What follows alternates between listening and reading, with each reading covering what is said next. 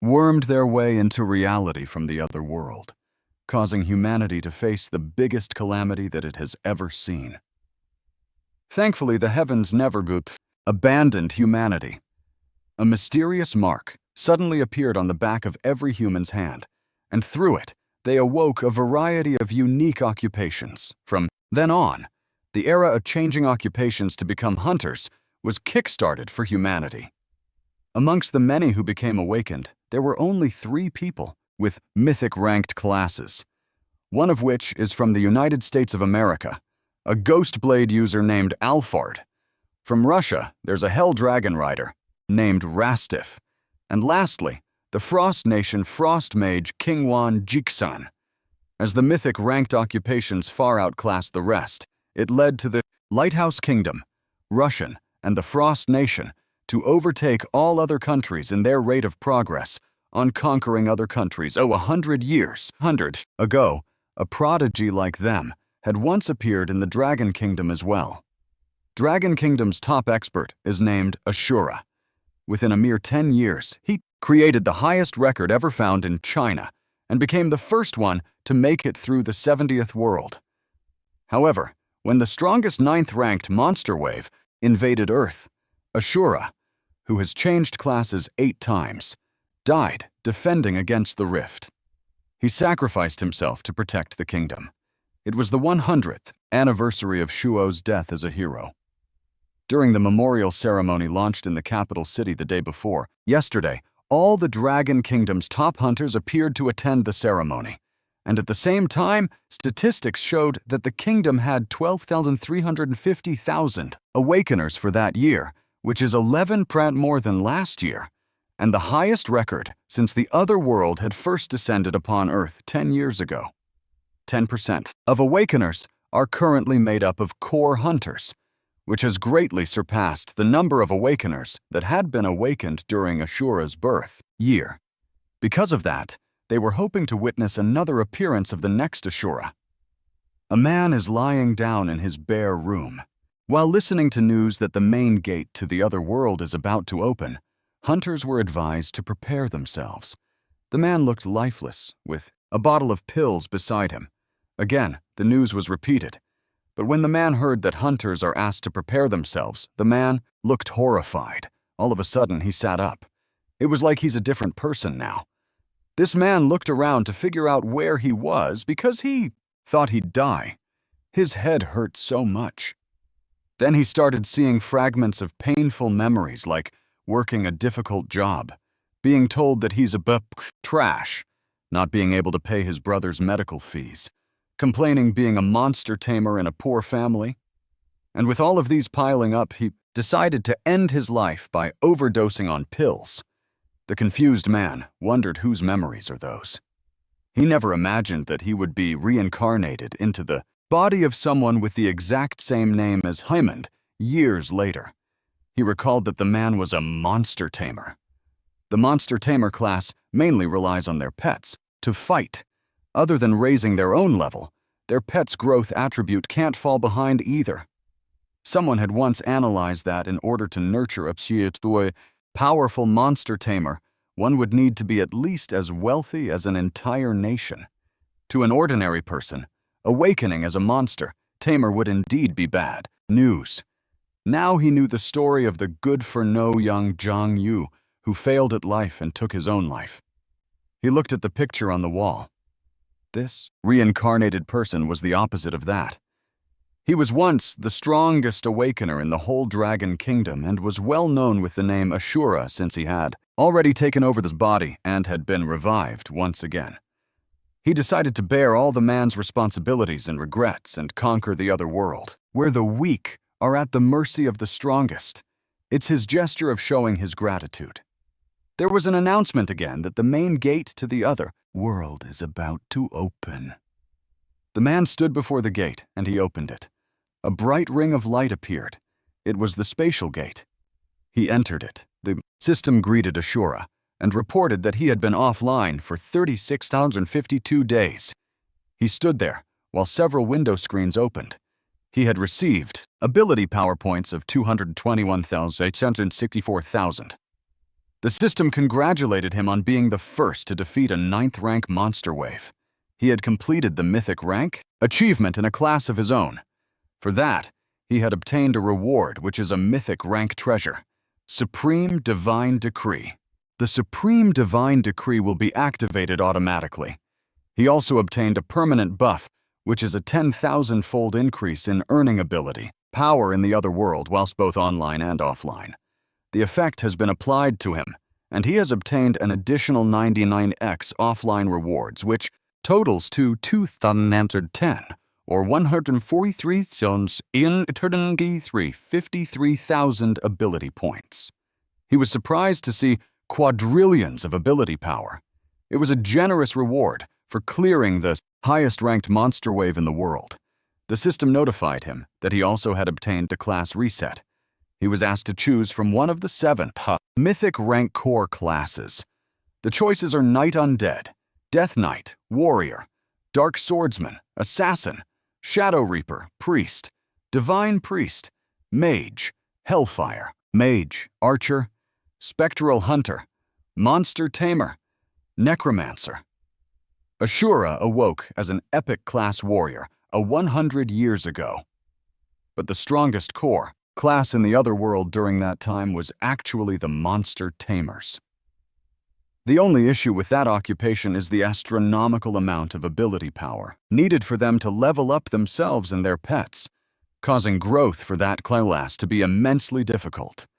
However, since he had been reincarnated and even have 1,000,000 years worth of offline ability power, his top choice is naturally the Necromancer.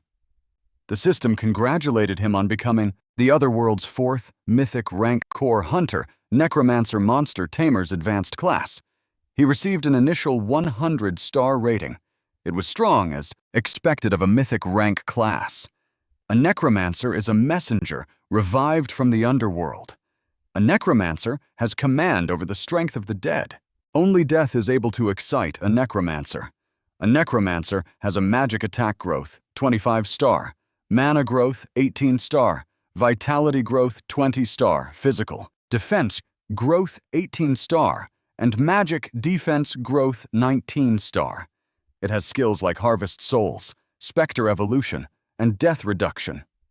An ordinary monster, Tamer Pete's intellect is obtained through rare mission rewards, and it's impossible to improve their character. Ashura didn't expect a Necromancer to not only evolve their pets, but also be able to harvest other monsters and make them their pets, as expected of a mythical rank class. In his previous life, he relied on an epic rank class to clear 70 worlds within merely 10 years and became the top ranker in China.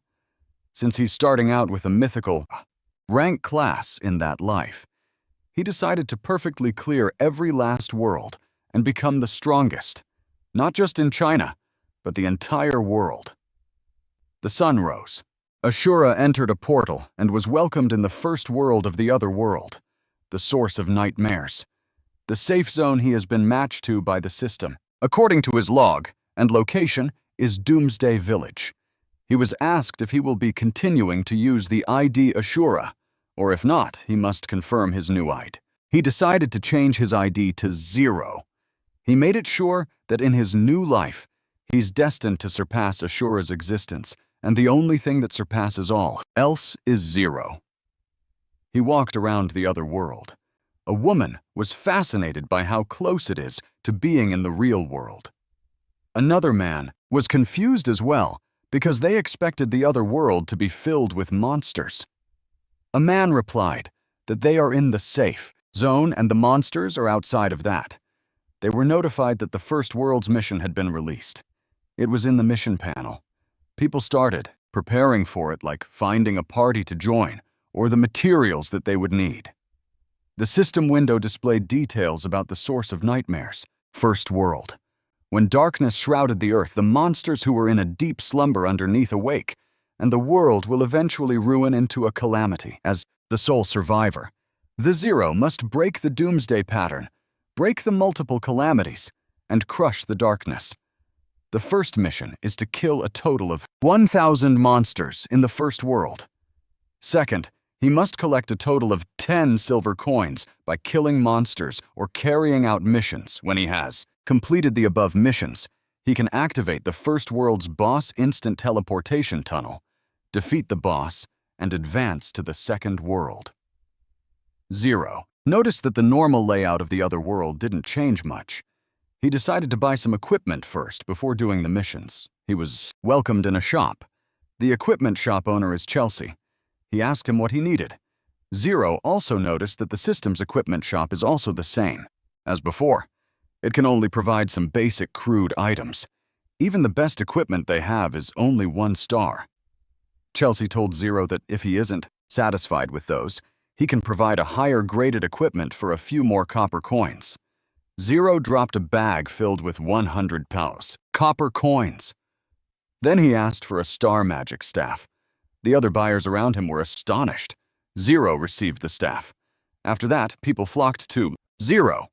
They were all surprised with his move since they were only given a total of 100 copper coins, and he had spent all of them. One person added that 1 star magic stuff can't add much attack power either. He was advised that instead of buying a single 1-star weapon, he would be better off buying a full set of crude items. 0 thanked them for their advice and walked away. A woman expressed her opinion that although only the weapons with a higher number of stars can be refined, the attack power would also be increased. The man replied that refining weapons require ability power and they can only be obtained through missions to farm monsters with a low drop rate. He added that there isn't even enough of such valuable things to level up. Only a brain-dead person would do that. They continued to gossip while watching 0 walk away. He judged him to suffer later on since he doesn't have money left and had no defensive power. They all thought that it's impossible to do anything without money. To the normal newbie hunter, it is indeed not worth it to spend all money on a 1-star equipment. The ability power obtained by normal hunters from farming monsters is very limited, so it just wouldn't be possible for them to afford to refine 1-star equipment. 0's weapon is called Raging Inferno Magic Staff with a 1-star. Its magic power is 5 and its level is 0. 0 is aware that he's lacking one thing, and that's the Abeel's power. When he spends 1 point of ability power on refining, he has a 10% chance of increasing his green attribute. The higher the attribute, the greater the cost of refinement and the lower the chances of success. He was asked if he wanted to refine. He replied yes. He was prompted again, and he continuously replied to keep refining. His staff glowed as the refinement continued to be successful. He watched the notifications and later on, he was informed that his equipment has already been upgraded to the highest tier. The system screen showed him that after 132 single-touch refinements with a total of 985 ability power points spent, he had obtained the gold attribute. Now his weapon is Scorching Pioneer Magic Staff. Refining 132 points showed the true power of having quadrillions of ability power points. His staff has the characteristic called Scorch, wherein every time the user attacks, it will inflict the enemy with a 3C second-on burn status. The enemy will lose 20 health per second. With that, Zeron's preparations are complete. It's time for him to put on a good show. At the first world, the origin of nightmares. It was the beginning of the nightmares of all the novice hunters. A hunter slashed a world with his sword, but it had no effect. The hunter was scared. It made him wonder, what is the rank of that monster? It had so much health that it's impossible to deal any significant damage. Yet one strike from it will kill them. Suddenly, a gold orb of light appeared. It was magic that eliminated that monster. The burn effect from Scorching Pioneer Magic Staff has been inflicted. 0 watched the corpse of the monster. The system informed him that he had defeated that mutated giant rat, which earned him 2 XP and 1,000 points. 10,000-fold increase in ability points, buff applied. 0 is a mythic hunter with maxed out base attribute buff as well as max level equipment. Ordinary hunters need to team up to kill the mutated giant rat. yet I can kill one with a single shot." Other hunters noticed him. They were all curious about him since he dealt insane damage and he has all the good equipment. One woman wondered if he's an experienced hunter, but the guy refutes that. There's no way someone would have so many ability points to refine an early-game newbie magic staff. They couldn't help but think of Zero as a big shot. Zero was thinking that since those level 1 monsters give him too little experience, he needed to kill monsters that are on a higher level than him to maximize his experience gain. In the first world, the origin of nightmares, other than low-ranked mutated giant rats, there's also level 3 to 4 poisonous spiders, level 5 to 7 armored scorpions, and level 8 to 9 frenzied wild boars. Lastly, the final boss of the first world, a level 10 berserk wild boar king. Now, his best option is to hunt the level 3 and above monsters at the abandoned factory. He was about to walk away, but he was blocked by those hunters. They wanted to recruit him in their party by enticing him that they have healer, tank, deeps, the women. Tempted him with their body too, but Zero was scared when he replied that he didn't need it, so they just backed off. They watched him walk away, then they talked about his scary aura that's even worse than those monsters. They noticed that Zero was heading to the abandoned factory. They had heard that all the monsters in there have high levels and are extremely dangerous. They wondered if he intended to fight those monsters all alone. They couldn't help but think that the big shot is way different from regular people like them. There was a large rat with its mouth wide open. The screen showed that he had killed a level mutated giant rat. It granted him 2 XP and 1,000 ability points. Then he killed a level 3 poisonous spider, which granted him 8 XP and 3,000 ability points. He then killed another poisonous spider consecutively. Zero had leveled up, which also increased his vitality to 30 plus 12 mana and free 6 attribute points. He is currently at level 2, and 250 XP points are required for the next level up. He targeted another spider. His attack created an explosion. Now he only needs 100 XP to level up. The scene was left with several monster corpses. He was congratulated for unlocking the first skill slot and obtained the starting skill, Tiny Fireball. He never thought that the level-up reward for mythic rank hunters would be 6 times higher than ordinary hunters. Even by just leveling up by 3 levels, he already got as much as 18 free attribute points. The early game growth path of a monster tamer is the same as a mage. So, he still needs to minimize his casting time, stabilize his damage output, and increase agility. As for the starting skill, normal hunters with limited ability points usually won't waste their points on upgrading it since it doesn't have much power. Zero smiled, because again, ability points solve it all. He decided to max out. The system confirmed his action, and later on he had already spent 50 ability points to upgrade. Eventually, his tiny fireball has transformed and become a medium fireball. Its damage has increased to 140% and has gained a special effect of increasing the damage of burn every second by 6 What. Zero liked it. Later on, he upgraded it to become an ultra fireball, a grade. It is the highest skill grade possible for his current class rank. He can upgrade once he has undergone his second class change. With that rate of progress, regardless of the outcome, he should be able to hit level 8 once he finishes the first 2 world missions. It will be enough once he challenges the final boss and completes the first clear of the first world. A groaning noise caught Zero's attention. He stood in front of a large door when he asked if someone's there. He opened the door. There, he found a hunter whose leg was amputated. This person's name is Carl. He looked at the guy and pondered that, aside from the hunter deaths being real, there is no difference between that world and a normal game. There are missions, dungeons, and the NPC in front of him. Carl informed Zero that his wife and children have all been killed by monsters. He sought the help of the adventurer in front of him to kill the Lothome scorpions. The system informs Zero that a storyline has been triggered.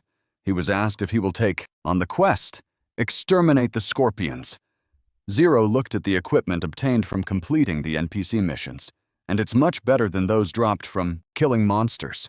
Since he only has a magic staff, the mission was worth doing. The mission details are displayed. He needs to exterminate the scorpions. It's a normal mission with a level 10 difficulty. Aside from getting rid of all the scorpions, he was also requested to eliminate the leader, the Armored Scorpion King. His reward would be Plow 500, X-Bling 1 silver coin plus 300 random 1-star equipment. Zero sensed that something had moved, but he didn't see anything. He figured out that there aren't just monsters in there, but his priority for now is to complete the mission. There were several eyes watching him from the dark. It's been a while since he saw those scorpions. Armored scorpions creeped out. These are physical type. Normal monsters, which are at level 5. Basically, these monsters are scorpions that have mutated due to the environmental contamination. The entire body is covered with solid armor, which helps them resist a large amount of damage. When the scorpions have activated the skill guard, the effectiveness of Zero's attacks will decrease. It charged towards Zero, but he was ready for it. Zero's staff glowed. He hit it with his Ultra Fireball. The Armored Scorpion activated the skill charge. Zero was able to dodge it, and he prepared to release his magic again. It was so powerful that it engulfed the area in flames. With that, the system notified him that he had defeated a level 5 Armored Scorpion. He gained plus 115 XP and 50,000 ability points. While the Ultra Fireball is extremely powerful. It drains the man very quickly. From what Zero could recall, when the number of Armored Scorpions drops below a certain threshold, the appearance of the Armored Scorpion King will be triggered much earlier. The monster had finally appeared. It was gigantic and menacing. Zero planned to kill it before all his mana was depleted. He released Ultra Fireball. The Armored Scorpion King swats it with its tail. It had very little to no effect. It was as strong and tough as Zero remembered it to be. Then it charges towards Zero. Zero was quick on his feet to move aside and attack from another angle. He blasted his fireball and it burned the monster.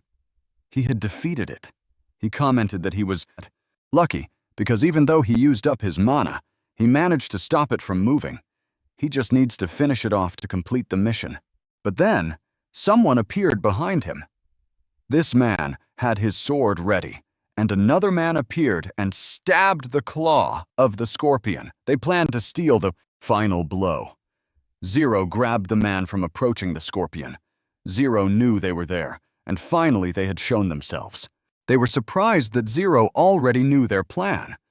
Zero knew that even though there are some hunters that level up through honest means, there are also some that specialize in carrying out shady business of killing and stealing from others. It's a shame that they chose the wrong target. Since all the enemies that Zero had are 1,000 times stronger than this man, Zero released his power, and an image of a man appeared behind him. The bad hunter got scared. Zero didn't hesitate to blast him away with his fire. The ally of the bad hunter was stunned. He was under the impression that Zero had run out of mana. He asked how Zero could still use his skill. The man realized that Zero isn't a newbie. Zero replied that he just pretended had he not did that, they wouldn't show themselves. A purple fire appeared above the golden flames. The system congratulated Zero for activating the Necromancer class, skill called Soul Harvesting. While killing the Armored Scorpion King, he was asked if he would like to absorb the Armored Scorpion King as his pet. He commented that he's lucky to trigger the class so quickly. He absorbed it. Specks of gold flame fell to the ground. Then it turned to a dark violet flame underneath his feet. This flame approaches the enemy. The system informed Zero that he had obtained the Armored Scorpion King as his pet, and this pet is intimidating the enemy. The Necromancer class effects have been activated. The loyalty of Zero's pet, the Armored Scorpion King, had maxed out. Zero knew that the reason why it is hard for a monster tamer to grow is because pets need to rely on the monster tamer's XP to level up. In just the early game, double XP are needed to level up. As the number of pets grows, the points needed to level them up increase exponentially as well. It's simply impossible for a normal person to afford it. However, XP points are currently something that Zero had the most. So, he went to use it and upgrade to max level. The Armored Scorpion King's D rank skill guard has risen to A rank. Iron Body rank. A is a passive skill that decreases the damage received by the Armored Scorpion by 30%. The man asked who exactly Zero is because it's impossible for a normal monster tamer to be as strong as him. Zero revealed that from the moment he took on the mission, he already sensed that someone was secretly spying on him. He guessed that those guys are assassins who utilize invisibility to hide themselves and attack lone players. And then they happen to receive the mission at the same time. So they plan to ambush him at the last stage and reap the Scorpion King. The man realized that they had offended the wrong person. He knew he needed to run otherwise. Zero challenged him to show how strong he is, and in a flash, the Armored Scorpion King hit the guy in the gut. The guy begged not to be killed.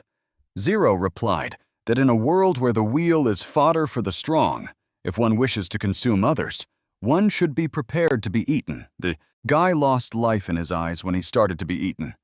After that, the NPC thanked Zero for helping him on his revenge. With that, he considered Zero his buddy. The system screen congratulated Zero for completing the mission. He had obtained by 500 XP points, plus 1 silver coins, and 3,000 ability points. There's also an equipment called Magic Necklace and Armor Boots. Zero also leveled up to level 4. Only 2,000 XP points are required for the next level up. He decided to take a look at the equipment. The Magic Necklace is at level 4 with 1 star. It is a necklace that was rumored in legends to have been made out of magic itself. It's said that if a person wears it, they would be able to obtain an immense amount of magic. The armor boots are at level 5 with 1 star, and it's a solid boot that provides hunters with a certain amount of defense. Zero commented that he's catered according to his needs. He got equipment that boosts his mana after desperately needing something to strengthen it. He went on to refine the item to the max. He used a total of $249.99 points and received the Golden Attribute equipment, the Sacred Origin of Magic. Then he spent $29.85 ability points and received Hero Protection Armor. With these 2 pieces of equipment, the Armored Scorpion King and him will reach level 5 Trenter. A screen appeared in front of him. The screen displayed a zone announcement. All hunters in the Doomsday Village were told that the hidden dungeon, this Apocalyptic City Level 5, has appeared near the Doomsday Village. The dungeon will remain open for an hour. All hunters were advised to head towards the dungeon to carry out the mission. The first to clear the dungeon will receive a generous reward. The people were surprised to hear about the Level 5 hidden dungeon. Zero knew that being the first to clear it isn't impossible given his current strength. He decided to go for it. The portal had already appeared, so everyone was preparing for it by recruiting a party member. Most of them are aiming to clear it first because of the rewards. A man explained that, given their current level, entering the dungeon would be equivalent to suicide. They may earn money, but they might not be alive to spend it. The guy reiterated that it was the sole reason that they should form a team. Zero noticed that there are quite a number of people who want to challenge the dungeon. Someone shoved him to get out of the way. It was a knight in shining gold armor. Someone called this person President. People were curious about who this person was. He is Liu Yao, the son of the wealthiest person in Linhai City, Liu Yui. The 3 biggest eyes in Linhai City are all owned by the Liu family. They have a net worth of over billions of dollars. The young master Luo has always acted pompous. Even his underlings are fully equipped, with 1-star equipment that cost at least tens of thousands. A woman noticed Zhang Yu. It's Ua's ex-girlfriend. Her name is Lin Yuer. She approached him and mocked him for being a normal monster tamer who can't even afford his own rent and is thinking of fighting in the dungeon. Zero was fierce. When he asked her if she had a problem with that, she was shocked. She expected him to beg her for another chance since he's a S. Then she clings on to Yao and tells Ua that only Yao is qualified to be the first to clear the unique dungeons, so he should just stop daydreaming. Yao hugged Ua and mocked Ua for being dumped and advised him to just move on. Yu nonchalantly replied that she was just an old pair of used shoes, and Yao could take her if he wanted to. And as for the unique dungeon, he felt that the one who's having such wishful thinking is someone else. That made Yue furious. She wants Yao to teach him a lesson, and instead of being scared, our boy smiled and advised them to treasure their lives more. Yue shouted that he's just acting tough when he's a good-for-nothing. Yao finds it weird that he can't see the man's class clearly, as if it was purposely hidden. Yao waved goodbye, since he's in a rush to challenge the dungeon. Yao and his team went to the portal and reminded them to bring their resurrection scrolls. Everyone was pumped up. One man tapped Zero's shoulder and told him to admit defeat, since poor losers like them can't beat those with silver spoons. Zero replied that if the guy sees himself as a poor loser, he should think of ways to become better and stronger. In his head, Zero thought of the original owner of the body and knew that he was indeed a poor loser. But he argued that it had nothing to do with him since he's a Sura. The guy replied that Zero is good at bluffing. The man argued that all those men had a resurrection scroll that cost 3,000 per piece. People expected that the Supreme Guild would be the one to clear the dungeon first. Zero knew that most dungeons have a boss monster guarding it. His current strength is more than sufficient to deal with the Goog normal mobs, but he's afraid it isn't enough to deal with the boss monster. He can only guarantee a win if the armored Scorpion and him both level up to level 5 and are fitted with both proper equipment and Maxil skills. He looked around. Meanwhile, Yao and the others appeared on the other side of the portal. Ua complained that she was just completely humiliated, but he didn't seek revenge for her. Yao glared at her and told her that there's a lot of people. The losses outweigh the gains if they consider the off chance that someone uses the excuse of Yao killing a hunter as grounds to defame the Lu family and the guild purposely. He assured her that he will make that guy kneel in front of her. Ur thanked him for that. In another setting, a fire was blasted. Zero was fighting the monsters. A normal monster tamer's pet needs the same amount of experience points as its master. Luckily, the amount of experience points needed by the pet in the necromancer class is reduced to half. In the early game, Zero had to let the armored Scorpion kill a few normal mobs, and it would be able to level up quickly. Zero continued to fight. The area was filled with smoke. Behind the rock is the lackey of Yao who watched Zero. They realized that they misjudged him. As Zero steps forward, he was blocked by a pretty woman who seduced him to carry them. But he's not Ais and just replied, "No way," and moved forward. The system informed everyone that there's only 10 minutes left. Zero decided to raise the defense of the equipped level 5 armored Scorpion. It will act as a meat shield at the vanguard, while a Zero focuses on doing damage from the back. The armored Scorpion King roared loudly. Zero also used equipment that speeds up mana recovery to help him cast fireballs consecutively and increase his efficiency in killing monsters. With all that, 10 minutes was more than enough. He entered the portal. The area was engulfed in flames. Yao and the others were hurt. Yao complained that just a bit more, and they would have defeated the boss. But his subordinate explained that they stand no chance against level 7 monsters when they are only at level 2. Ur told Yao that since the monsters are too powerful, they should just focus on surviving. The subordinate agreed with her and expressed that they should take the chance to use the resurrection scroll to leave while the monsters haven't caught up. Yao sensed something.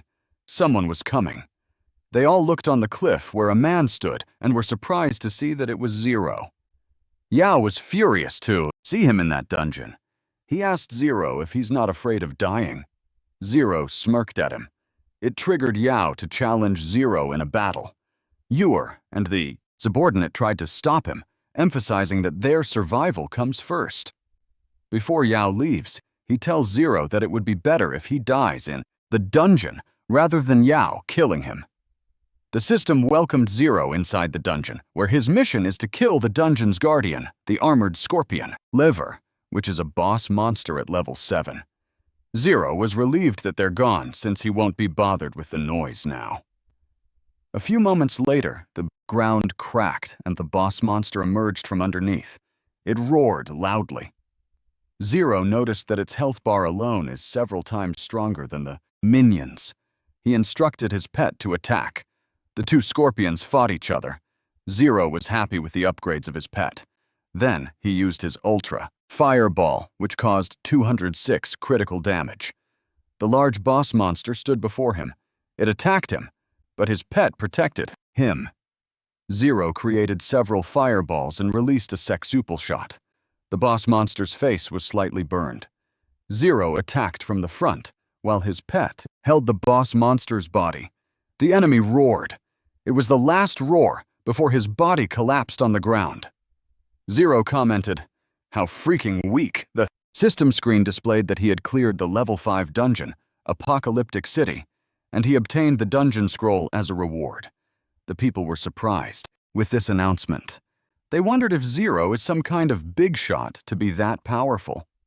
They all wondered how he killed the guardian monster when almost everyone is at level 1 to level 3, and the dungeon guardian monster is at level 7.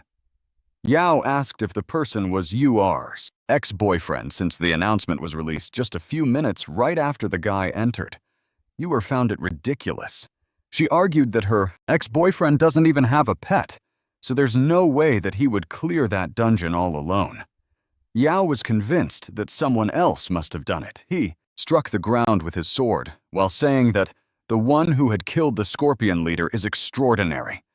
He told his subordinates to find the person with the ID 0 immediately and scout him. The item drop rate from boss monsters is indeed much higher compared to normal monsters. There were items like the copper coins, blueprints, and even equipment.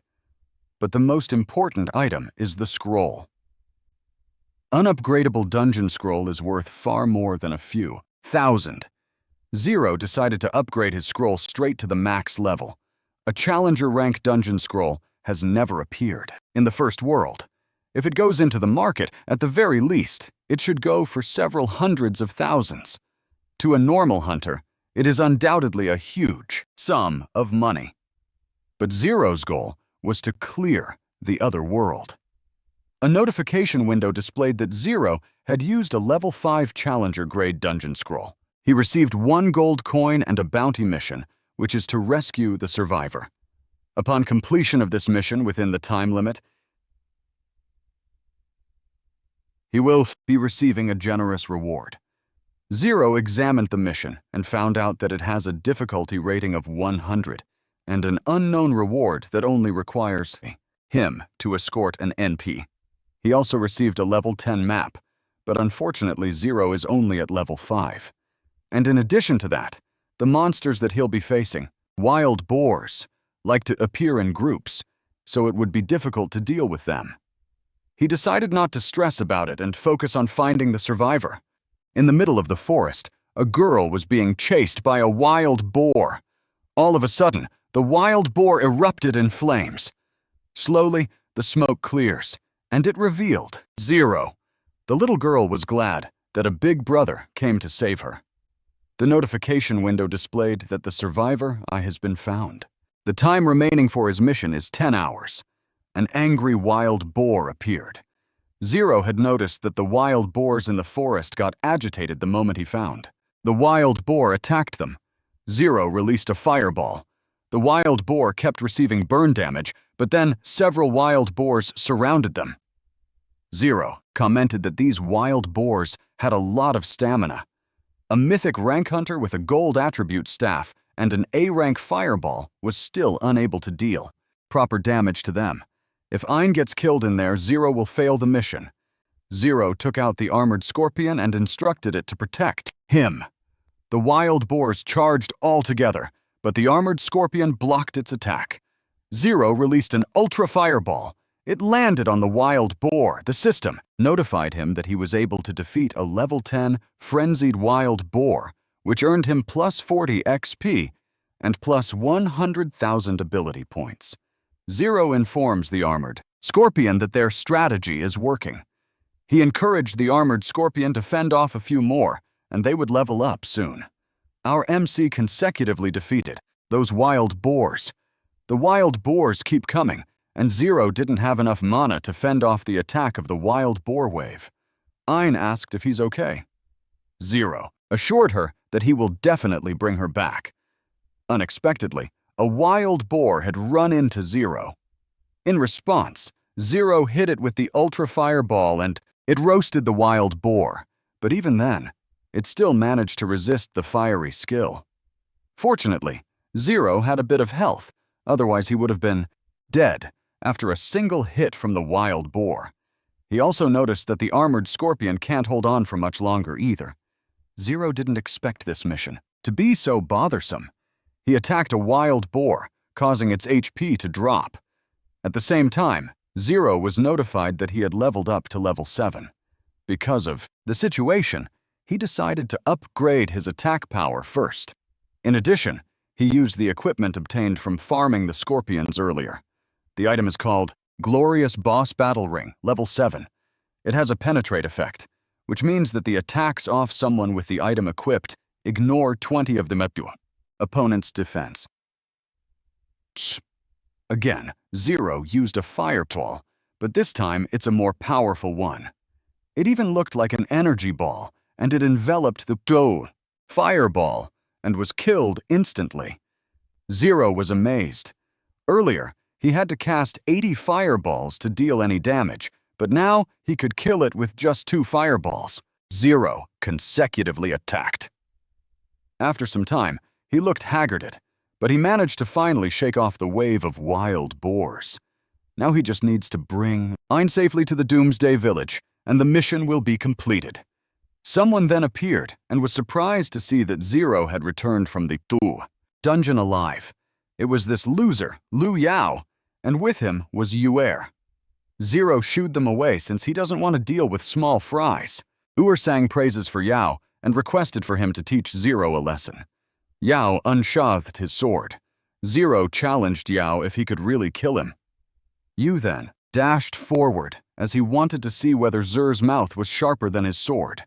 Yao's blade hit Zero's shoulder, but it did not penetrate it. Yao couldn't believe it. Yoyer too, since Yao couldn't deal any damage to Zero, despite Zero being just an unarmed beast tamer. Zero asked if he's done, and it's his turn now. Zero showed off his power by releasing a swirl of large flame. And upon seeing that, Yao panicked and threatened Zero that he's from a powerful family, and if he laid a hand on him, he would regret it. But our boy gave Zero chum. With all that blabbering, he released his fireball and Yao was blasted away. Yao complained how he ended up in that state with just a single shot. He turned to dust, leaving his golden armor behind. Zero watched the screen as he called Yao an idiot. In the other world, a hunter's name is usually white. However, when a hunter launches a malicious surprise attack on another hunter with a white name, the assailant's name will turn gray for a short period of time. During this period, the victim's retaliation will be considered an act of defense, and they will not receive any evil value. If the victim fails at retaliating and is killed, the assailant's name will turn red, and they will receive evil value. Under the rules of the other world, the assailant will not be able to log out of the other world, even if they enter a safe zone, unless they kill a sufficient number of monsters to clear their evil value, or they wait for their death. Not only will a hunter's levels and experience points decrease when they die, a large number of their equipment and items will also be dropped. Yuer was taken aback that Zero killed Yao in one shot. She wondered when he became so powerful. She panicked when she saw Zero approaching her, especially when she couldn't use the resurrection scroll, since it can only be used twice in a span of 7 days. She already used one to escape the dungeon earlier. If she uses another one now, she wouldn't be able to use it again later. Out of fear, she coaxed him with endearment and sweet words. But Zero and Ein nonchalantly walked past her. Since Ur didn't attack Zero, he would be affected if he attacks her. He decided not to waste his time because of insignificant people. Ur watched them walk away, but then felt angry that Zero dared to ignore her. A few moments later, at a certain home, Ein thanked Zero since she was able to come back home.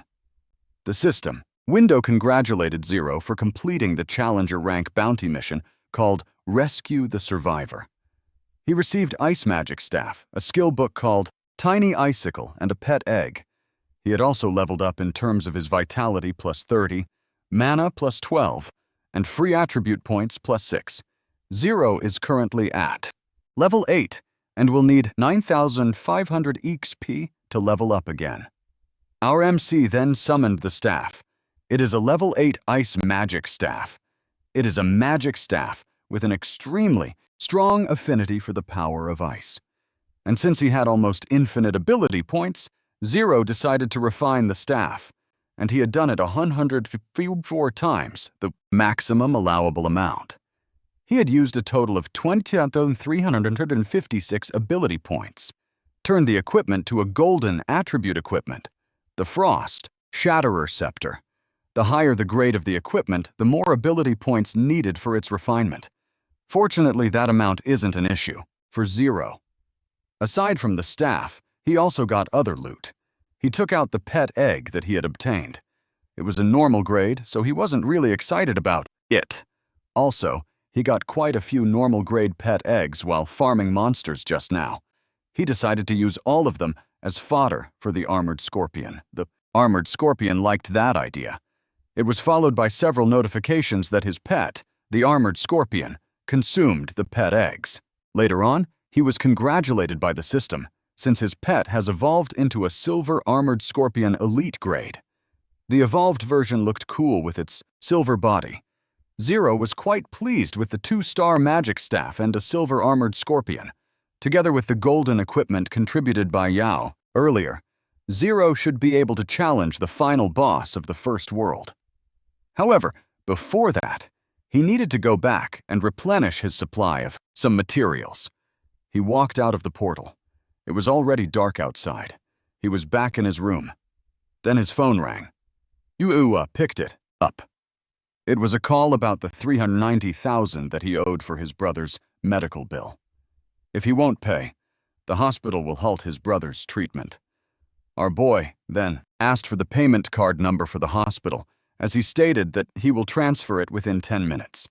It was not a big deal, since he could just sell a few pieces of the golden equipment and he'll be able to earn a few million. He planned to help the original owner of the body to save his brother as a way to repay the original UA. But then he received a warning that the equipment is bound and it cannot be traded or dropped. He was dumbfounded. He commented that it was a downside of having a 10,000-fold increase buff.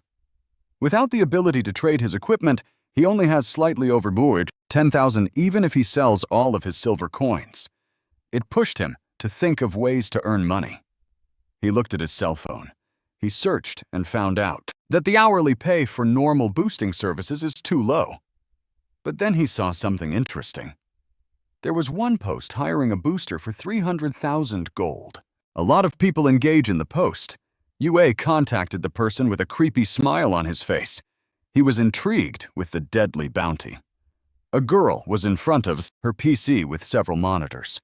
UA asked about the specific demands regarding the 300,000 bounty for the boosting mission posted on the forum. The girl replied that he must assist a new hunter from the current batch.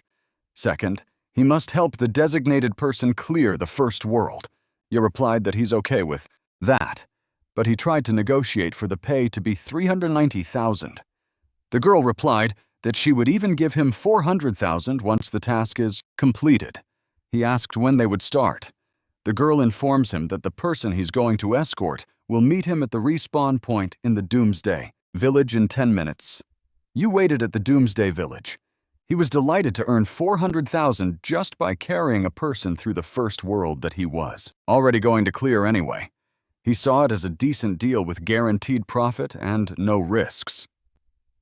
Then he noticed someone, a woman fully covered in cloth, even her eyes and hair. He asked if she's the one who hired a booster. The woman nodded. The people who saw them gossiped. They knew the woman as the calamitous mage. They couldn't imagine that the weakling beast tamer took up the offer. They commented that people nowadays really value money over their lives. Yu watched her. He suggested forming a party, and he assured her that he will help her complete the world's missions.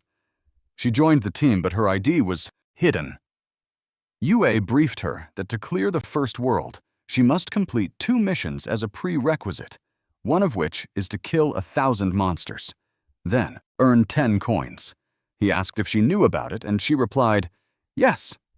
Yue explained that in the other world, hunters cannot deal damage to monsters that are 5 or more levels above them. Even if Yue attacks a monster until it is left with 1 health point, it's useless if they can't kill it. He told her that he'll help her level up while completing the missions. They faced a scorpion monster and attacked it with Ultra Fireball. While the damage of the spell, obtained as part of the mission rewards, previously isn't as high as the Fireball, it's not bad when used supportively as a crowd control skill. Then he froze the scorpion. He asked the woman why she was just standing and told her to finish it off. The woman seemed nervous, but she managed to make purple flames appear on her palms. It made contact with the frozen monster, and then the contact turned into an explosion. She was advised by the system that she leveled up, and it happened thrice. Unbeknownst to her, a scorpion monster is on its way to attack her from behind. You screamed for her to look out. You made it in time. He was able to grab her and evade the attack. Then he used Ultra Fireball. His attack caused a huge explosion. He looked serious while the woman he's holding looked at him in awe, but he didn't notice it. Instead, he just told her to get up so they can move to the next leveling spot. He inquired on how old she was to be able to afford paying 400,000. She made a hand sign that shows 21. That everyone awakens at 18, so it should have been 3 years since she entered the other world. He asked her for the reason why her level is still low. She stopped walking, which made Yushu ask what's wrong. She slowly removed her hood. It revealed her purple hair and eyes. Then she thanked Yue for helping her level up and advised him to leave. She promised him 10,000 to keep him from saying anything to her sister. Yue expressed that he thought she was mute. He assured her that he'll help her clear the first world, since it was his promise to her sister. She looked horrified and reminded him of what those people said about her, that she's an embodiment of a calamity or a jinx. She was worried that she'd cause him trouble if they stayed together. Yue was curious to know what embodiment of calamity meant. She was about to explain it, but someone spoke that the calamitous mage is out to harm others again. Several men appeared. One of them said that people on the forum have claimed that as long as one takes on the calamitous mage's mission, that person dies an untimely death. On the contrary, it is said whoever manages to kill her will obtain a large number of experience and ability points. The men decided to attack her in the name of justice. The woman panicked because those men were 5 to 6 levels higher than them. They had no match for them. She told him that since they are only after her, Yue should leave. Yue was pissed off that they wanted to touch his 400,000 without his consent. Someone showed up and noticed a team fight. That person finds it exciting. Several armored people walked in. The men earlier gossiped among themselves. They recognized that the person in front is the young master, Liu Yao of the Liu family, the wealthiest family in Linhai City. They know that they are no match for them if they have arrived to steal their kills. A man from the earlier group approached Liu and politely informed him that they didn't mean to offend him. Liu told him to be silent. Yao grabbed Yue's collar and commented that it seemed like they're fated to run into each other. Yue teased him by asking if he's there to give him equipment again. He emphasized that Liu couldn't use any more resurrection scrolls for the next 7 days. Yao raised his hand. Then he commanded everyone to kill Yue. The Profile of the woman showed up. Her name is Su Yan, and she's at level 1. Aside from that, everything else about her is unknown. Yua looked serious. Yao was confused why he reacted that way. Then he noticed his people just standing behind him. He bonked them on the head while asking if they did not understand his instructions. His subordinate just replied that he's used to it. They surrounded Ua and Yan. Ua watched their every move. Suddenly, they all brought out gifts while requesting Ua to reconsider. Yan was so confused. Ua was surprised too. She asked Yao what was his intention in doing that. He told her to shut up. Then he approached Ua, but maintained a safe distance by hiding behind one of his men. He told Ua that he understood that Yue isn't afraid of using brute force like he is, but he doesn't want to resort to that. So because of that, Yao specially arranged for his men to painstakingly choose the super rare treasures for Yue. You could have it all on the condition that Yue will be joining his guild and work for him. In addition to that, he would also pay Yue 50,000 a month. Yue commented that for a poor peasant like you, the offer of Yao is something that he wouldn't be able to achieve even after 10 years of hard work. She suggested for him to join Yao's guild. In Yuerer's head, she expected Yao to be elated that she's helping him. Persuade Ua to join the guild. And once Ua joins the guild, Uer plans to teach you a lesson. Ua replied that he only admires those who are stronger than him. He suggested that Yao should use force, so that way he could consider his offer. Uer got triggered and emphasized that 50,000 is more than Yue can earn in a year, so he doesn't have the right to reject Yao's offer. Yu expressed that birds of the same feather really do flock together. He asked Uer if she really thought that everyone would choose to give up being a human to become a dog like her. Ua asked if they were still going to fight, otherwise they should just get out of his way. Uer asked if they were still going to fight. Yao commanded to let Ua go.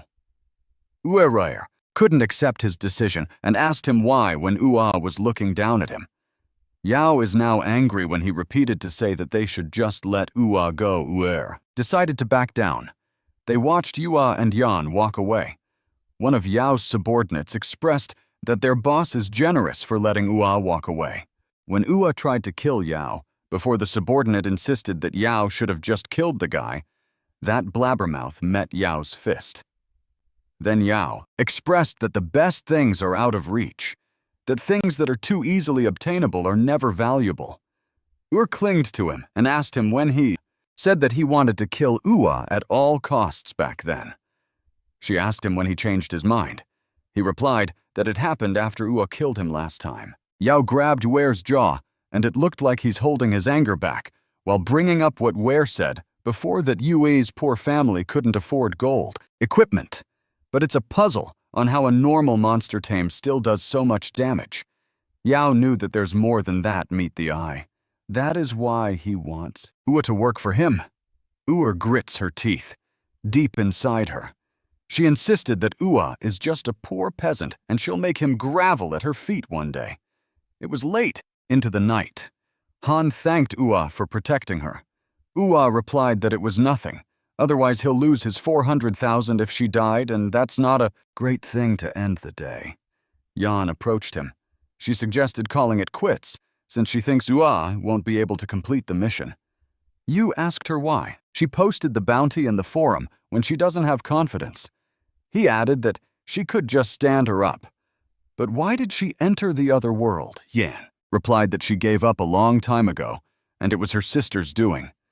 She emphasized that she's the embodiment of calamity, and she showed him something as a proof. The system window displayed that her special class is Calamitous Mage.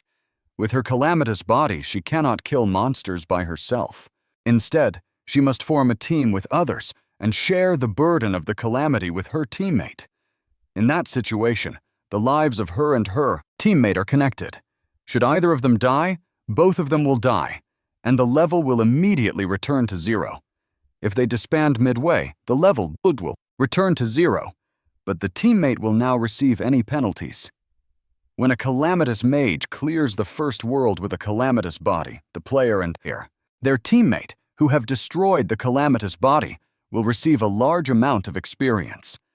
Deep inside, Ua was surprised that she's a special class, Hunter.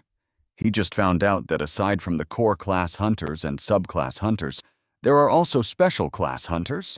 As long as they overcome the limitations of their class, there is an extremely high chance of a highly ranked class emerging. It may be legendary or even mythic. It's also a shame for normal people to overcome this limitation. They can only be reduced to ordinary people who fade out the public's attention. Yan shared that she had already tried over 100 times ever since she had awakened this special class 3 years ago. Yet she never succeeded. In addition, there is the bush rule in the other world, preventing one from teaming up with someone who is over 10 levels higher than them. She wondered how it is possible for 2 people who are at best level 10 to defeat the first world's boss. She advised him to leave. You asked her, what if he says that it's possible? He told her that he can help her clear the first world. Yan was surprised and hopeful. She grabbed him and asked if he's serious. Inside her head, she admitted that for 3 years, she had always dreamed of shattering that damned class limitation and becoming a hunter, revered by masses. She wondered if it's possible. You told her to stop rambling and invited her to clear the world's first mission. In the first world, hunters must first complete world missions to earn the qualification to challenge the world boss. The first mission is to kill 1,000 monsters. Second is to collect 10 silver coins. Yan got scared upon seeing Ua's power. Within a few hours, he carried Yan through the world's missions. Now, they had finished off 1,000 monsters and had farmed a lot of coins. Ua told her that the prerequisite missions are complete, so they can challenge the boss now. Yan replied that there's no problem with that. Ua asked her what's wrong. Yan expressed that she couldn't understand how a strong person like Ua would take the mission. Yu replied that it's because he's not a typical guy. Internally, Ua finds what he said cringy, because in reality he's in dire need of cash. Yan was actually impressed with his answer earlier. The system window appeared containing the details of the first world missions. She tapped yes and was alerted that she had opened the first world. The origin of Nightmare's boss arena. It was a door to Demon's Abyss. Ua asked her if she's ready. They walked inside the door, and now they are in the boss arena, Demon's Abyss. They have 1 hour for the boss fight, meaning they have to defeat the boss, Berserk Wild Boar King, within 1 hour. And if they fail to defeat the Berserk Wild Boar King within the time limit or are killed by the Berserk Wild Boar King, the challenge will be deemed as a failure. Yu gave Yan Ein some potions and items. Yan was surprised that those were resurrection scrolls, instant recall medicine, and many more, very expensive high consumables. Yue can easily clear the first world, alone, but he's aware that death could happen any time in the other world. He reminded her to always be on guard. He prepared by letting the silver Armored Scorpion equip the defensive gear that they got earlier and the Hero Guardian's armor that Liu Yao dropped. He expected the Scorpion to tank the boss's attack. Yan heard something. Yu told her that the boss had arrived. It was one meanly-looking wild boar. The Berserk Wild Boar King is at level 10, with a physical 2-star boss. This beast is the ruler of the origin of nightmares. It guards the passageway of the first world. The Berserk Wild Boar King crushes anyone who tries to break through the origin of the nightmares to enter the second world. Yan trembled in fear, but she talked herself out of it. But she recalled that last time, they couldn't bear it with a party of dozens of people, and they only have 2 people now. You noticed how Yan might have developed a subconscious fear of the Wild Boar King after too many past failures. You told her to hide somewhere and heal up the silver-armored scorpion. She asked what Ua would do. He replied that he'll be taking care of the pig. As if triggered from the word pig, the wild boar attacks. Yue met its attack with a super fireball. the health of the wild boar was lessened with -325. The room was filled with smoke. The wild boar looked like it got angrier. "Uah!" commented that boss monster sturdiness is nothing to scoff at. The monster roared loudly. It attacked again, but the scorpion blocked it off. Its feet dig on the ground, causing some parts of it to shatter. Then, Yue used consecutive firing fireballs. The wild boar wasn't able to avoid that. No matter how sturdy it is, as long as the silver-armored scorpion can withstand its attack, Yue has an advantage. The boss monster used wild charges. It threw the silver-armored scorpion backwards. The boss monster roared loudly. You knew that this fight wasn't that simple. Now the boss monster went on a rampage. Yan yelled for Yue to dodge. The silver-armored scorpion braced itself, but Yue just stood there, waiting for the perfect opportunity. He watched the boss monster as it charged towards him. The Berserk Wild Bar King is almost at Yu's face. He found the right timing.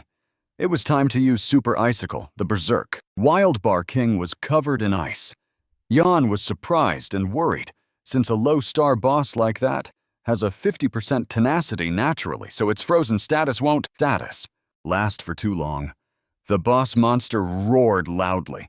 The boss monster was enraged, and usually it will trigger the death stomp. The armored scorpion blocked its way as it charged towards Yue. Yu decided to add more vitality to the armored scorpion. Yan agreed. She did what they had spoken about, and then she noticed that even with the added vitality, the armored scorpion won't be able to hold on for much longer. They needed a stronger attack that could deal much greater damage. Yue told her that it won't be long. He just needs her to buy some time for him, and that's more than enough. He used Icicle Fire Dance. The Berserk Wild Boar King crashed on the large ice, and it roared loudly. Even if it's a level 10, 2-star Wild Boar King, it won't be able to withstand a 2-star gold equipment and a mythic class's constant barrage. Round sphere floats in the air, and Yue has been enveloped in a golden glow. He used a combo skill, Fireball, to the boss monster. Yan was amazed since she had never seen anyone utilize those two skills that skillfully before. The boss monster halts, and it dropped dead. A notification window appeared and congratulated him for defeating the Puya. Level 10, 2-star. Boss, Berserk Wild Boar King. He had received 100% of all rewards, like plus 6,000 experience points and ability points, 1,000 WS. He also obtained plus 12 silver, plus 16 LV2 meat skill books titled Berserk, to sacrifice 10% of defense to increase 5% of attack power that lasts for 10 seconds. He decided to leave the skill book for one of her pets. He also received a magic class Berserker coat. It's LV10, 2-star type gold rank. When the wearer's vitality isn't enough, it will absorb damage for the wearer, utilizing mana to negate the damage inflicted. Every 2 mana, 1 damage will be negated. In addition to that, there's also a Bloodlust Berserker wearing ring. It is a Bloodlust equipment that always regenerates 55 vitalities for each critical hit on an enemy. Yan also received a congratulatory message for breaking through the class restriction of the Calamitous Mage and obtained the Calamitous Body. Now she has evolved into an epic class taboo mage. She got tierary now that she not only got rid of herself as the Calamitous Mage class, she even managed to evolve into an epic rank core class. They were surprised when another screen appeared. Meanwhile, on the plaza, the news that they have killed the world boss Berserk Wild Boar King was announced.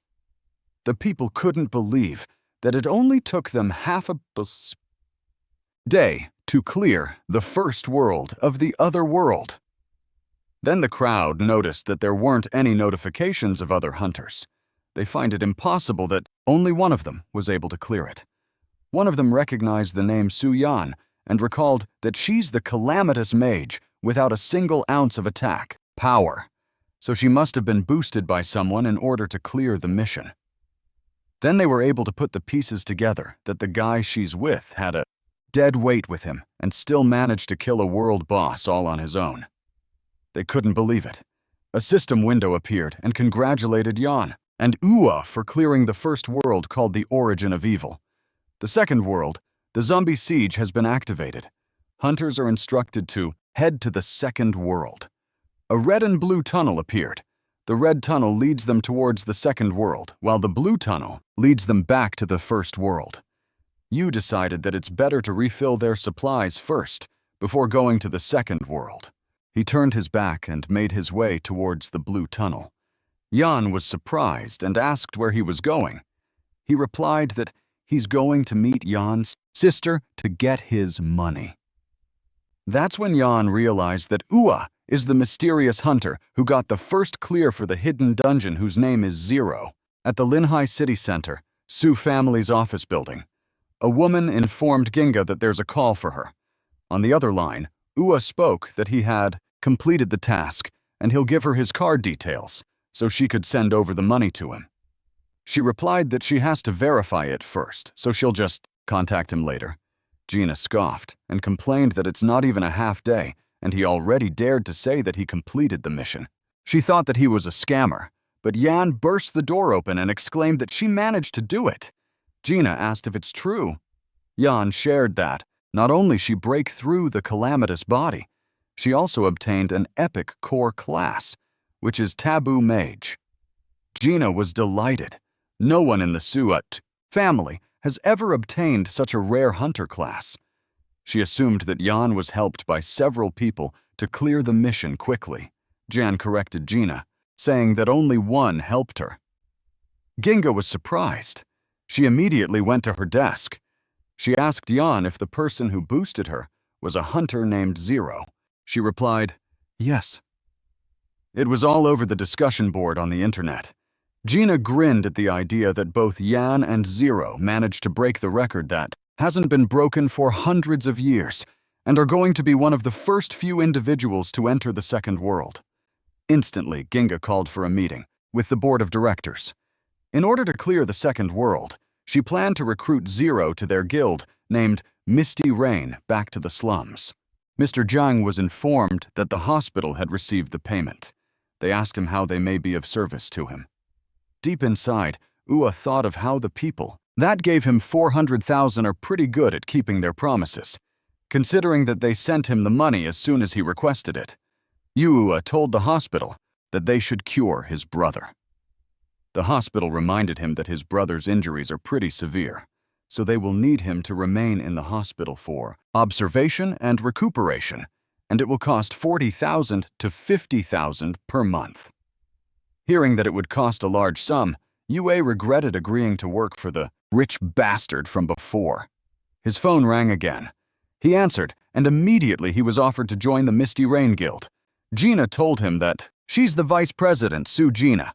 She assured him that the company will provide him with insurance, housing funds, as well as a monthly salary of 30,000 each month. He is also entitled to receive bonuses for his performance.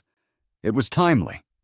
Ye immediately expressed that he will join the guild, but he has one condition: that they must never intrude into his personal life or freedom. That made Jan and Ja nervous. One of the board members argued that they could never give him that, since he will be working for them. If everyone in the guild does what they want to do on their own, then there's no point in actually having a guild. You replied that if they can't accept his conditions, then they could just forget about it. Then he hung up. Su Chen, the Su family group CEO, asked Gina if it was the guy that she referred to, regardless of the conditions. Gina explained that the man recently became a hunter, and yet he only used half a day's worth of time to clear the first world's books, while having to carry Yan. Not to mention he broke the 100 red year record that no one could break. She insists on obtaining such a rare talent before the others get to him. A board member was about to argue with that, but Yan stopped him and told him that Yue is really good at what he does. Gina expressed her opinion to agree with Yue's terms for now, and bring him over to the Misty Rain Guild for further assessment. Yan supported her. She also echoed what Ua just said, that he won't be completely free, and that he will still join in guild activities if they have any need of him, or any large-scale activities. Chen agreed, but pointed out that if Uo refuses to listen to them, then he will have to make the decision himself. Meanwhile, Ua stared at his phone while thinking about the Dragon Kingdom's Xening Province Guild. It is the 5th in the ranking. Even if it's 2 ranks lower than the Supreme Guild, it still seems pretty good. Adding on to that, its monthly salary and commissions, Ua calculated that he would have more than enough for each month's hospital fees. His phone then rang again. When he answered the call, he was informed that they are willing to accept his conditions. They asked him when he will be able to report for work in their company. He replied that he will work from home instead of the office. He explained that since the office and his home are both in Lin Hai City, his spawn point when logging in won't be affected. Gina was caught off guard. Ua asked if it was possible, and if that's the case, they could just forget their agreement. That pushed Gina to accept him working from home. In Ua's head, he thought of the guildmaster as amiable and pretty to talk with, and with his financial issues all settled, he can fully focus on clearing the alternate world. A few moments later, he was prompted to select the world that he would like to enter. Blue tab shows the first world, the origin of nightmares, and the red tab shows the second world, zombie, siege. And of course, our ever so confident and overpowered MC chose to enter the second world. He entered the portal and reached the other side. The system window appeared and welcomed him. He read the screen. It was a description of the second world. That world is about to face a huge calamity. With the apocalypse nearing, humans that have been exposed to darkness enshrouding the city have gradually gone through various mutations. Zombies are about to lay a siege to the city, and as the sole survivor of the nodding city, they are requested to work together with everyone else to protect the nodding city. If not, when the zombies breach the city, there will be nowhere to run. The World Mission 1 is to clear a hidden dungeon. World Mission 2 is to participate and successfully fend off 3 zombie waves. It is also written on the screen that the tunnel to the dungeon of Second World's boss will only be activated after completing all of the world's missions mentioned above. Only by clearing that boss will they be able to enter the third world. Zero knew that the lowest level in the second hidden dungeon is level 15. So if he wants to have a chance at clearing it first, he will need to level up a bit. While the second mission requires him to wait for an opportunity, he got distracted when he heard someone yell that the zombie horde would be coming in 2 days. That person is Nolan, the captain of soldiers. Nolan complained loudly that those disgusting zombies are always attacking the nodding city, so there aren't enough weapons left in the storage for their brothers in arms to use. Zero noted that even though Nodding City is the second world safety zone, the city still often gets attacked by zombie hordes. Thus, the city always has a suffocating tension to its atmosphere. Nolan approaches Zero and welcomes him. He informed Zero that war is about to erupt. He asked if Zero can go to the west side of the Nodding City and kill some of the mutated zombies there so that they may gather some resources and materials for weapons. Zero knew the Nodding City had a couple of missions within it. That particular mission has the highest difficulty and covers a wide range of things. The targets also range from level 2 to level 20. The screen of the system displayed the details for the material gathering quest. It is a regular mission with level 200 difficulty. The Nodding City's weapon storage needs to be replenished urgently. Zero is instructed to proceed to the west of Nodding City and take over the garrison camp that's currently full of mutated zombies and kill the zombies within to obtain materials. He is to collect 100 each of the Fire Element Corpse Core, Ice Element Corpse Core, and Poison Element Corpse Core. Reward is 100,000 experiences, with plus 50 silver, plus 9,000 ability points, plus 2 random star equipment, skill book, or a pet egg, plus 1 chance. That made Zero smile. The efforts of this mission are being rewarded generously. After finishing up this mission, he expects that he'll be able to clear the second world as well. He told Nolan that he can count on him. Nolan thanked him. Outside the Nodding City at the garrison camp, Everything was on fire, and the zombies casually walked around. Zero stepped forward and announced that he'll begin. Our boy was also with his pet silver-armored scorpion. He started things off by casting his super fireball. One zombie burned, while the other was courageous enough to attack. It targeted the scorpion, but Zero's scorpion easily crushed it. Zero realized the possibility that the fire element zombies have fire resistance to fire spells, causing the damage inflicted to be greatly lowered. Because of that, he decided not to use fire-based spells. He took out his spear and uttered, "How hell see them last." Zero instructed the silver-armored scorpion to absorb the flame, zombies aggro. It held the zombie's arm with its clippers. Zero was amazed that the silver-armored scorpion's equipped items, in addition to its protective skill, have given it a life steal-like ability. The flame zombie can't deal any damage to it, but it was funny how the little zombie dangles from its claws.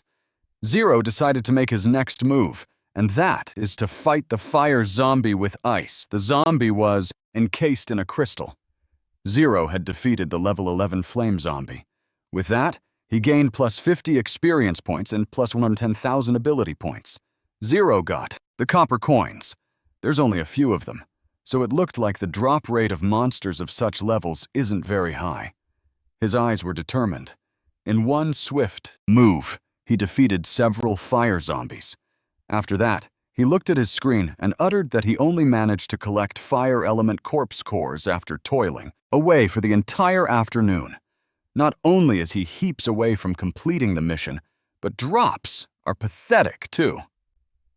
He decided to go eat first and then continue at night, since it's essential for humans to eat to be able to function. But a loud roar surprised him. He had an inkling of what it could be. A boss monster is respawning. A LV-14 Icefire Zombie Commander, magic-type boss monster appeared. Zero saw it and confirmed that his guess was right. Boss monsters are worth a lot. He's expecting to somehow get a couple of good pieces of equipment or a skill book. It made him giddy. He took out his spear. The zombie commander noticed him. It roared loudly. It attacked him with ice and made his feet stuck on ice. Zero knew it was bad news. The zombie commander threw the glacial spike at him. Zero was hit, causing him to lose 352 health. A fireball appeared from his spear, and he hit the zombie commander with it along with some frost damage. He noticed that his skills aren't even half as effective when used against the dual attribute Icefire Zombie. It is a complete counter to his current playstyle. He called for a silver-armored scorpion, and it defended him. A bead of sweat fell from his forehead upon seeing the damage. The zombie commander gathered strength in its hand. He created a magic circle that has several pointy ends, and he released that attack towards the scorpion. The system informed Zero that his pet, the silver-armored scorpion, had perished in battle. He can revive the silver-armored scorpion at the respawn fountain after 3 hours. He also received a penalty of -1 to his pet's level and -10 to its loyalty. Another system window appeared, and it showed that the effects of the Necromancer class have been triggered. His pet, the silver-armored scorpion, will revive automatically in 1 hour and is spared from all death penalties. The zombie commander attacked him again. Zero realized that the zombie commander is way too strong compared to the first world's boss monster. Suddenly, the zombie commander was hit with lightning. He was surprised that it was 400k. He meant that it was the person who he received 400,000 from, which is Yan. Yan told him that she will apply crowd control while he deals damage. He agrees to it. He told the zombie commander that even if the effectiveness has been hauled, he'll make sure to crush him to his death. The zombie commander roared loudly. It was hit by a fireball. Zero was confused that a fireball is used as crowd control, but Yan added Illuminate on her attack. It electrified the zombie commander, causing it to groan loudly. Zero was amazed how Yan casted 3 skills without even giving the zombie commander a chance to move. He didn't know that the power of an epic class taboo mage is that powerful. He proceeds to attack both with a fireball and icicle. That powerful attack landed on the zombie commander's body, making it groan loudly. Jan and Zero continuously attacked it together. Both of their attacks even looked like a painting masterpiece, as their skills synced together. And later on, the system window appeared congratulating them for defeating the level 14 boss monster. With that, they gained plus 3,000 experience points. Two-Urson team, 80% plus, last hit, 20%, and ability points of plus. Fourth are 200,000. Zero called Miss 400,000 and expressed his relief that she was there. He told her that they are going to split rewards evenly.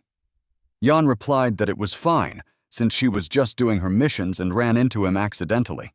In addition to that, she hasn't even thanked him properly for helping her clear the first world.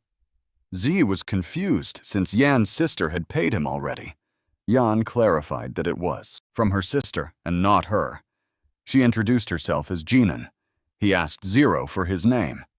Our boy had this doubt for a second as he was not expecting this, but he still shook her hands and told her his full name. Jan suggested that they team up to farm monsters. Yua inquired about Jan's class effect. Jan enthusiastically explained that all crowd control skills can be converted into silence, and the crowd control duration will be increased by 30 pin plus 1 additional second of silence. The cooldown of all skills will also be reduced by 30 pin.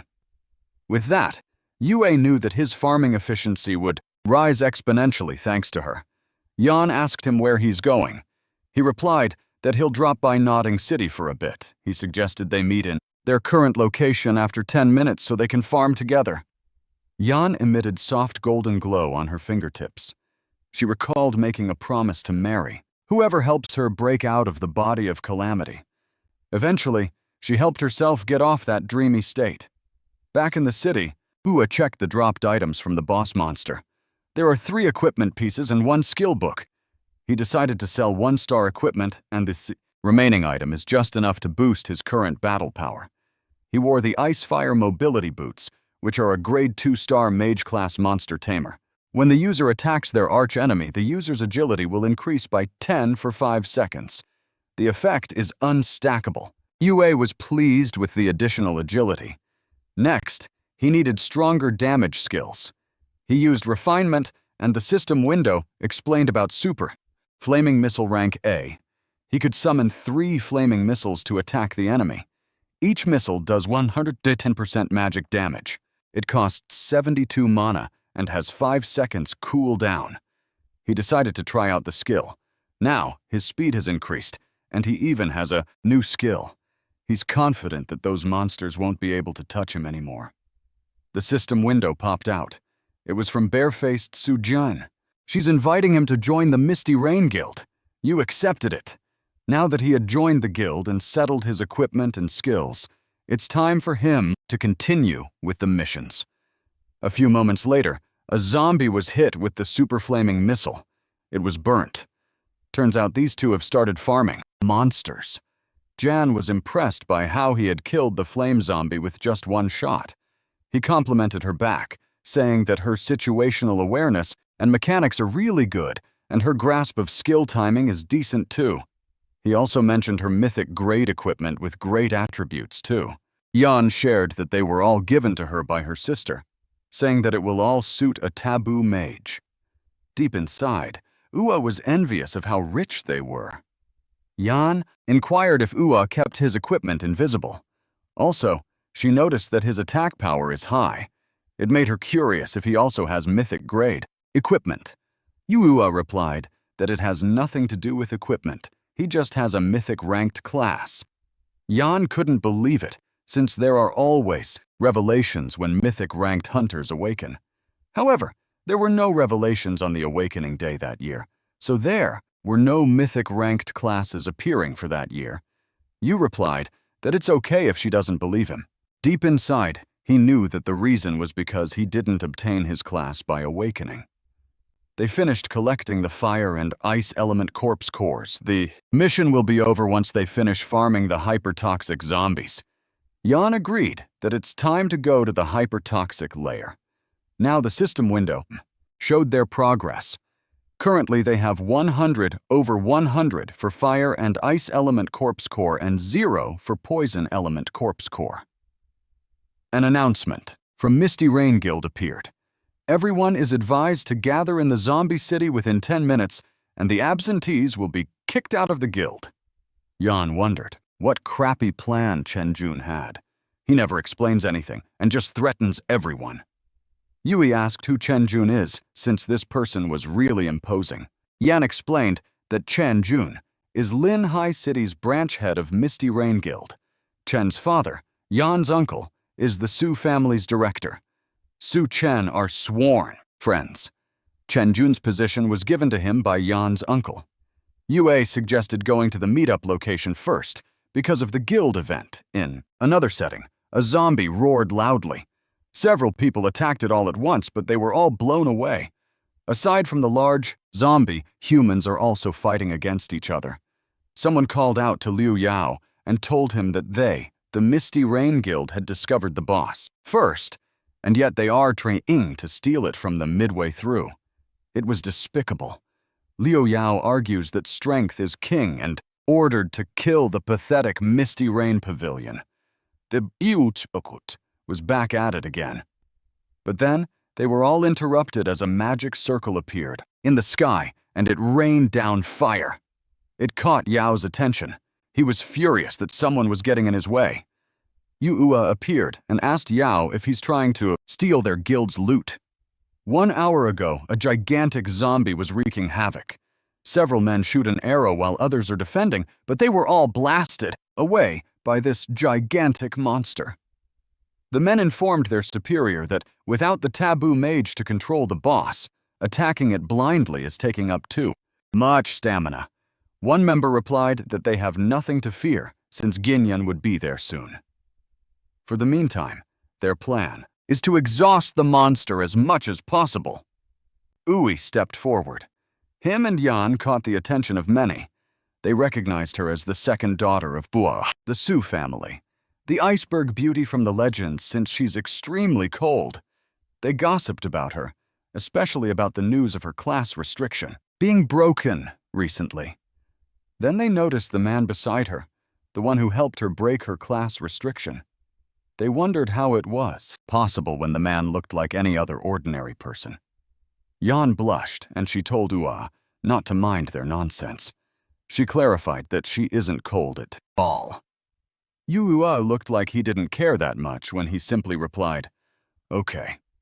Jan blushed, and deep inside she scolded herself for acting so unrefined. A member of the guild was relieved to see her, but his jaw dropped when he saw that Yan came together with a guy. Chen Jun and Yan scolded him for prying into her dating life. Jan replied that he's not doing that, but he's worried about her because the guy might be plotting something. Jan assured him that she's capable of differentiating right from wrong. Seeing as he called them there, she asked if there's a pressing issue. June reported that the monsters in Zombie City have respawned and a zombie king even appeared.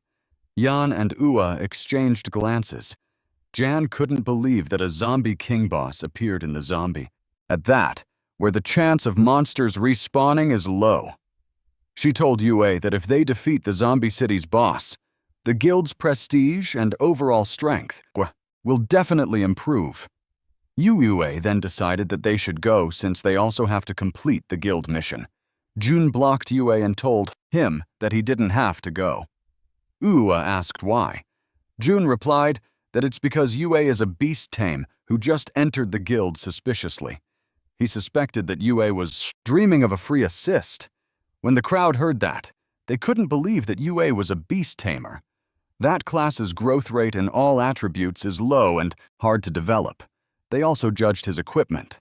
Seeing that it's not too special, they assumed that he's broke and was just there to waste the guild's money. They suggested to Jun not to allow him to go in case he holds them back and wastes the guild's resources. Yan got mad and asked if any of them really knew who he was. But Ua just simply replied that it's Jun's call since he's in charge. Yan was pissed off. She clings on to Yue and announces that if Ua is not going, she won't either. Jun panicked. He asked Yan to calm down and reasoned that he's just trying to think of Yue's safety since he could die in battle if he's too weak.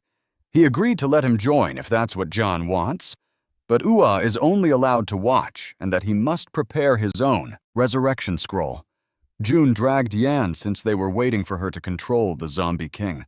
They already had dealt with so much damage. Yan asked Yue to wait for her, and she promised to come back soon. Yue knew that it would take quite a bit of effort with Jaini joining in on top of their numbers.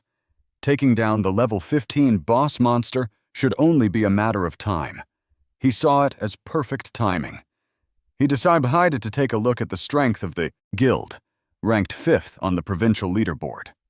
Back to the present time, someone recognized Jiang Yue. They were surprised at how much damage he made. Yao asked if he joined the Misty Rain Guild. Ua butts in the conversation and states that Ua had rejected Yao when he invited him first to the Supreme Guild, and yet Ua joined Misty Rain to act as their dog. Yue told him that he's so despicable. A purple light formed a circle and it struck Ui. Yan sighed while stating that it finally became quiet. Yao called Ua to ask how much Misty Rain was paying him. He proposed to double, or maybe triple that amount in an instant. He also promised to give him a vice president position, and he can be the guild's CEO. Yan got angry at Yao for trying to steal Ua right in front of their eyes. Yu replied, stating that a person has to honor their promises and maintain trust. Since he already joined the Misty Rain, he doesn't plan on abandoning his current contract. But he also stated that he doesn't know the future, so they'll just have to see when the time comes. Yao was satisfied with that response. He told Yue that he's free to join the Supreme Guild anytime he wants, since their doors are always open for him. Yao gathered his guild members because they were about to go. The guild members were confused. They reported to Yao that the boss monster is almost in their hands. They asked if they would really leave it. Yao got mad and yelled at them for being hung up on that. He asked them if they were that desperate. He explained that he's looking at the big picture and his members couldn't see that.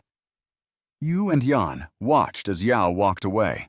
Yan thanked Yu, and Yu responded that it was simply the right action to take. All of a sudden, they heard a loud roar, followed by an attack.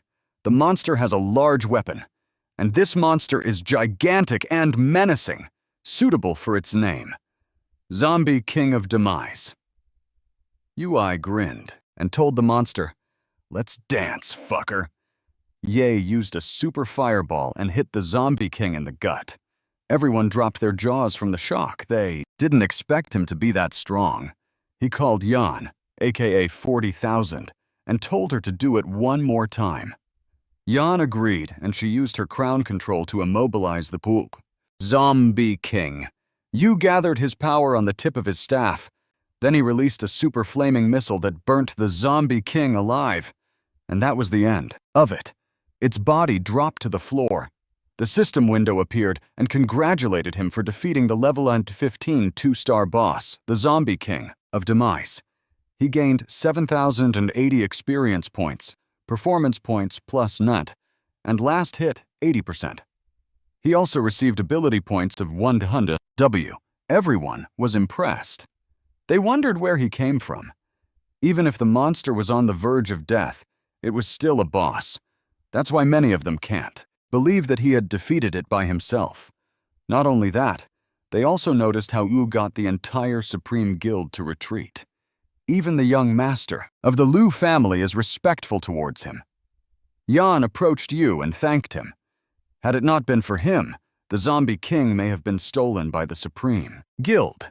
Yu replied that it was also his duty as a member of the Misty Rain Guild.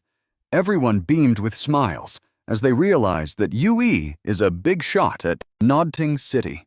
Yan clings to Yu as they walk. The members of the guild followed behind them. Jun angrily asked why they were all back. Then he asked if they had defeated the boss. One of the guild members reported that the monster tamer who came with the young miss chased the Supreme Guild away and even took the boss down. Jun was surprised to hear that. He thought of the guys as a useless monster tamer, so he had to verify if he's really that strong. The guild member replied that the monster tame is extremely powerful, to the point that he can one-shot anyone with a normal attack. With such an expert, the guild member believes that their guild will become stronger. June shouted and cursed at the monster tamer. He asked him if he's doing it on purpose and if he only plans to take action after everyone's dead. He stabbed Yue on the chest, using his finger, and scolded him, saying that whoever Ua is, he should know that June is the president and the one who has the authority to kick him out of the guild if he ignores the guild's orders and acts recklessly. Ua grabbed his finger and bent it, and Ua reminded June that he was the one who ordered him not to do anything. June made a fuss that Yue dared to lay a hand on the president. Ua ignored him and told him that the guild mission that he assigned was to kill the boss. Yu challenged him to tell him if he had completed that mission. Yan joined the conversation and told June that without Yue, they wouldn't have been able to get the boss and would have been wiped out. And this time, it's all thanks to Yue, and he deserves his contributions to be recorded. Everyone showed their agreement by nodding their heads. Yan invited Yue to continue their quest. June was left furious. He assigned a member to keep an eye on Ua at all times, and if they discover his weakness, they should report back immediately. The whole area was covered in violet mist. Yan complained that it stinks. Ua explained that hypertoxic zombies are much harder to deal with than both fire and frost zombies. He advised her to keep her guard up. She asked if the zombie deals a lot of damage. Yan explained that while hypertoxic zombies do not have fire or ice attributes, they have an extremely terrifying skill. The hypertoxic zombie has a hypertoxic physique that causes those they attack, or those that attack them, to enter a poisoned state that cannot be cleansed for 5 seconds. Every second, the target loses 6% of their maximum health. It can only be inflicted once per target. Yan was worried. Yui assured her that it won't be a problem if she heals in time. Yan remembered something. She gave him the mission reward for completing the guild mission. Yo thanked her for that. Yan casted her skill, and it immobilized a zombie, and she cued Yui to do his job. Ye attacked it with a triple cast, causing a lot of damage to the zombie. Yan couldn't help but notice that his damage was really high. He can kill zombies in a single hit every time they farm. Yu replied that, with Yan's help in controlling the zombies, it's also much easier to collect the zombie cores for the quest. They walked deeper in the gloomy forest. Yu sensed something. The guild member reported to June that Yu is currently doing a quest to collect zombie cores with the young miss, and that the two seem pretty close. June chewed on his shirt in an attempt to hold in his anger. He's jealous that the two were talking and laughing whenever. Since Jana awakened the calamitous mage class 3 years ago, she hasn't even so much as cracked a smile at him. The guild members seemed exhausted with this drama. He suggested that they have to think of a way to kick out Yui from the guild and separate him from the young miss. Suddenly, a system window appeared. It is a zone announcement in Nodding City. All hunters in Nodding City were advised of a zombie wave in 30 minutes. The zombie wave will be level 30. Thus, every hunter was asked to prepare to defend the city. June stated that Yue openly defied him and stole his woman. He shared that he had thousands of ways to kick him out of the misty rain, but he won't let him off so easily. The guild member got nervous and told June that there are resurrection scrolls in the other world, and there are safe zones at the resurrection point where Peck King is prohibited. He thought that it would be difficult to kill the guy. June stated the law of the second world. When the zombie wave attacks, the protective mechanism of safe zones towards hunters will vanish. Just a single zombie wave is all he needs to kill the guy. Several zombies were left lying on the ground and their money started pouring in. It was Ua and Yan's loot. Yan was excited, since just a few more poison element corpse cores, and they'll be able to complete the mission. There's still 30 minutes left before the zombie wave arrives, so they decide to hurry up. All of a sudden, a zombie bit Ua on the shoulder. Immediately, Yan responded to his aid. But before she could cast her spell, he had already stabbed the zombie with her staff. Ua's blood dripped on the ground. Jan asked him if he's okay. He uttered that running into danger is unavoidable when they are constantly in a place filled with it. Since they have collected enough corpse cores, he suggested they return to the city to complete the mission. Little did they know, there was a silhouette of a man spying on them. Back in the city, the system window displayed a congratulatory message on completing the mission about gathering the materials. They obtained rewards, such as experience points plus 100,000, ability points plus 9,000. Equipment obtained are zombie armor and zombie shin guards. In addition to that, there's also a gotcha reward, which is a skill book flash. Both Jan and UA leveled up, making Jan level 16 now, and UAE at level 17. UA would need 55,000 experience points to level up again. Jan happily shared to UA that she leveled up and earned a reward of 2 level 15 2-star equipment. She asked UA how he was. Yu shared his new level. His pet also leveled up. Jan commented that if it weren't for the fact that monster tamers have to share their experience points with their pets, they'd probably be at least level by then. Jan advised that the first zombie wave is about to arrive. She asked if UA wouldn't refine his new equipment. UA almost forgot that. As always, UA refined to the max. The system window displayed a congratulatory message for obtaining the gold attribute, Zombie Explosion, Proof Armor. The equipment is at level 15. Vitality is at plus 720, and class is Knight. It also gives additional plus 5 physique and plus 5 stamina. It has a specific trait called Defense, which reduces damage received by 50%. Effect will double when facing zombies. Basically, this equipment is an armor that can be used to mitigate a large amount of damage from zombies. When equipped, he will never have to worry about the attacks of the zombies again. Another equipment that he had gained is Zombie Explosion-proof shin guards. This is also level 15 gold. It has 95 physical defenses, 90 magic defenses with a class of a knight, an additional plus 5 stamina, and plus 5 power. It has a special trait called Defense, where it reduces damage received by 50%.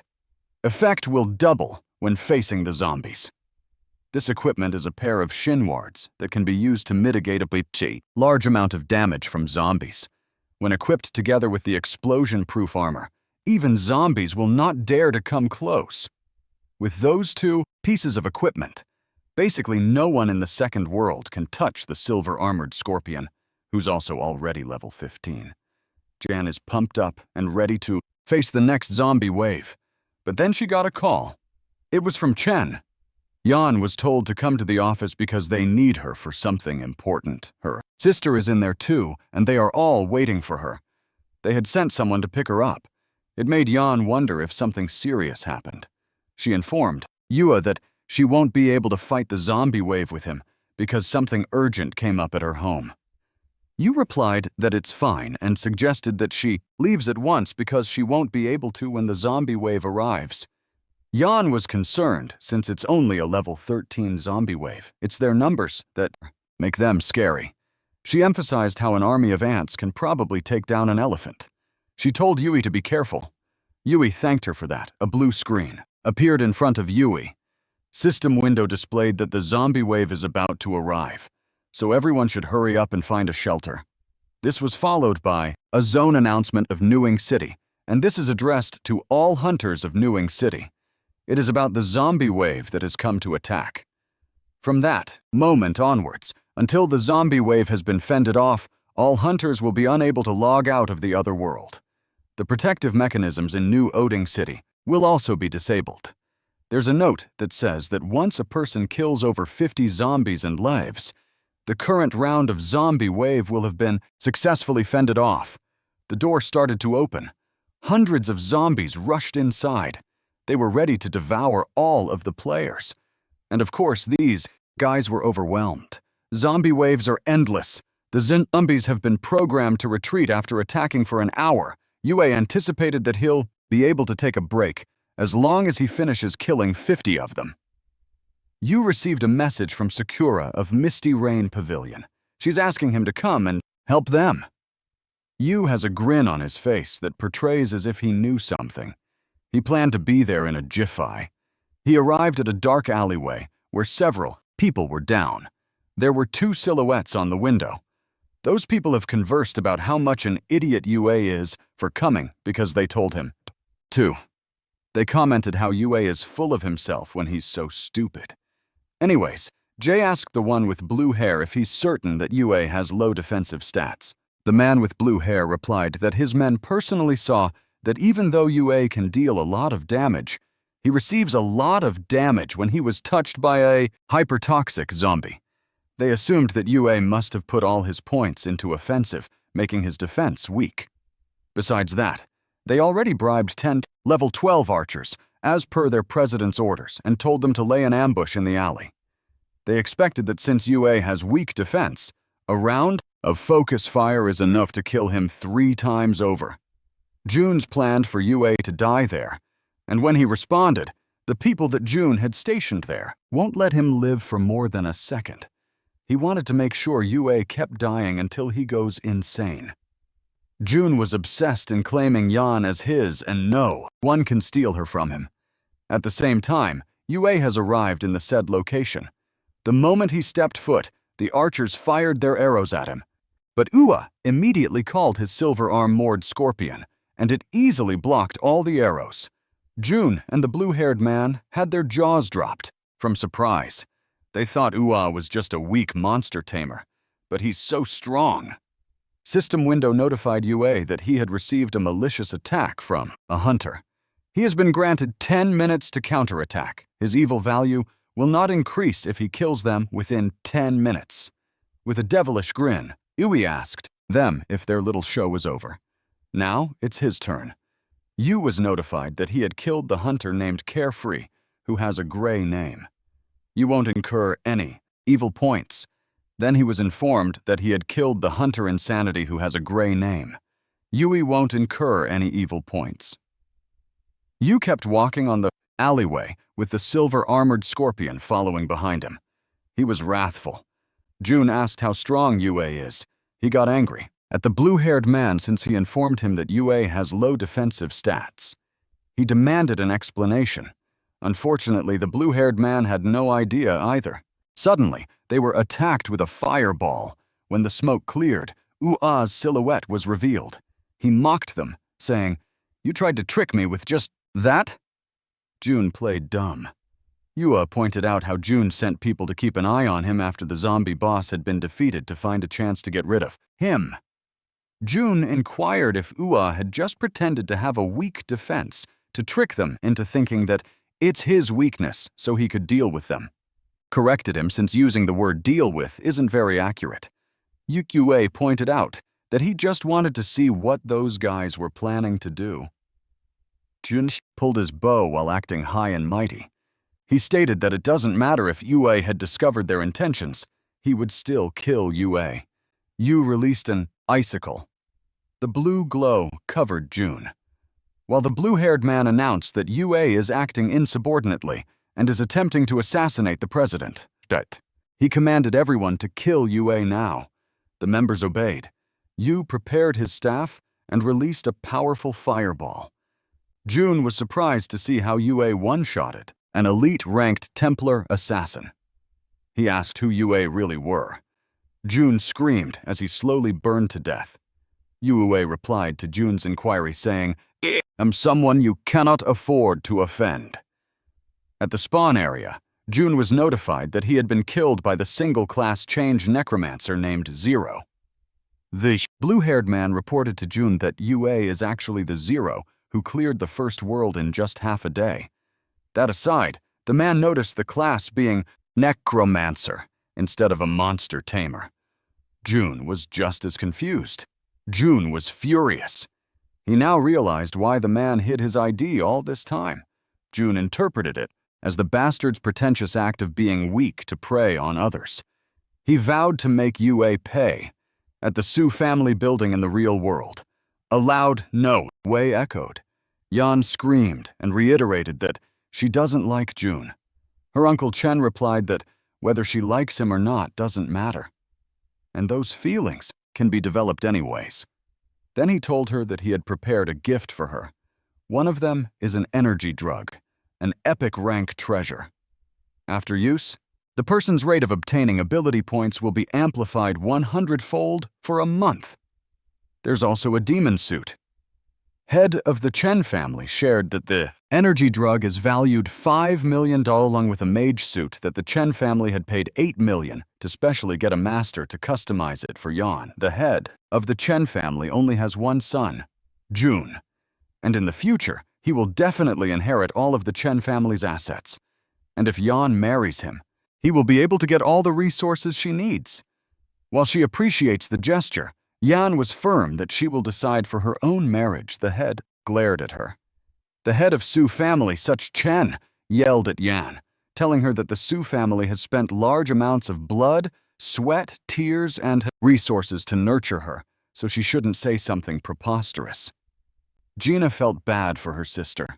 She told their uncle that no one should interfere with whoever Yan married since Yan isn't an object used to make transactions. Gina assured Yan that she doesn't have to overthink it. She assured her that no matter what, she will always support her in seeking her own happiness. Yan thanked her big sister. Chen and Jin's phone rang synchronously. They were surprised to know that Jun was killed. They asked if Ua did it. The head was furious. He got his only son to lower himself to act as a mere president for them in order to help the Su family group. Yet, they rebelled and even killed his own son. Su Chen joins the conversation and asks Director Chen to calm down, since it must have just been a misunderstanding. Chen scoffed and warned them that he won't let them off if anything unfortunate happens to his son. Chen slammed the door as they exited. Such Chen asked them if the person they called was the person they strongly recommended. He asked if the girls had any idea how much monetary support the Chen family provides to the Su family group every year. Yan argues that Yue won't attack the guild members for no reason. No one in their right mind would do such a thing. Such Chen was furious. He demanded Yue to be brought to him so he could make him beg for Chen family's forgiveness. Either he does that, or he gets the hell out of the Misty Rain Pavilion. All of a sudden, Jinga received a call from Yue. She instantly asked him where he was and if he really killed Chen Jun. Yue simply told her that he quit. As of today, he's no longer part of the Misty Rain Pavilion.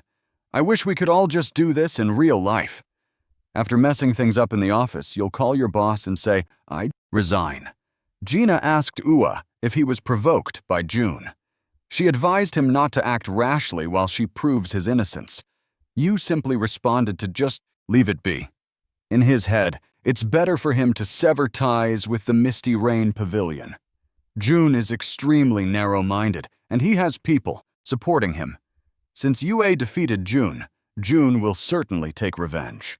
Rather than dragging it on, Yue decided to end it once and for all.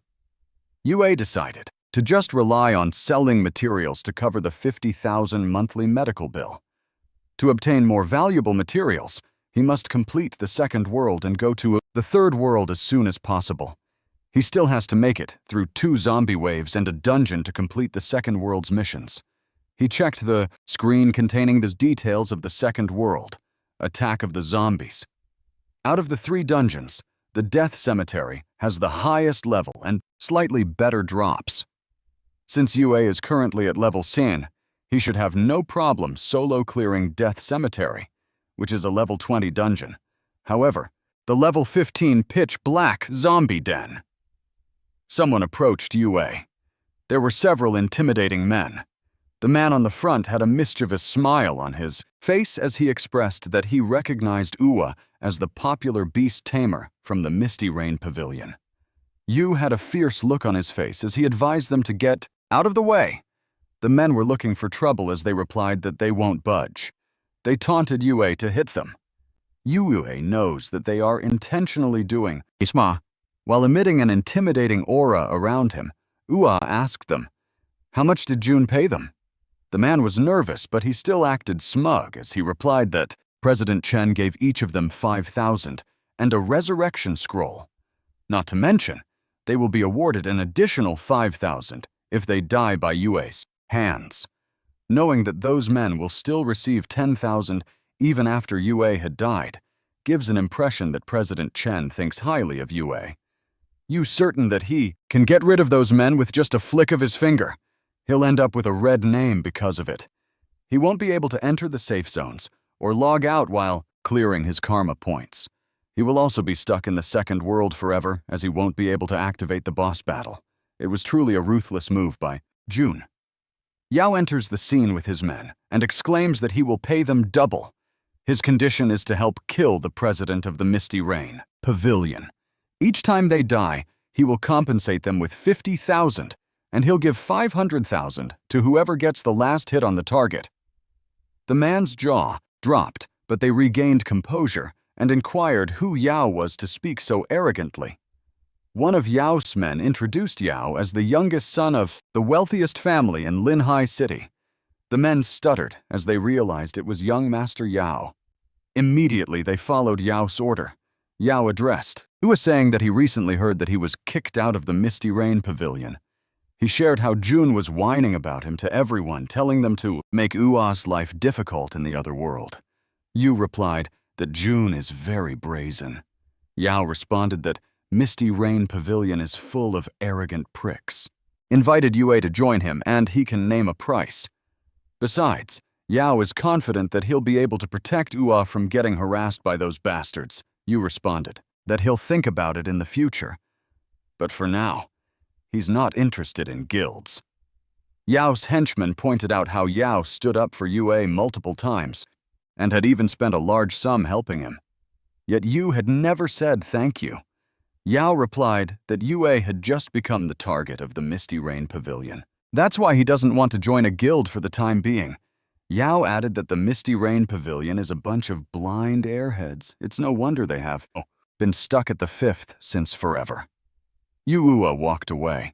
He initially thought that he'd be able to cut all ties with June by leaving the Misty Rain Pavilion, but it looked like if he doesn't deal with him soon, June will keep causing trouble.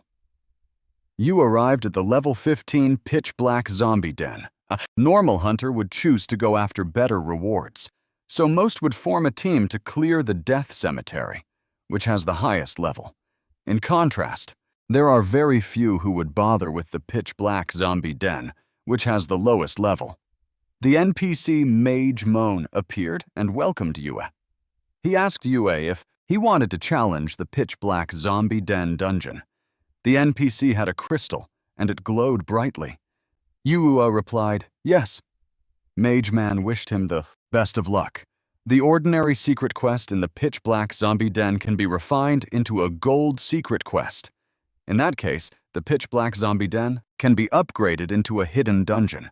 However, the chance of it happening is minuscule, and it's impossible to predict the number of ability points needed. Hence, no one is willing to spend the time to try.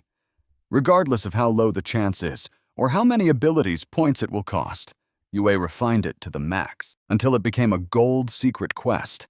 Meanwhile, June is being chased, since he had a bounty of 500,000 after him. The men that Yao contracted rushed, while June spent hiding behind a tree, angry that he spent money employing them, yet they're turning around and attacking him. He wondered what was happening. His henchman replied that Yue is behind it. The man was worried since June can't use resurrection scrolls for 5 more days.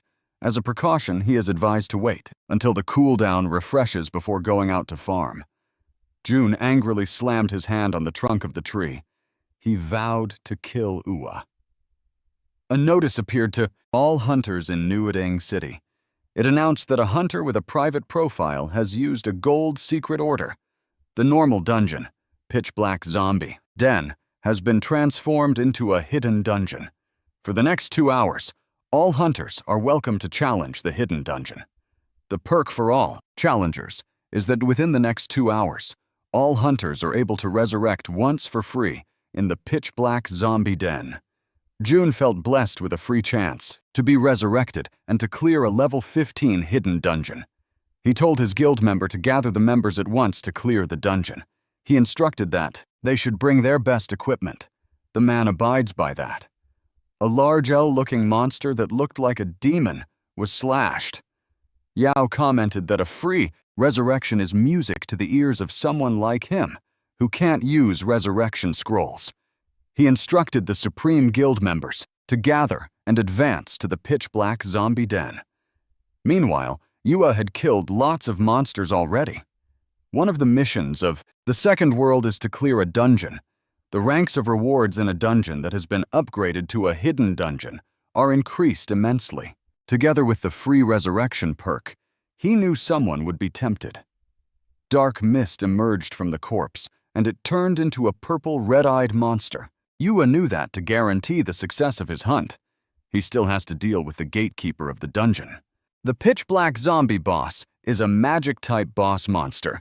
It is at level 15 with a magic attack power of 210. Physical defense is 180. Magic defense is 120. Vitality is 1,350. There was an explosion.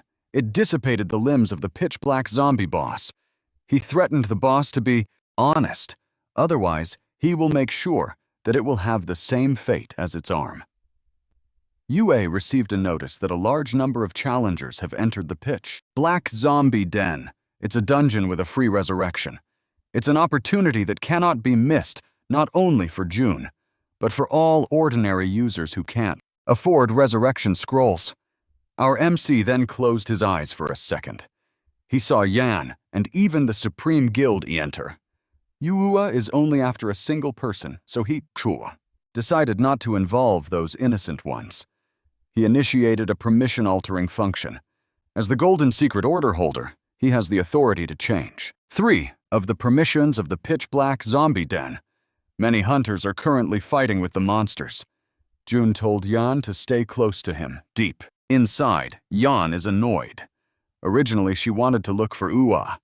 If it weren't to give some respect to her uncle, she wouldn't have given a care about the wimp's life. The system window announced to all the players in the pitch-black zombie dungeon that the holder of the Gold Secret Order has changed the permissions of the dungeon. With immediate effect, the free resurrection mechanism has been removed. The hunters are unable to leave the dungeon midway, and killing hunters with white names will not increase the karma points. The entrance to the dungeon has closed. New dungeon missions have been issued. They have to defeat 500 zombies per person and the guardian of the dungeon, pitch-black zombie boss. June panicked. He wondered if the holder of the Gold Secret Order was trying to kill himself alongside the hunters. The blue-haired man suggested that it could be Ua who activated the dungeon and baited them on purpose. June strongly believes that UA doesn't have the capability of doing that. Jan pointed out that the permission seems to have been changed to target someone in particular. June rejected that idea and deluded himself that the reason why the permission has changed was because the user is afraid that he has too many competitors and wants to monopolize all the rewards by themselves.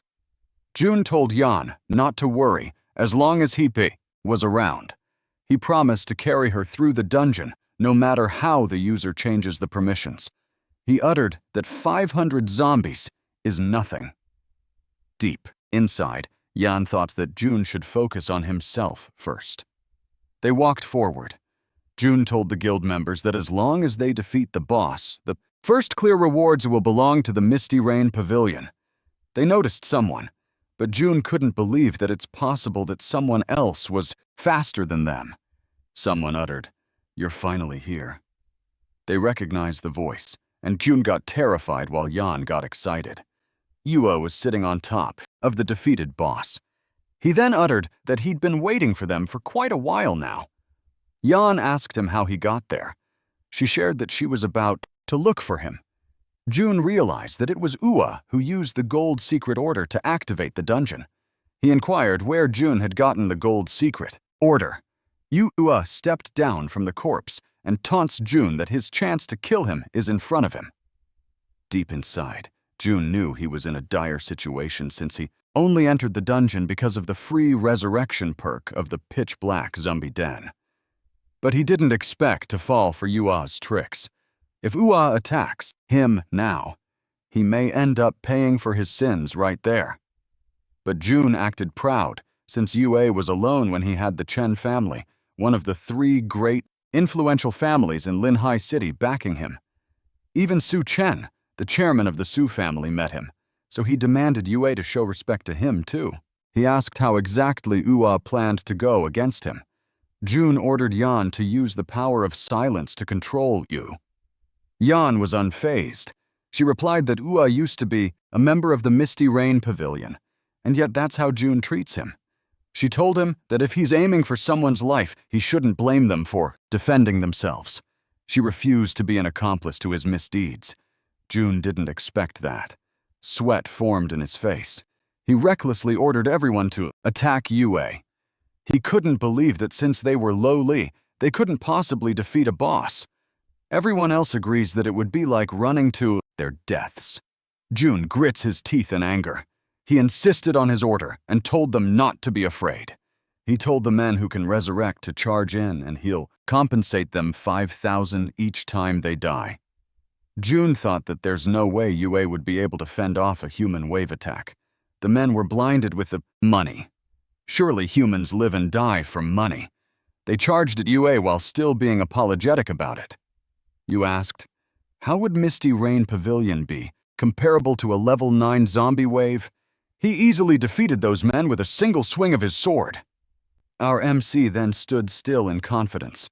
You used a flaming mile attack, which critically damaged all the enemy in that area. Killing hunters with white names will not increase his karma points, so he can kill to his heart's content. The men took the chance to defeat Ua while he's in crowd control, but the silver-armored scorpion blocked their way. They trembled at the sight of Ua's pet, but one guy underestimated an armored scorpion. He tried to slash its face, which immediately broke his sword. He couldn't believe that a level 14 warrior like him, who gave all his points into power, couldn't even leave a dent on a shitty scorpion. Yue stated that it would be impressive if that man could injure a level 15 elite rank. Silver-armored scorpion with 2 pieces of level 15 2-star gold attribute armor equipped. Somebody then shot an arrow. Someone yelled to kill everyone, and they will get 20,000 unen per person killed. The men used their shields to deflect the arrow while in confusion, since they don't know who's attacking them. They thought that only the Misty Rain Pavilion was there. They wondered if those guys were there to kill Steel. You just watched them silently. The men charged forward, but unexpectedly went past you. The Misty Rain Pavilion was confused as to why they were being attacked, and so was our MC. Yao appeared, saying that no one should dare touch his people. He told Ua not to worry as long as he's there. The worthless scum won't amount to anything. Ui was bothered that the man showed up again. Jun was confused since, from what he understands, he isn't targeting Yao's men. Yao explained that it was nothing since he heard Jun likes using money to get things done. He wanted to see who's richer between them. He then told everyone there that he's giving them a chance to get rich quickly. Whoever kills their president for him, he'll give them 1 million. Everyone was amused with the large sum. Jun started to panic. He asked them if they planned to revolt. He reminded them that if they dared to act, that means they are opposing the entire Chen family and Su family. Suddenly, they heard a loud noise. Sinister aura came from the boss. Ua looked up and thought, in another world, when a boss monster's health is low, there is a very small chance of going berserk. It seems that the arrows just now caused the zombie lord's health to continue decreasing. The monster growled. The system window appeared to relay the map announcement. All adventurers in the pitch-black zombie dungeon have been informed that pitch-black zombie boss has gone berserk and has evolved into a level 17 3-star boss. It has become the pitch-black zombie tyrant king. Yao was evidently terrified to see a 3-star boss. He didn't know that a boss could actually level up. It roared loudly and unleashed a powerful attack that threw everyone off their feet. Due to the berserk state of the dungeon guardian, the difficulty of the dungeon has increased. The exit of pitch-black zombie dungeon is now forcibly opened, and all adventurers can leave the dungeon at any time through the exit. Jun felt that the heavens were on his side. Yao was frozen in place. Pulled his arrow. He had a devilish plan in mind. His arrow hit the shoulder of the pitch-black zombie tyrant king. The pitch-black zombie tyrant king thought it was Yao's doing and shifted its attention to him. Its eyes locked onto him. Yao asked for help. It released a powerful attack, and Yao didn't move an inch in his place. Our MC called the silver-armored scorpion. It shielded Yao from the attack. Yua witnessed how the upgrade made a difference. The attack caused the silver-armored scorpion to lose so much health. Meanwhile, Jun was ready to exit. But before that, he called them fools and mocked them for not being able to kill him. Yua screamed, "Stop!" The pitch-black zombie tyrant king lifted the silver-armored scorpion on its shoulder. Yao screamed for help. Yua can only use teleportation once. If he's going to kill Jun, Yao has no chance of resurrection and will die there too. He moved quickly. He reached Yao and released an ice attack. The pitch-black zombie tyrant king was frozen. Yua dragged Yao up while telling him to run. Pitch-black zombie tyrant king roared loudly and broke through the ice. Yue noticed that his A-level ice spike spell only dealt a little over a 100 damage. He stood to face it while thinking that a level 17 3-star boss is indeed a bit difficult to deal with. Yue can only rely on his greater agility to find opportunities to cast spells and counterattack through positioning. He landed an attack on its torso. Yao looked at his men and asked what they were waiting for. He ordered them to help, but his men explained that they will just be a cannon fodder to that monster. Yua was having a difficult time, since pitch-black zombie tyrant king was quite speedy. Not long after he was thrown to the ground, our MC was indeed in a dire situation. The weapon was an inch away from Yue's face. Unexpectedly, the pitch-black zombie tyrant king was electrocuted. It was Yan. Yua got back to his feet quickly and unleashed a powerful attack. The other guild members were amazed on how those two could fight against a 3-star boss. Yao recognized Yan. He couldn't help but be impressed with the effects of their skills. But he's proud of Yua and has faith that he could beat that monster. He admitted that if it was them against a 3-star boss, they would have died tens of thousands of times already. He got excited at the thought of recruiting Yan and Yua into his supreme guild. His men reminded him that Yan is the second lady of the Su family, and he can't handle Yua either. Pitch-black zombie tyrant king let out a loud roar from the pain of receiving powerful attacks. It's trying its hardest. In our MC's mind, fortunately, its health is already low. Yan called Yu to deal the final blow. Yu replied that he's the golden secret order holder. Yan asked what he just said. Then she understood. She concentrated her power on her staff and released the attack called Flowing Fire. It burned the pitch-black zombie tyrant king into ashes. After that, everyone in there had leveled up. System window displayed a regional announcement. It was a congratulatory message for the player Yan for being the first to clear the level 15 secret dungeon pitch-black zombie dungeon. She received a reward of 1 realm scroll. Everyone rejoiced. Yao hugged Yua while saying that he's a lifesaver. Yu blamed him for Jun's escape. Yua thought of Yao as troublesome. Yao asked what they should do now, then thought of offering Yu $1 million. That made Yu inquire if Yao has anything besides money. Yao confidently replied yes, and shared his dream of recruiting all the strong players and building the strongest guild in the world, which is a smooth transition to inviting Yue again to join his guild. He tempted Yue by saying that his family has the largest pharmacy in Linhai City. And if he joins, there will be endless supplies of medicine. Yu once again rejected the offer. Yao became serious and clarified what he's saying. He shared that his family has cooperative relationships with the Top Forge family, the Xiao family, and the Enchanting family, the Shangguan family. The mention of the forging master Xiao family caught Yua's attention. Yao elaborated that his dad is friends with the head of the Xiao family. As long as there are enough materials, any equipment can be made with just 1 word from him. Yua thought about it. Since Compared to buying, forgers can often create higher quality equipment. Yao is back to his playful self again and expresses that it's okay if Yue isn't ready to join yet. He asked if they could start with adding each other as friends first, and if ever he needs equipment made, he could help him with it. Ui agreed to that. You exit through the portal while Yao waves goodbye to them. Everyone was gossiping about Yan now.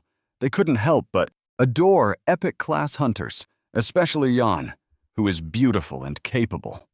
June overheard the conversation and boasted that Yan is a key member of their pavilion. He bragged about the strength of their pavilion.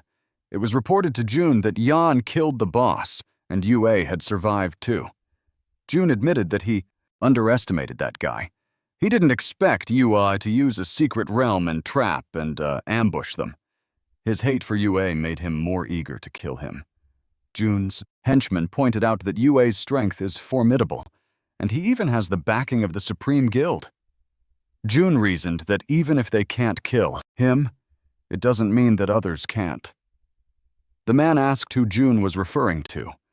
June remembered that last year there were quite a few veteran players who were stuck in the third world.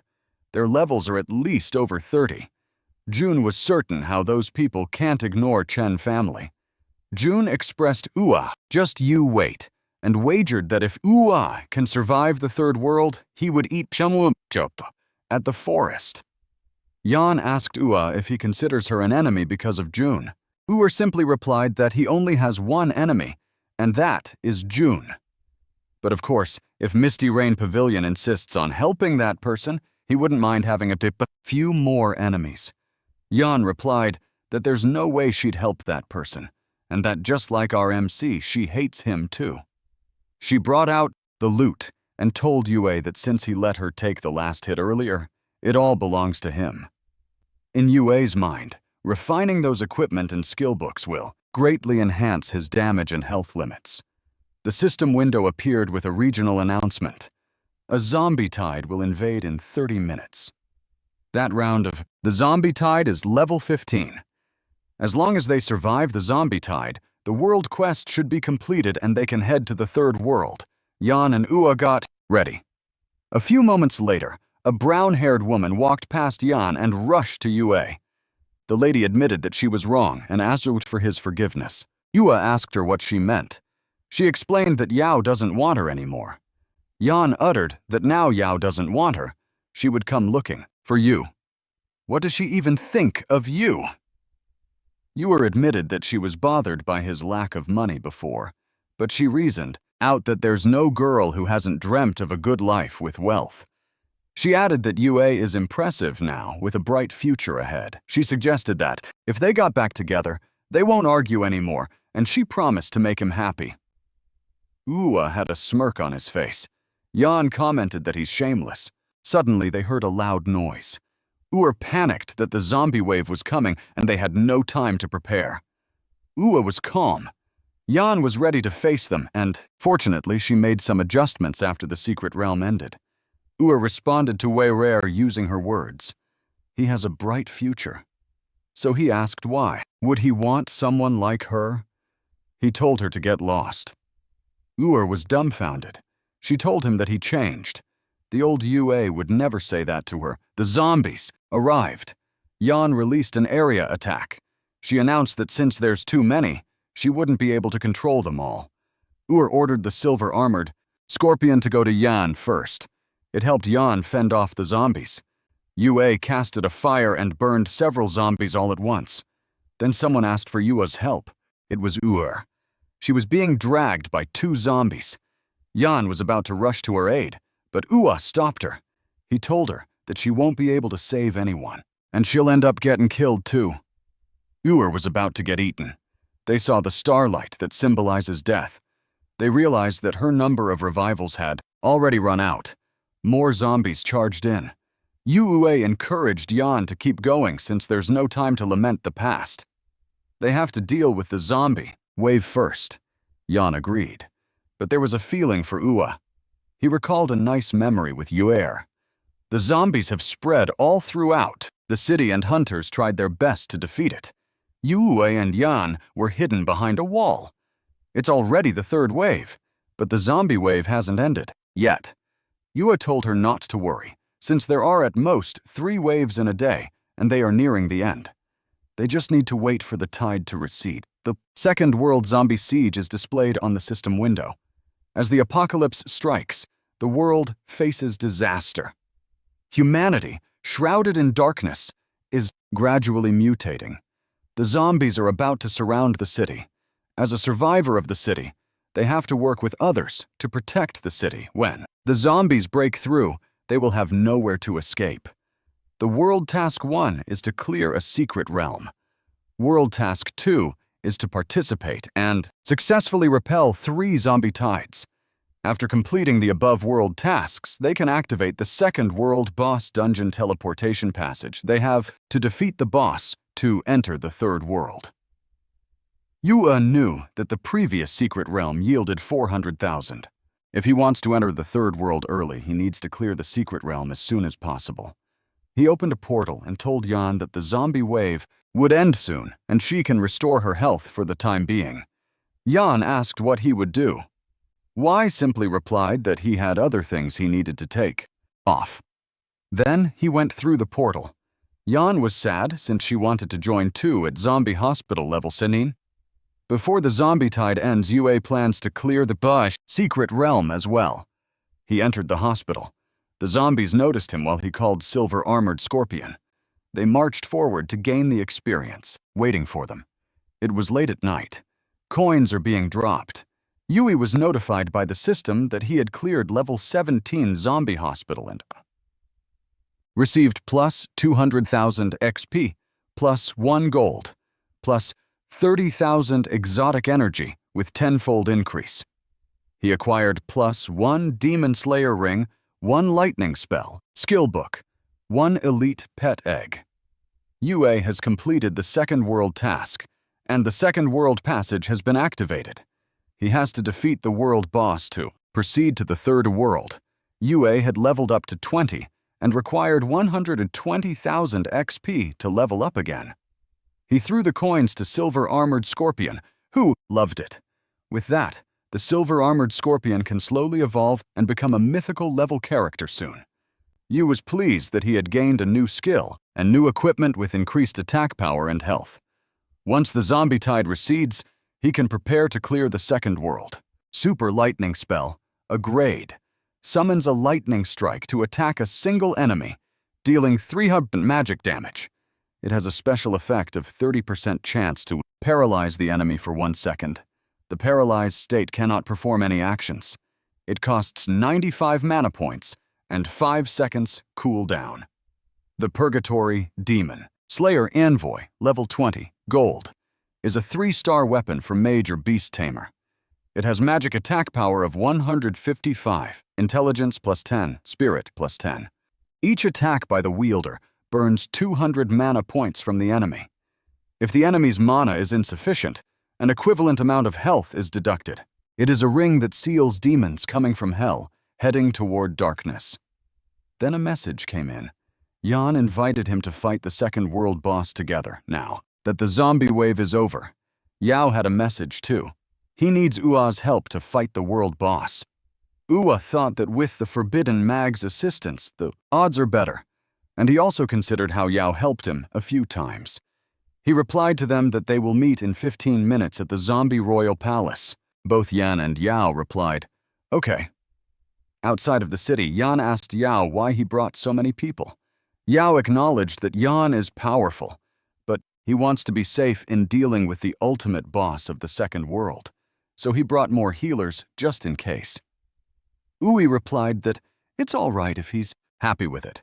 The system window notified them that the world task has been completed, and now the teleportation portal to the second world boss dungeon can be activated. They are tasked to defeat the boss of the third world. The system detected a multi-person team, so they were prompted if they like to enter the second world boss dungeon as a group. Yua made a golden orb on his palm and threw it on the yes button. The portal appeared. The second world boss dungeon is now activated. Yu informed them that they were about to enter. Yao ordered his men to stay close to the big boss. They walked towards the portal, and when they arrived, The place was covered in black, heavy smoke. The whole place was in ruins, and at the center stood the Lev 20 Zombie King, a physical Type 3-star boss. Their jaws dropped, seeing how huge the boss is. One man from Yao's team commented how it's completely on a different level compared to that wild boar from the first world. One man was worried, since they almost got wiped out by that level 17 boss in the secret realm. He doubted if they can really handle a LV-20. UA ordered them not to move. He informed them to stay back and not get too close to the boss, or else it can take them out in one hit. It's time for the silver armored scorpion to shine now. It came out and roared loudly. Having gained a lot of experience and pet eggs from the secret realm and the zombie tide, the gap between the silver armored scorpion and the boss has greatly narrowed. The Zombie King noticed them. He asked if they also wanted to taste the flavor of death. Silver armored scorpion moved fast. It hit the Zombie King and dealt 555 damage. It was followed up by UA with his fireball. The Zombie King took a direct hit. The new equipment has greatly enhanced his attack. If this pace continues, the boss would just be a bit stronger than an ordinary monster. The Zombie King yelled for them to get away. He punched the silver-armored scorpion. The Zombie King is angry and yells that he'll show them his power. It punched the ground, and several tentacles came out. The ground shattered. Silver, armored scorpion charges at it again. The Zombie King got annoyed with it, so he punched it while telling it to move away. That pushed back the silver, armored scorpion. Yao told his man to quickly heal the tank. The healers immediately got to work. 3 healers worked together to heal it while the Zombie King attacks UA. Silver armored scorpion blocked the attack, while the Yan charges her staff with power. She used crowd control to limit the Zombie King's movements. The Zombie King was pissed off at this despicable human who uses lowly magic. Yan told UA to hurry up since she can't hold on for much longer. Yua concentrates his power on his staff while telling the Zombie King that they are not despicable. It's just that the Zombie King is weak. When we released the attack, the Zombie King received consecutive powerful damage. Yao's jaw dropped from disbelief. A level 23-star boss just lost a quarter of its health in an instant. Yue's damage output is ridiculously high. Yue releases more power as he planned to end the fight. He created lightning and tornado, and it struck down on the Zombie King. When it was finished, the Zombie King fell on the ground. Yao was so amazed. Yan agreed, and she excitedly asked if Yua's damage output had increased. Yua watched the Zombie King. The system window appeared saying that the second world boss, Zombie King's passive destruction of heaven and earth, has been triggered. The place went on fire and the ground shattered. They asked, "What's going on?" The Zombie King started moving. Then he yelled that he would take them to hell with him. Yao panicked and asked what they should do. He's worried because he doesn't have any resurrection scrolls left. If he dies, he won't be able to go back. The portal was too far. There's not enough time for them to run back in there. The place is being enveloped with lava. Uua looked at the silver-armored scorpion, and he understood. He grabbed Yao and placed his hand around Yan's hip. He told them there's no time to explain. Then he threw them towards the silver-armored scorpion. Then he ordered silver-armored scorpion to use all his strength to throw them towards the exit. Silver-armored scorpion grabbed them with its claws. Yao looked funny as the wind distorted his face. He asked what kind of international joke he's playing. Silver-armored scorpion threw them in the air and they went flying. It was so scary that Yao instinctively called out his mother. They made it out to the portal by falling hard. Yao expressed how he thought he's going to die. Yan was worried about Yua because he hasn't come out yet, and the exit will disappear soon. Yai and silver-armored scorpion stood at the edge of the cliff, surrounded by lava. Ya told silver-armored scorpion to throw him with all his might, and the moment he's thrown, he will immediately retrieve him. Silver-armored scorpion did exactly what he said. While in the air, Yue retrieved the silver-armored scorpion just in time before the ground fully collapses. Yua was close to the portal, but a lava shot up from the ground, blocking his way. The inertia was interrupted, and he was falling. He pulled out his staff and released fire on the ground to shoot him sploof upwards. It caused a great explosion. Yao and Yan panicked since the portal is getting smaller and smaller. Yao was overreacting, saying how Yua gave up his life for him. But then a quick movement came out of the portal. It was Yu. He returned safely and smiled at them. They immediately approached him to check on him. Yu replied that he's fine, except for the aftershock of the explosion being strong. The system window appeared with a regional announcement for Voting City. It's a congratulatory message for Zero for defeating the second world boss and completing the second world. Yao celebrated since he finally did it. He thanked Yua and planned to reward him with 1 million. Yua announced that now the task is finished. He needs to go back and rest. Yan called out to him. She informs him that June has left Yanu Pavilion, and from what she knows about him, he will definitely find a way to take revenge on Ui. She advised him to be careful. Yu replied that he understands.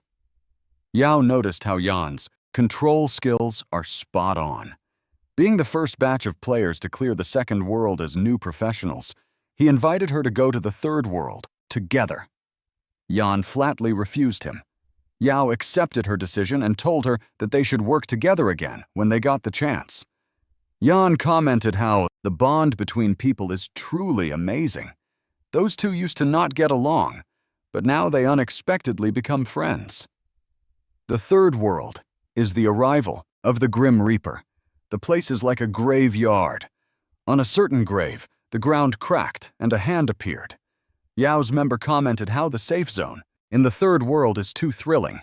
They came out of the grave pits. Yao looked funny with his body buried from hips to his toes. Yao told his brothers that they are the first batch of new professionals to reach the third world. Their plan is to level up quickly and strive to become the top guild in the Zhejiang province. Someone stepped on Yao's hand. He got pissed off. He asked who dares to step on him and threatened the person by asking if he's tired of living. The Yan asked him if he's Liu Yao from the Supreme Guild. He looked for Yu and asked them to bring Ui to him.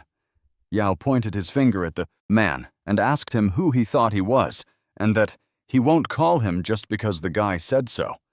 Yao's man whispered to him, saying how those men don't look friendly and they appear to be professionals who stayed in the third world. He suggested calling Yu. Yao replied that he doesn't care if they're old professionals. He stands his ground not to sell out his brothers. The man asked if he's not listening and slowly showed the blade of his sword as a sign of threat. Then he told Yao not to blame him for being rude. A strong wind blew Yao's hair. The man stabbed Yao, but it seemed like the sword became see-through upon contact with Yao's body. They were surprised to see an invalid attack.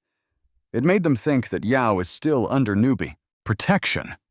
It was a puzzle to him now that a low-level noob under level 20 managed to pass the second world. Yao was grateful that newbie protection has a 10-level difference limit or they'd be doomed. One of Yao's men suggested to take the chance to escape, but of course the opponent wouldn't let them. Suddenly, those men attacked them. The leader might not be able to attack Yao, but it doesn't mean others can't. One of the attackers is a LV-25 first turner, warrior named Hiller Laosan. The other attacker is LV-25 first turner, warrior named Lao Laower. One of Yao's men recognized that these people are a Paputoa mercenary group specializing in killing players for money. The man told Yao that it's his last chance to bring Ui there. He threatened them that if Ua doesn't show up, they will die. Yu was informed that the medical feed that he sent to the hospital has been received. He was assured that they will take good care of his younger brother. Yua thanked them for their hard work. He read Yue's message thanking him for helping him defeat the boss, and that he gave the compensation with a little extra for all Yue's troubles. This made Yue realize that this person is a rich second-generation kid, and he's certainly generous. With the million-plus yuan, Yue won't have to worry about medical bills anymore. Suddenly, Yue received a call. When he answered it, it was Yao's guild member begging him to save the guild leader since he was about to die. Few hours later in the third world, the mercenaries sensed that someone was coming. Yu walked towards them. He demanded Yao to be let go. The leader of the mercenary told Yu that someone had paid to kill him. Only one of them, him or his brother, can live. Yao asked who's behind it. He bribed them with 1,000,000 yuan each just to let him go. For them to believe him, he revealed that his dad is the richest man in Linhai City. One of the mercenaries is tempted because Yao's offer is higher. The boss scolded him that money isn't worth more than his life. And this time, the client has powerful connections, so they can't afford to offend them. The leader told Lair to kill the mere beast. Tomer. Lair charged forward, but he was surprised that it didn't land. Yua attacked with Ice Spike. Then he froze the man. Lao San was worried for Lair. He cursed at Ua. Yue prepared a fireball using his staff and then blasted away Lao San with it. He looked pissed off. The leader of the mercenary was quite nervous upon seeing Yue defeating those level 25 warriors in just one shot. The leader sneaked behind Yue. Yue was scratched on his arm. He was notified by the system that he was hit by the skill shadow strike from the assassin. Not so cold, killer. You lost 425 horsepower. They stood face to face. So Cold Killer was impressed that Yue managed to survive on his strikes, but he planned to finish the fight. In Yue's head, this LV-30 assassin has higher agility than him, so he knew he can't dodge the attack. Violet light came out. It was the silver-armored Scorpion. It blocked the dagger. Silver-armored? Scorpion made a roaring noise. The assassin attacked again. He was confident that he's going to hit Ua, while Ua knew he can't dodge it. Unexpectedly, the assassin was stunned. Yan caused that. She asked if Ua's okay. The assassin knows he's in a bad situation. Ua took this chance to avenge himself. The assassin got scared. A large flame engulfed him. His body slowly became charred. He couldn't believe that a mere LV-20 beast tamer with such high damage could defeat a fully gold-equipped LV-30 assassin. He uttered that Yan appeared several times at critical moments to help him out of crisis. Then he thanked her. Yan replied that it seems like they're connected by fate, but deep inside she felt lucky that she kept an eye on Yua's online status. Otherwise, there's no way for her to create such an opportunity. Yao apologized to Yua. Yu replied that it was nothing, since those men were really after him. Yan suspects Jun since he's been acting suspiciously lately, and she had long suspected that he's planning something. He asked Ua what he wants to do. Yan asked him if he knew those people. Yao replied that he knew that they're from the Assassin Mercenary Group. Yu asked for their background. The Assassin Mercenary Group is a very small guild of assassins established 10 years ago. It is said that there are more than 50 assassins in the group, but none of them are above level 30. Yao finds it impossible that they have been 10 years in the other world, yet they are only at level 30. Yui explained that reaching level 30 requires a second job advancement. As long as they don't advance, they'll never surpass level 30. They've likely exploited that bug. One of Yao's members raised that the bandits have long been lurking in the third world, making a living by robbing newly advanced professionals. Over the years, they've accumulated so much that their equipment and abilities have been refined to gold attributes, so they're very strong. Yao knew that robbery is usually for money, so he's puzzled that they wouldn't let him go when he offered a high price. Ua replied that if it's not for money, another reason is that they are being coerced. They failed this time, but Yue knew that they were sure to come back stronger. Yao asked what they should do since the level gap is too wide. There's no way they can keep fending them off. Ye brought up the topic that Yao's family is close to the legendary crafting family, the Xiao family. He asked if they could help them craft a piece of equipment. Yao asked what kind of equipment. Yua pats him on the shoulder and replied that any equipment under level 20 will do, but it must have one condition, the heart of the demon effect. And the sooner the better. Yao replied that it's not a problem, but he's curious as to why they need such equipment. You replied that their survival in the third world depends on it. At nighttime, in a building, someone was angry that a level 30 assassin lost to a level 20 beast tamer. The man slammed the table. Shashupichi, the leader of the assassin mercenary group named Assassin Page, replied that the brothers were too careless and fell into someone else's trap. He assured Boss Chen that he'll personally handle it. Mr. Chen intimidated him and told him not to disappoint him again, otherwise there will be consequences. Pachchi replied, "Yes." Meanwhile, Ua made his staff glow. It kept on going while he rested. At his current level, going against the assassin mercenary group alone is suicide. The system showed details about Death Caesar. The once prosperous human capital has turned into a graveyard after being ravaged by Death Caesar. The survivors have no choice but to migrate into tombs to evade Death Caesar's attacks. They must ensure their tomb's defense value is above 100, or they will have no chance of resisting when Death Caesar strikes. World Quest 1 is to raise their tomb's defense value from the initial 300 to 2,000. World Quest 2 states that they must complete at least one task with a difficulty rating no lower than 300. Completing the world quests will unlock the third world's boss challenge. Defeating the boss allows access to the fourth world. Another system window showed that death descends, dealing 88 points of damage to Yue's tomb. In the third world, he can enhance his tomb's defense by slaying monsters, completing tasks, and clearing dungeons. Death Caesar attacks the third world indiscriminately every night at 12 Vunk, lasting 10 minutes. If any professional fails to return to their tomb, or if their tomb's defense drops top 0, they will be instantly killed. Everyone, including assassins, will retreat to their tombs to escape him. That was Ua's only chance. Now, all he needs to do is to wait for Yao. He received a message. It was from Yao stating that the equipment is ready. Yao entered the third world and hurried to Ua, expressed that he didn't expect it to be done in just one day. Yao replied that his dad is good friends with the head of the Xiao family, and besides, it was urgent. Yao expressed how the Xiao family is truly worthy of the title legendary craftsman, since they managed to create top-tier equipment in such a short time. Heart of the Demon. It is at level 20 with 2 stars and gold attributes. Its magic attack is 100, with a bonus intelligence plus 6.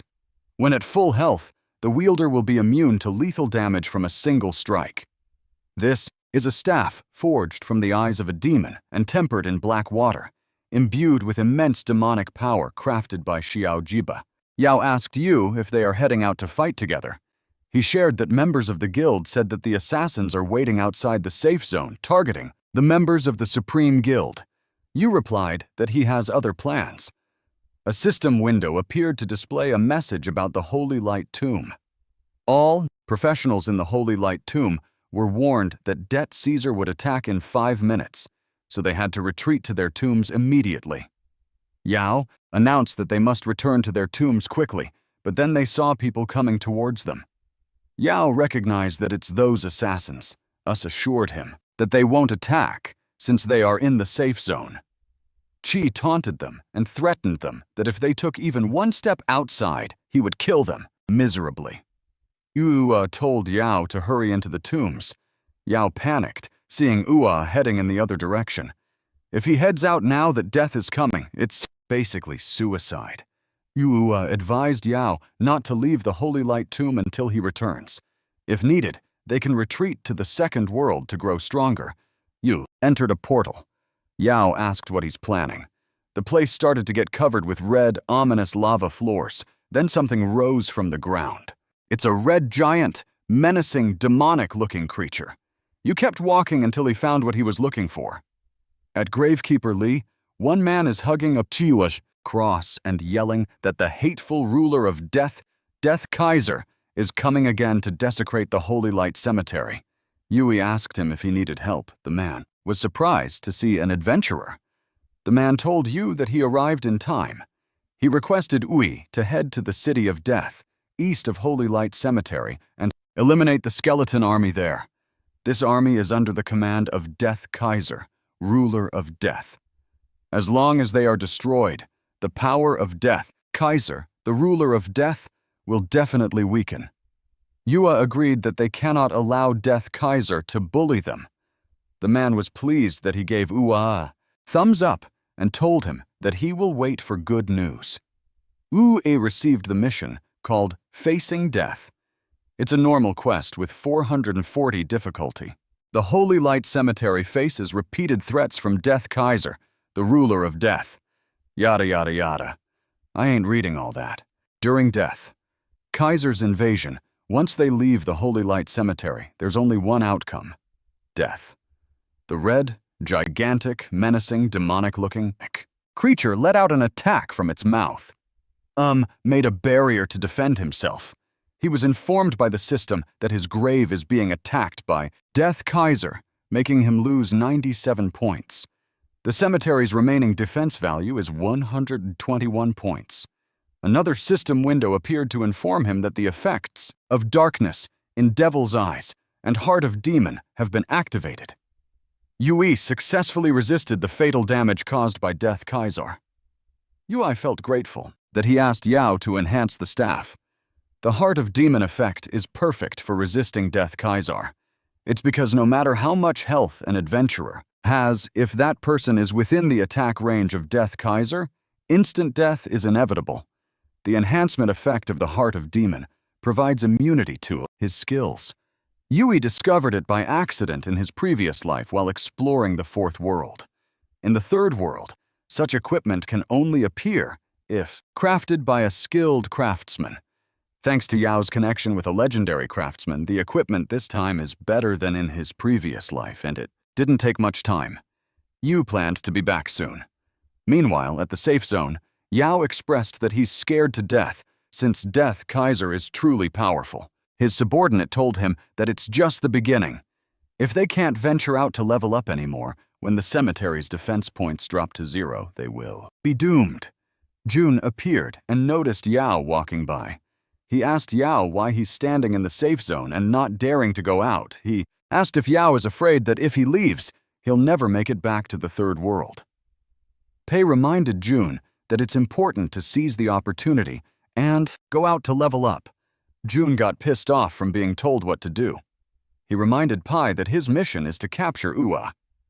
Pei clarified with him that he will protect him, but if he dares to touch a single hair on Chiki's body, he won't let him get away with it. Jun replied that it will all depend on Pei's behavior. If he's obedient, then his daughter will be fine. Jun advised Yao to hand over Yui as soon as possible.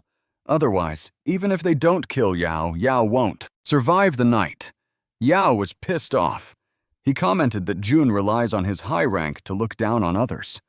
Yan hurriedly approaches Yao and asks where Ua is. She has an important message for him.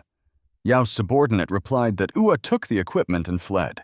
Yan replied that it's impossible. It made the subordinates pale. They already assumed the worst, like Yue fled, and left them to fend for themselves. Yao told them to stop talking nonsense. He corrected them by saying that it's not right to doubt people that they employ. If they will just doubt them, it's better not to employ that person at all. And he clarified that Yue is not that kind of person. His subordinate asks how he can still trust him. Suddenly, Yao received a message from Yu asking for a favor.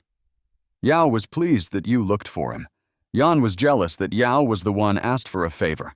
She decided that he will make him understand that she's far stronger than Yao. Yao informs Ua that Jun has entered the third world and brought about 10 high-level assassin mercenaries to personally guard him, and that Rune is using the daughter of someone with the highest position as a hostage to force the mercenary to carry out his tasks. Ua replied that he understands. Yao asked him where he was. Ua replied that he's in the City of Death. At City of Death, Yan was walking around. According to the data, most monsters in the City of Death range from level 25 to level 28. Based on their level, it shouldn't be enough to handle the monsters there. A hand came out of the ground, and that spooked Yan. She didn't notice that a zombie appeared behind her, too. The zombie was stopped when someone used the ice cone technique. Yan recognized that voice. Yu grabbed her and burned the zombie in front of her. Yan blushed, while thinking how he had come to save her again. A man approached Pei to clarify since their mission is to kill Uwa. But it seemed like the boss is personally taking June to upgrade us. Pei replied that whether it's about killing people or upgrading, as long as the sponsor gives money, they just do what they say. Pei vowed that when Uwa comes out, he will make sure to avenge himself and make sure Yue had no place to be buried. Suddenly, a person hidden under the robe walked away. Pei noticed it and scolded that kid for sneaking away. The person hurriedly ran away from them. Pei was furious. He screamed at the person to die in there, and there's no need to build a tomb for that kid. The man in the robe rushed to Yao. Yao asked how it went and if the man wasn't recognized. The man was pleased to report that he wasn't found out. He shared that those people kept cursing on Uwa, wishing him to die inside the graveyard. They shook hands, and Yao instructed the man that there's nothing for him to do. The money will be transferred to his account soon. He reminded the man not to mention it to anyone. The mate thanked Yao. One of Yao's men raised to him how Uwa wanted to use them to help him create the illusion that he's still in the graveyard. He's curious as to why Yao is still helping him, when if he tells the assassin group about it, they might let go of the siege on the Supreme Guild. Yao replied that Uwa wants them to wait for him in the safe zone. The man confronts Yao if he's confused. Since Uwa is all alone, he believes that even if he comes back, there's no way he can deal with so many high-level professionals from the assassin mercenary group. Yao screamed, "Okay." And with determination in his eyes, he uttered that he trusts his judgment that Yue is definitely worth it. Meanwhile, back to these two, Yan thanked Uwa. Then she noticed that Uwa leveled up again. Yue confirmed that and replied that one level is too slow. Yan couldn't believe he would say that when she hasn't seen him for just 1 or 2 days. Yue thought about how the graveyard's defense can only withstand 3 attacks from death. God, Kaiser, which means in 2 more nights. Those in the Sacred Light Graveyard will either be killed by the Assassin Guild or by Death God Kaiser. He asked if Yan had any potions. She replied yes, and asked him how many he needed. Since it's urgent, we replied, that the more she has, the better. He promised to pay her 120% of the market price for the potions. Yan checked her backpack. Fortunately, her sister prepared a lot for her. Yan asked if the reason why he wants so many potions is because he wants to level up quickly and become stronger to be able to launch a counterattack on the assassin mercenary group. Yu confirmed her thoughts and added that he needs to raise his strength to a level where he can surpass them in 3 days.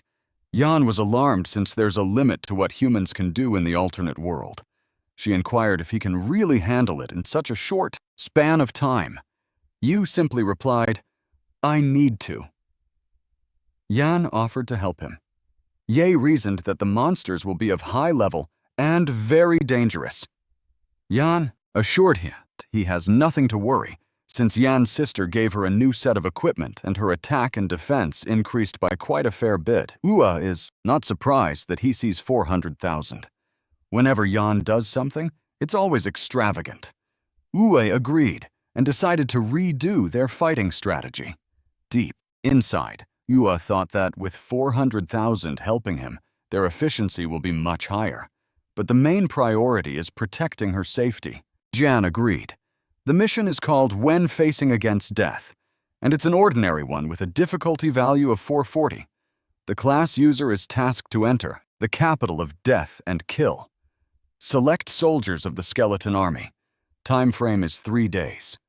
UI realized that based on their current progress, within 3 days, it will be an uphill battle to increase their level and upgrade their equipment. Yui remembered the third world had a level 25 secret realm, Skeleton Island. It's like the second world's secret realm, and Yui knew he could level up in there. If it's the secret realm scroll's reward, and with completing the mission, He thinks it's enough. Yan enthusiastically expresses that she needs to accompany him to beat the secret realm. A portal to the third world secret realm, Skeleton Island, appeared. Yu told her that they should head out. They passed through the portal and reached the other side. It was a creepy island with a large skull with red pupils at the center. NPC mage Larue was there. He asked Yue if they are there to help him, a lonely old man facing a place filled with monsters. Yue replied, "Yes." Rui gave him a badge and expressed how he hopes that Yue won't get killed because of his recklessness. Upon holding the badge, a screen displayed details about Ordinary Command, a level 25 Skeleton Island Secret Realm order. For every skeleton killed by the secret order holder, Yue will obtain 10 refining chances. Every refining chance costs 20 alternate energy, and there will be a chance to get a gold mission. But there was also a warning that the item is automatically binding. It cannot be exchanged or dropped. Yan saw that Yui had a strange expression. She inquired if the Secret Realm's mission is that hard. We replied that the starting Secret Realm order has a chance to refine it to a gold order, so it needs a little bit of time. Yan looked worried since killing monsters is okay, but the refining rate isn't high, and it costs a lot of alternate energy. An ordinary person doesn't have that much alternate energy to begin with. Yue replied that there's nothing to worry since the thing he lacks the least is the alternate energy. They hunt the monsters, and was notified that Yue had killed a level 25 skeleton guard. He gained plus 20 XP plus 1, brave defense, and plus 250,000 alternate energy. He killed 2 more of that, and gained the same rewards. Eventually, the smoke in the battlefield slowly disappears. Yue and Yan had beaten quite a lot of monsters already, and now Ua is curious if the order really has not changed. He checked, and it hasn't. He encouraged Yan not to give up. Then the badge turned into gold. A window screen appeared, and it contains a congratulatory message for refining into Gold Order in Skeleton Island, Secret Realm Order. They were tasked to level up in the Skeleton Island realm, using the Gold Order within 2 hours. Otherwise, the order will disappear. The refinement chance of the Golden Secret Order is less than 1 in 10,000. You fortunate, and in addition's ability energy is sufficient, allowing him to keep trying until it succeeds. They have calculated the time, so they are aware the Death God will arrive soon. They have also accumulated quite a bit of defense value, so a single attack on the safe zone shouldn't be a big problem. The Golden Secret Order only has a 2-hour retention time. They decided to go to the Secret Realm first, and it will also help them avoid a direct confrontation with Death God Caesar. A window screen displayed that some equipment only appears in highly dungeons. With them, they'll have more points and chances to defeat the assassin mercenary corps. You use the Golden Secret Order to upgrade Skill Island's Secret Realm to a hidden Secret Realm. They have been congratulated for earning an exclusive activation reward of plus 5 coins. A Necromancer set self-reflect equipment, box 25th level, 2-star, plus 3. A mission is unlocked, which is to kill 40 skeleton warriors and defeat the Secret Realm Guardian, Skeleton General Hara. A bright light appeared, which made Yan ask what's going on. Yui advised her to watch out since something is coming. A gust of wind came through the portal. Then it revealed the Skeleton General Hara. It is at level 26 physical type, Lord Monster. It called the soldiers revived from the dark forces to obey his command and kill the invaders before them. The soldiers charged at Yue and Yan. Yu informs Yan that since those soldiers teamed up with the Skeleton General, it makes them very difficult to deal with. His plan is to lure the Kunsa Skeleton Warrior Squad away first, and then take them out one by one. They kept running, and eventually Yan asked how long they would do it for. Yu asked her how many people she could control at once. When she unleashed her full firepower, Yan admitted that she never tested it before. Yu decides to lure them away, while Yan finds a hidden spot and controls as many as she can, so it will be easier for them to eliminate them quickly. Yan agreed to that. Yu released a large flame. The skeleton soldiers kept coming. Yu was serious. Then he yelled at Yan to get ready. Yan had controlled them, but she informed Ye that she can't hold on much longer, so he needs to hurry. Ye assumed the stance and released a powerful beam. Fire engulfed those zombie soldiers. Skeleton General Hera announced that he will use Yue's blood for the atonement of his sins. Skeleton General Ha is a physical type. Lord Monster at level 27. Its physical attack is 800. Physical defense, 450. Magical defense, 40. Health, 9,800. It has skills such as charge, sweeping, slash, piercing attack. The leader of the Skeleton Warrior clan and the guardian of Skull Island commands an army strong enough to defeat entire Tui legions ruling over Skull Island. Anyone who dares to invade the island will be struck down by the Skeleton General. Yu was impressed with the powerful stats. His skills are still on cooldown. If he gets hit, the whole run will fail. Yan called Yui out loud. The multicolored spell drained most of her energy. Ua was about to be hit with the large lance. Yan concentrated her power, and that made the Skeleton General Hara miss his mark. Wai showed his flames and told Skeleton General Hera that his lance is ineffective at that range. They simultaneously hit Skeleton General Hera with their attacks until Skeleton General Hera fell on the ground. Skeleton General Hera cursed at those invaders. Ua explained that he used too much earlier, but he tried not to kill the general. Jan assured him that he had done great. Ua hoped Yan could do him a favor. Yan asked what it was. Skeleton General Hera tries to stand up. A man was concerned for June since his resurrection scrolls haven't been refreshed yet, and he insists on staying outside the secret realm. June told them that the secret realm has been activated and the rules have been changed, blocking outsiders from entering. He wants to find out who the hell thinks they can steal the first clear rewards of the secret realm. One person tried to reason out, but he told them to shut up. He asked his guys if they're just sitting around doing nothing. He ordered them that when that guy comes out, they will all go in together and take him down. Then, an area announcement was displayed. This is about the Sacred Light Graveyard. It has a congratulatory message to Yan for being the first to clear the 25th level hidden secret realm Skull Island and recovering the reward. 1 V25 bounty scroll. June couldn't believe that it was Yan.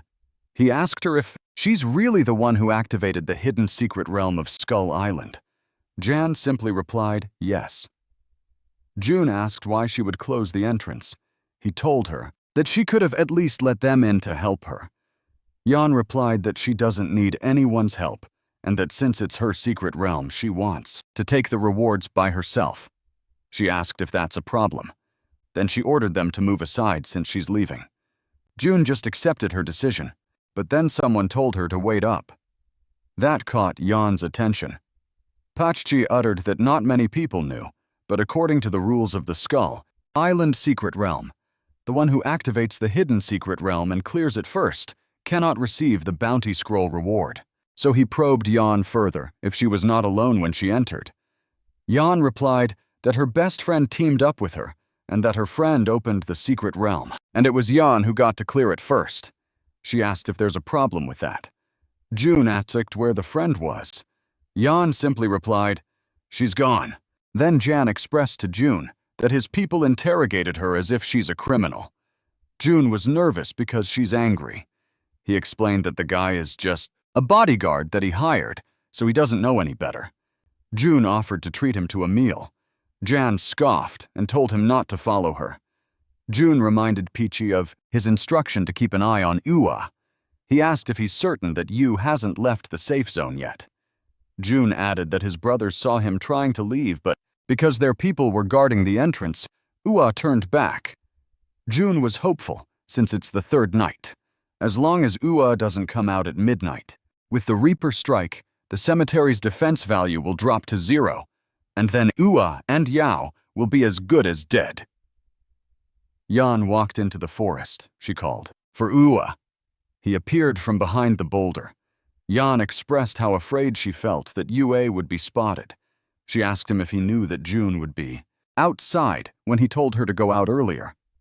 Yua replied that since June hired so many assassins at that stage, the Third World probably has the strongest among them, and he expected that once the first clear announcement for the Secret Realm comes out with June's personality, he will definitely come to see who took his reward and take it back if he can.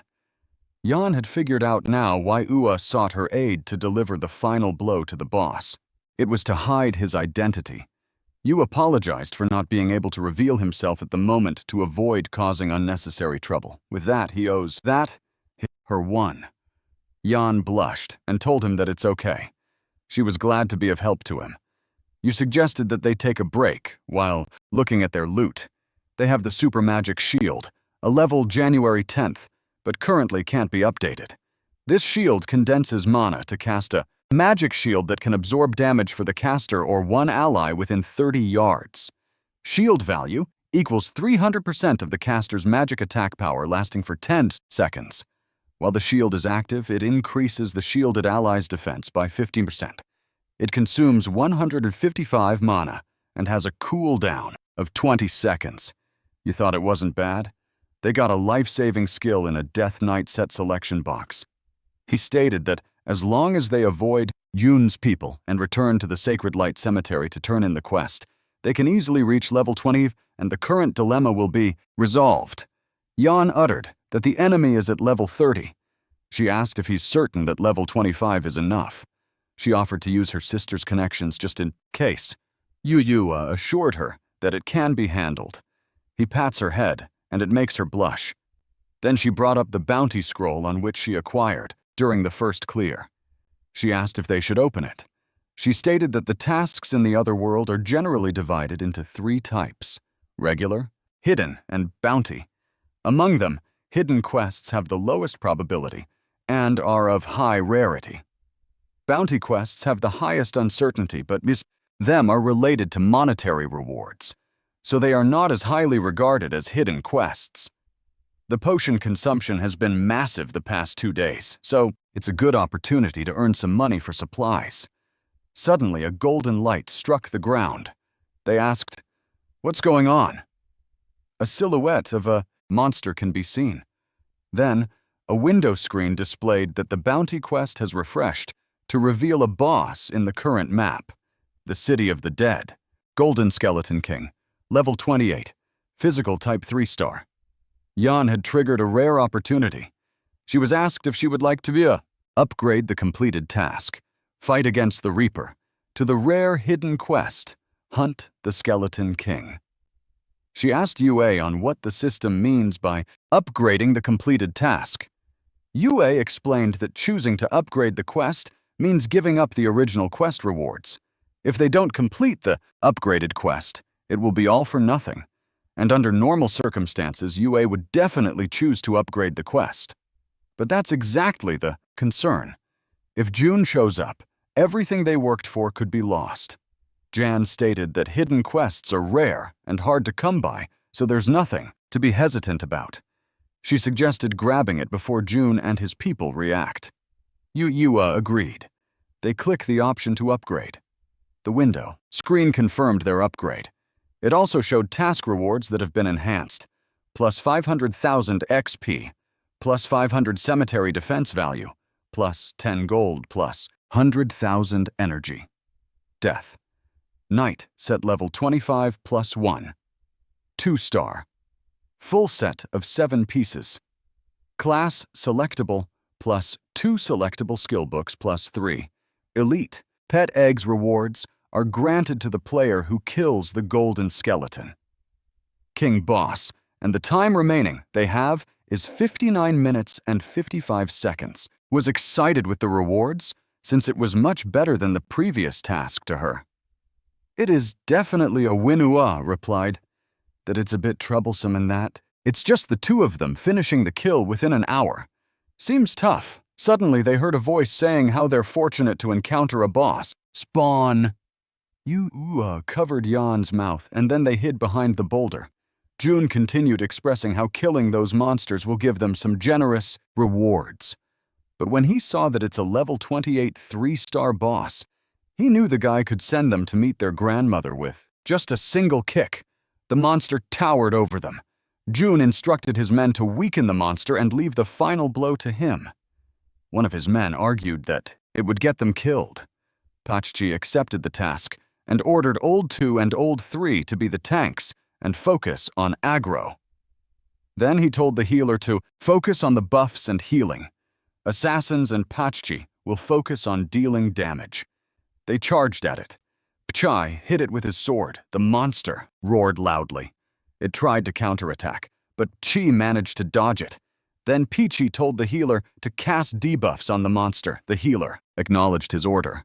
The monster was debuffed. Yan took a peek and asked Ua if he planned to let them fight first to drain some of the monster's stamina. Ua replied that it's called the mantis stalks, the cicada, unaware of the oral behind. The mage fired, while the swordsman charged forward. The golden skeleton king was hit right at the chest. Yan uttered that as expected of an elite-level assassins with just a few people. They deal such high damage. You may notice the team composition. There's a frontline output and healing. Plus their coordination is very good. The boss of the elite assassins Pei sensed something. Jun yelled at them to hurry up and take down the monster. He threatened them that if he can't level up and get the rewards, they will all suffer the consequences. He asked why they stopped. One of the elite assassins told their boss that the guy was too much. Their boss threw a knife and yelled, "Come out!"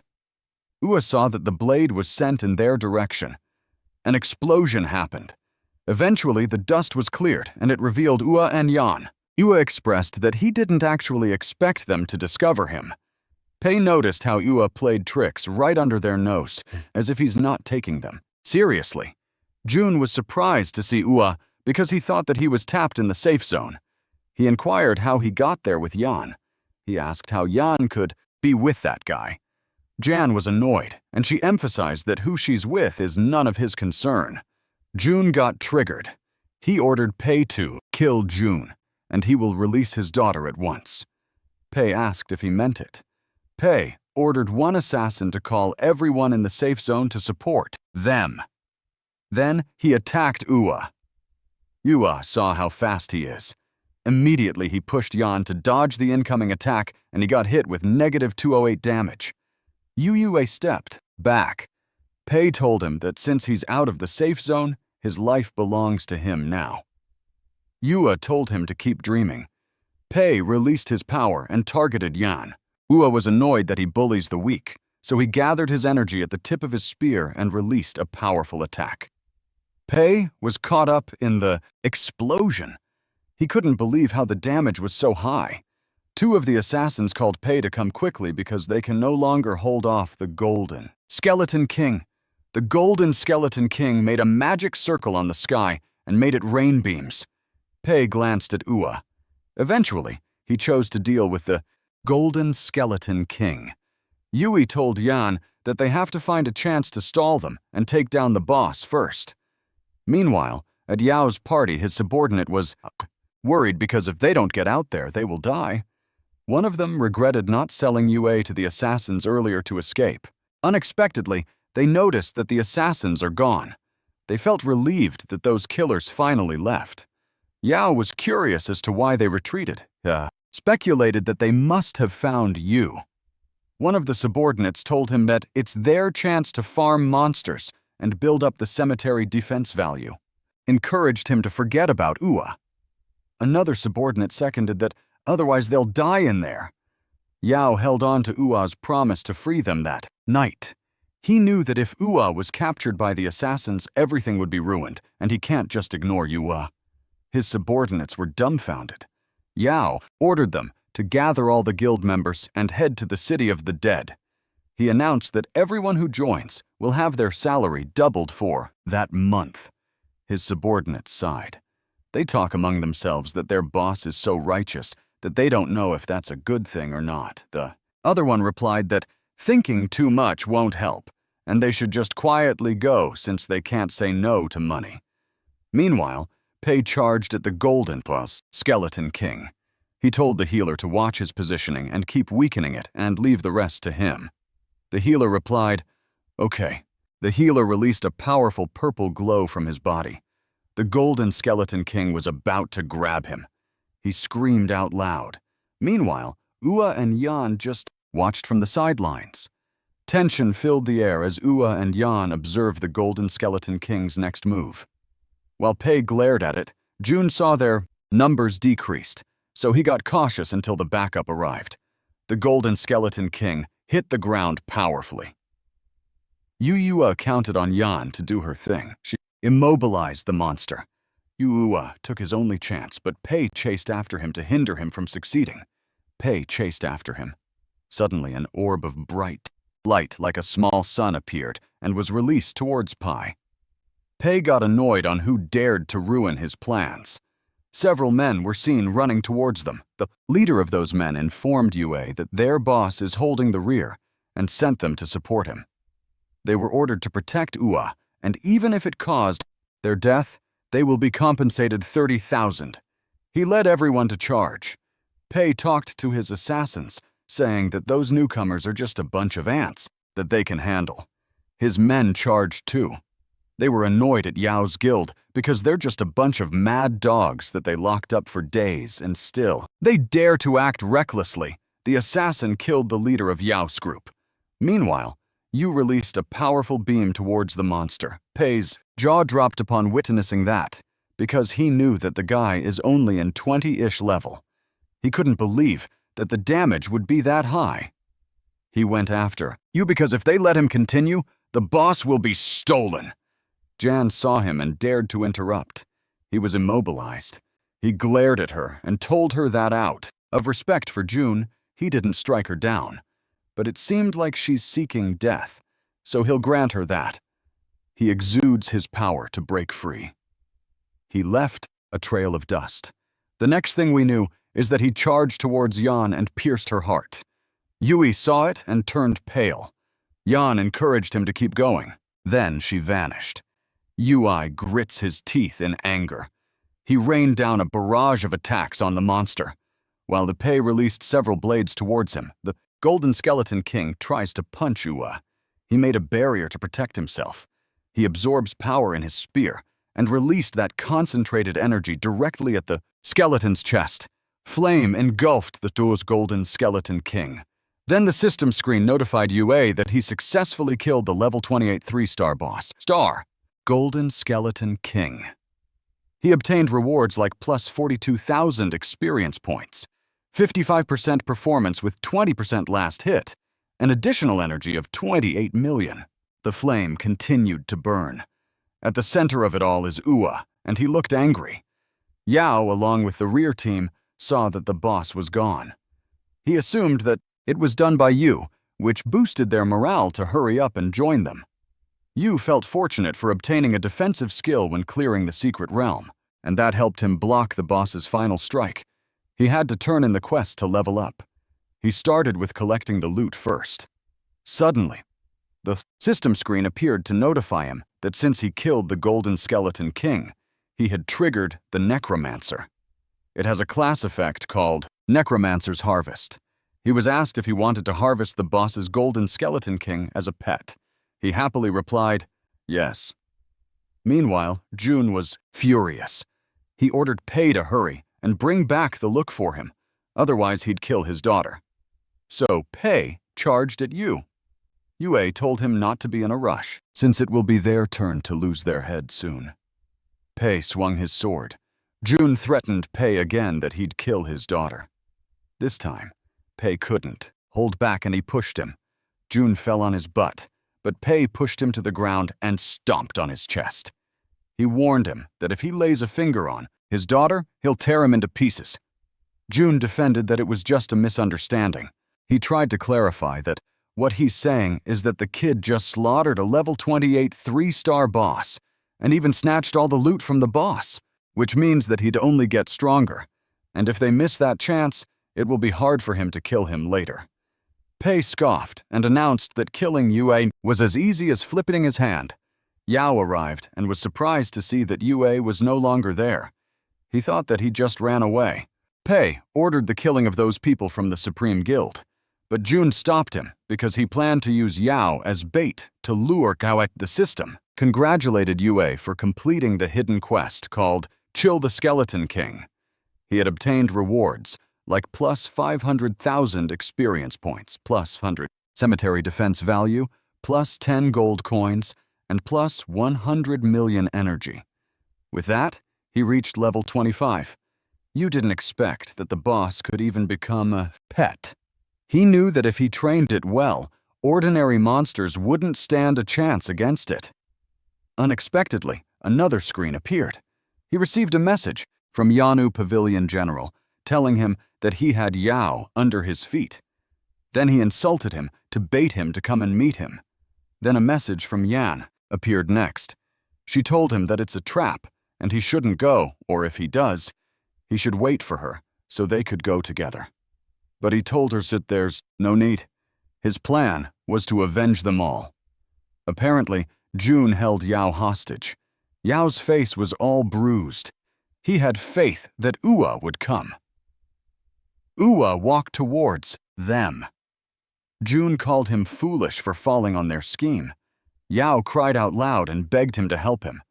Ua told Jun that he's there like they wanted, so he better let go of Yao first. Pei told Jun that once Ua got a little closer, they would go all at once to kill him. Jun whispered to him. He couldn't believe that Pei had to ambush a lowly beastmaster. Pei ordered one assassin to go. The assassin kicked Yao while telling him to get lost. Immediately, Yao rushed to Ua's side. He had faith that he'd come. Ua instructed him to go back first and leave the rest to him. Yao cried, begging him to retreat together since he believed that they couldn't take on those assassins. He knew that once they were back in the city, they wouldn't catch them. Ua told him that it would be fine. He urged him to go so he wouldn't hold him back.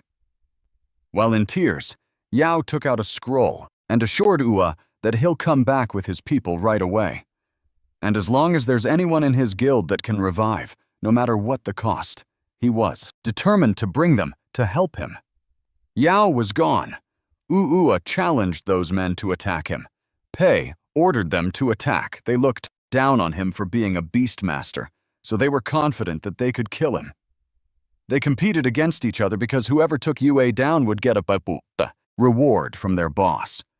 Ua pulled out his staff, and it fully materialized, and with it, he summoned the Dark Skeleton King.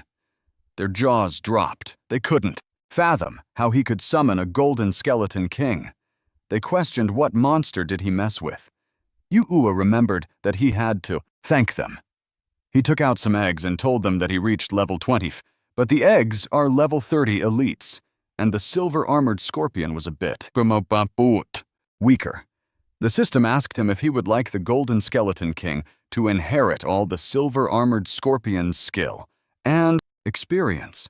When he accepted that, the system notified him that the Golden Skeleton King had devoured the silver-armored scorpion. The evolution increased by 1, which makes the current evolution 10 out of 10. With that, the Golden Skeleton King Elite level evolved into a rare level. The next evolution required devouring 10 rare pets. In addition, the Dark Skeleton King has inherited the charge assault from a silver-armored scorpion. He said sorry to the scorpion. Then he clicked the screen for the Death Knight set. With that, he received the full Death Knight set level 25 2-star. 2. Summoning a same-level skeleton warrior made him think that it's similar to having 2 pets. Plus, if he refines it to 10 golden attributes, the effect will be stronger. He started refining. The treasure chest opened. It gave out a bright golden light. A notification flashed on Yue's screen, signaling that he had acquired several powerful items, all level 25, with 2-star ratings. Among them was the Eternal Magic Wand. He also received the Demon-Slaying Death Ring, the Eternal Magic Hat. Next was the Demon-Slaying Death Robe, the Demon-Slaying Death Pants. He also obtained the Demon-Slaying Death Boots. Lastly, the Eternal Magic Chain. With all these powerful additions in his inventory, Yue was finally done. He just needs to equip the Skeleton King gear he prepared, and his pet would be tankier than defensive boots. and with its warrior stats, it's strong in both offense and defense. He vowed that this time he won't let June and the other sleeve alive. He ordered the Dark Skeleton King to go. The assassins didn't fear him, since he's just a beast master. They charged at him, even when the Dark Skeleton King was behind him. The Dark Skeleton King raised its hand, and its power struck down those assassins. Pei was surprised that it had high defense and powerful attacks. He questioned if that was the kid's strength. June yelled at them to move. He asked Pei if he wanted to save his daughter. Pei looked annoyed. He was raging, but he had planned what to do. Deep inside, he's annoyed at June. Because of him, he lost so many brothers. So he vowed that once he saved his daughter, he'd slice him into 1,000 pieces. He was confident that if he took Yue down, the pet would be useless. Wu blocked his sword with his staff. He smirked and asked him if he really thought he came unprepared. Pei was caught off guard when another skeleton appeared behind him to strike him down. He couldn't believe that there's a second pet. The skeleton had hit Pei on his back. Wu released all his powers. Several different kinds of attacks were unleashed. Pei couldn't believe it, since that kind of damage is absolutely impossible for an ordinary level 20 player.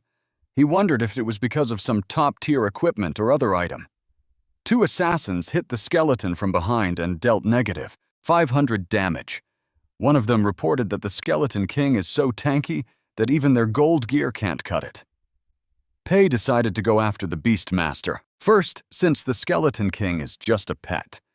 He instructed them to leave 2 high-agility ones to restrain the Skeleton King, while the rest focused on attacking Yue. He believed that Yue won't be able to withstand the attacks from those who are level 30 players. The rest followed the instructions. Yue sidestepped to evade their attacks. As he attacks one of them, another assassin targeted his back. He immediately turned around and electrocuted the attacker. 2 assassins from his side jump in to slash him. He created a barrier around him to block the attacks. Suddenly, someone arrived and announced that the guild leader had ordered them to protect Yue. Yu asked who they were. The man approached Yue and introduced himself as Xiao Yao, the vice president of the Supreme Guild. He informed him that their president had sent them to support him. Yu thanked them and advised that if they encountered danger, they shouldn't force a fight. The guy told him that he understood the task. He relayed to the guild members to unite all the forces they can, heal if they can, and harass if they can. Everyone replied yes, and they got their formation. The tanks put their shield up in front while the mages released attacks from the rear. The assassins had to be careful to evade those attacks. Pei got overwhelmed. He commented that those lunatics don't value their lives. He got distracted when a man attacked him. At this time, Ua created a blue orb, and it released powerful ice attacks. Yu told Pai that he lived up to his name as the leader of the killer mercenary since his agility is truly high. Pei replied that unless Ua is like the little girl who uses crowd control, killing him is only a matter of time. Ua dared him to try it. He showed him the 2 menacing skeletons. Unexpectedly, Pei received a message. One of his subordinates informed him that the second young lady of the Su family sent someone to rescue Chiki. So his daughter is with him now. Then the guy sent their picture. Tears pulled from his eyes. Out of the blue, he yelled for everyone to stop. Even that surprised Ua. June got angry at him and tried to threaten him again using his daughter. Without hesitation, Pei grabbed him by the neck. June struggled, but Pei was furious. He told him that, from the day he kidnapped his daughter, he should have known that it would be his fate. He threw him on the ground. June yelled loudly. He begged him to let him go and he would release his daughter at once. He begged him to spare him. Pei told him that there's no need for him to do that because his daughter is already at home. He stabbed June on the chest, and just like that, June vanished.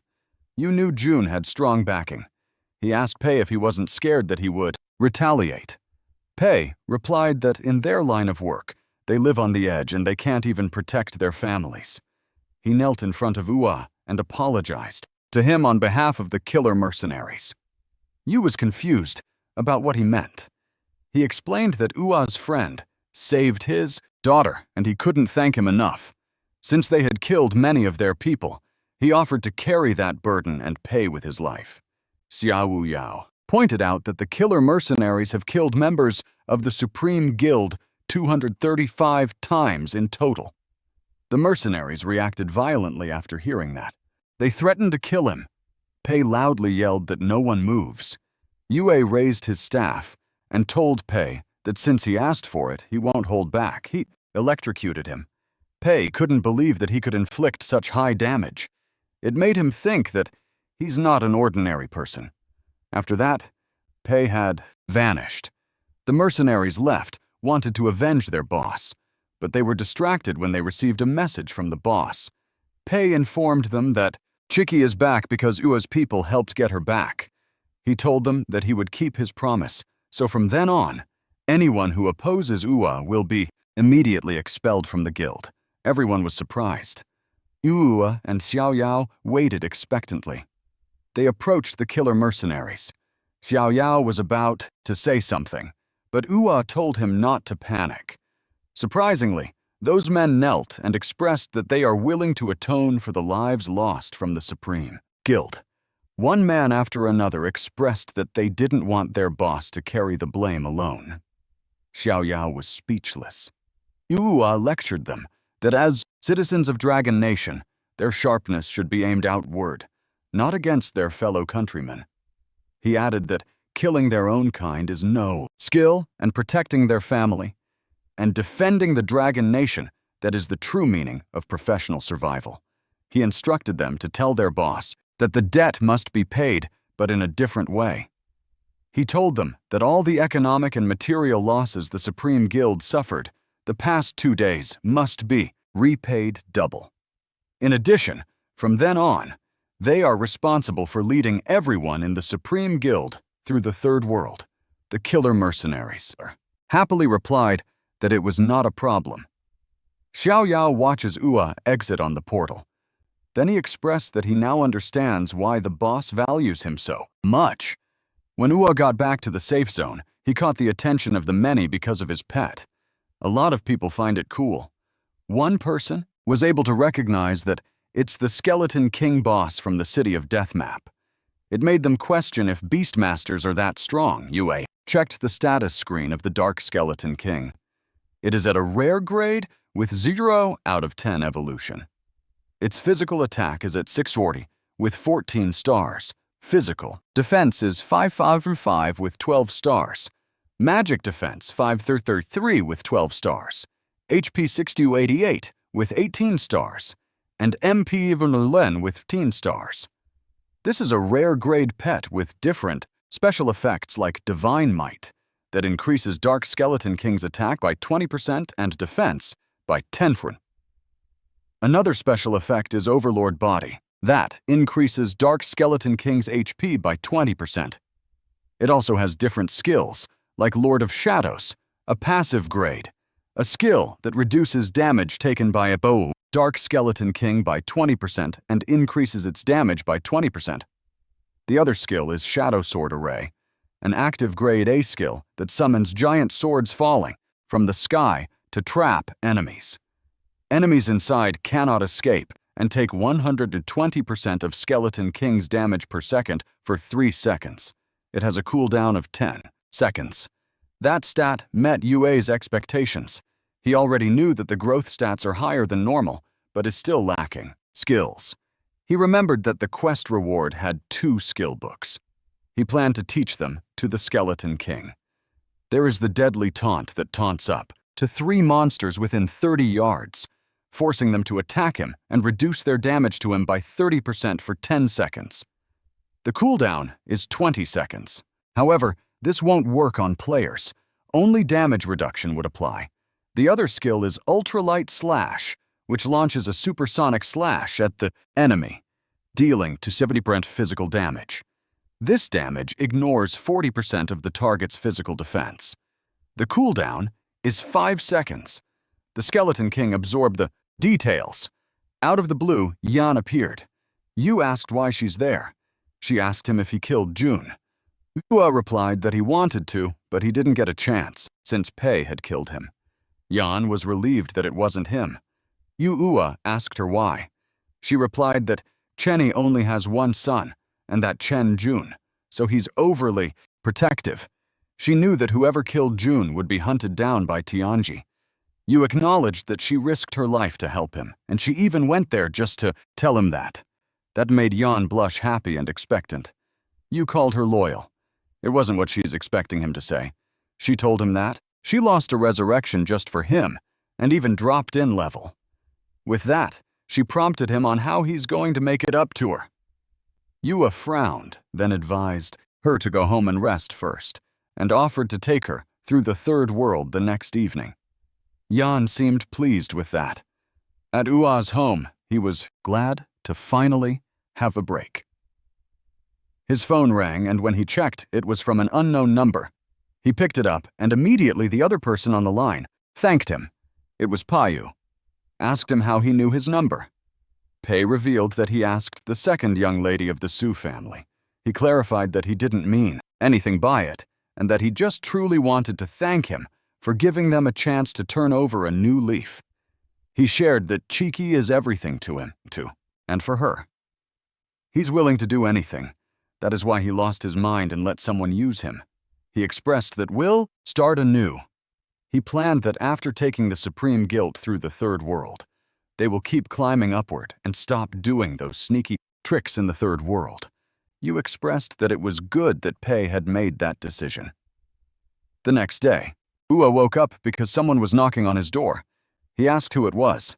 The man on the other side replied that it was delivery. Ua opened the door confused because he didn't order anything. He was surprised at what he saw. It was a note saying that they are looking forward to seeing him in the professional tournament. After receiving the message, Yui got alarmed that someone knew his true identity. He wondered if it was someone who is also a reincarnator like him. Then his phone buzzed. Yan told him to look at the news at once. He did what was told, and saw that the 100th Professional Glory Tournament was about to start. The Killer Mercenaries headquarters has been a bloodbath with 42 professionals and a 9-year-old tragically killed. He instantly knew that it was Pei and his daughter.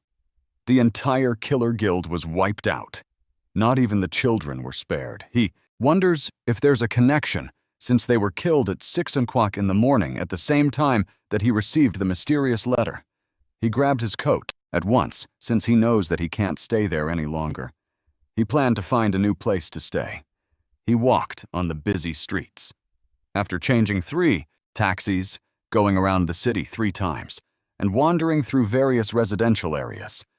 If someone was following him, he expects them to have shaken them off. The next thing he did was to look for a place to stay. A woman welcomed him and asked if he's looking for a place to stay. He replied, yes. The woman offered him a house in the nearby community. She asked if he wanted to take a look. They went to the place.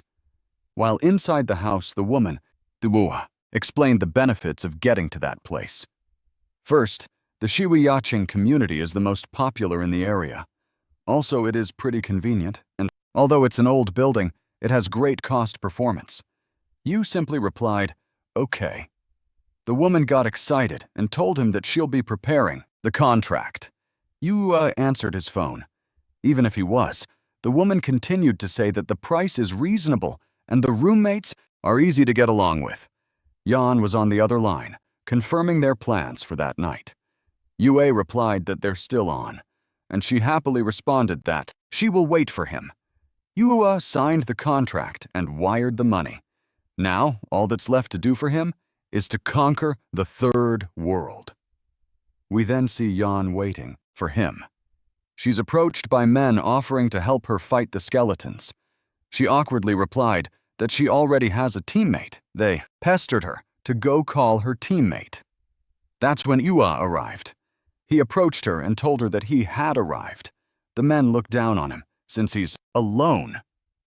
And on top of that, a beast master. They criticized his stats, saying that its damage is lower than a priest and defense is worse than an assassin and speed slower than mage. They told Yan that her teammate isn't enough and encouraged her to team up with them instead. Unexpectedly, someone grabbed the man by the collar. It was Yao. He was annoyed that this man dared to steal his brother's woman. Xiao Yao told him that he's being too high profile, and it would cause trouble for you. He realized that Xiao has a point. With an annoyed expression on his face, he told those men to get lost. Then he made an excuse that he was being rash with his words. Yan asked who those people were. Yui informed her that he called for help. He knew Xiao Yao can provide support, and Sheni is a healer. He told them that it isn't complicated because all they have to do is to protect themselves and stay away from the battlefield. He invited them to head off. Yu and Yan walked in front while Yao, Xiao Yao, and Shen Yi followed. Yan opened the topic on how Tianqi is so ruthless that he didn't even spare the little girl. She uttered that anyone with a discerning eye knew that it must be Tianqi who was avenging his son, but without substantial evidence, even the police could not convict him. Yu replied that it's not that simple, since some things can't be judged just by the surface. Yan expressed her worry that the next target would be Wu, because he knew that Yue had been involved with June. Yu simply replied that it's fine because he can protect himself. While they were chatting, those three at the back could feel that they are the unnecessary third wheels. Yao expressed that it would be enough if Ua would remember him. Ua asked them if they were ready. They all replied, yes. The screen prompted them if they want to form a team to start the third world boss challenge. They tapped yes. The portal started to form. They went through it. All of them wore their game faces and were determined to finish quickly. They arrived at the third world, the Death God's Descent World boss domain. Yao commented that the place doesn't look special at all. Several bats flew towards their direction, and then a sharp eye appeared. The boss monster appeared. It was gigantic, had a muscular body with wings and 2 horns on its head. Yao couldn't help but express that the third world's boss, Death God Kaisa, looked really tough to handle. Yu secretly activated his detection technique. It showed the status screen of the boss monster. Death God Kaisa is a level 30 magic type 3 star boss.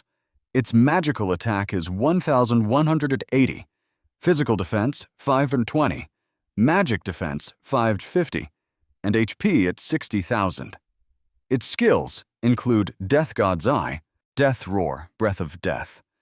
This boss monster is the ruler of the third world, and each night he descends into the third world. Yu was relieved that, although it looked tougher than the previous bosses, he now has 2 pets and a full set of necromancer gear. And with his increased battle power, he thinks he could handle it.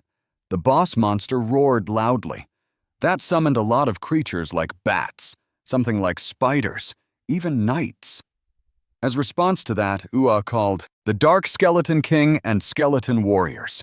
He ordered them to kill them all. The skeleton warriors leapt out and attacked the opponent's skeleton. Ua supported them by releasing fireballs. Flame engulfed the battlefield.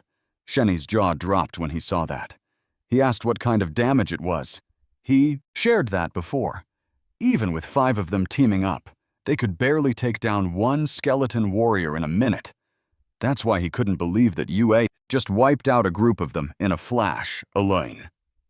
Yua informs them that he's going to handle the boss solo, and the rest could take care of the minions and protect themselves, especially Yao since he just revived, so he better stand far away and not get killed instantly.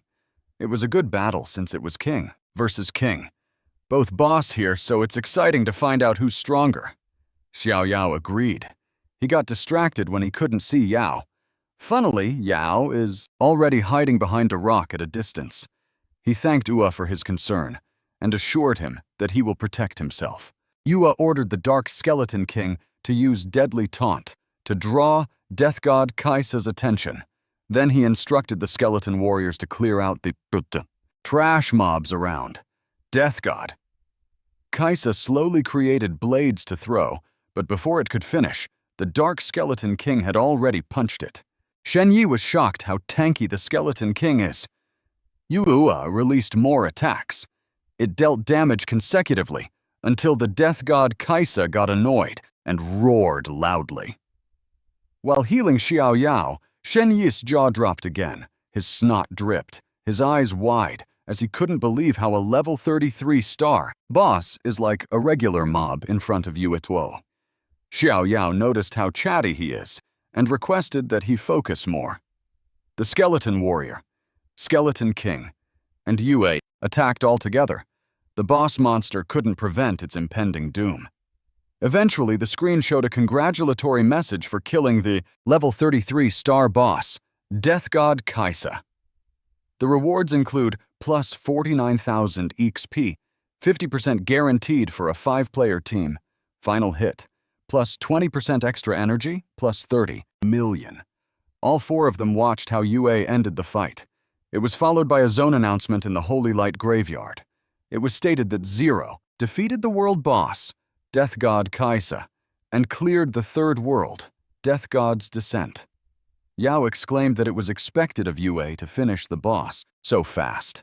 He speculated that they are the first group to clear the third world boss. Yue asked them what their plans are and if it includes heading to the fourth world. He told them that even though he helped them beat the boss, their strength isn't quite enough to handle normal mobs in the fourth world. So, he suggested that they level up first. Yan and Yao looked at each other, then agreed that he's right. Yan told him that she'll stay in the third world for a few more days to level up before moving on. Yao also listened to his advice. With that, they left that world. Yui arrived at his home. His plan was to get some rest and tackle the fourth world the next day. But when he's about to lay on his bed, he touched something. It spooked him. There was a woman in his bed. He raised his tone when he asked who she was. The woman was even talking in her sleep. Ua was dumbfounded.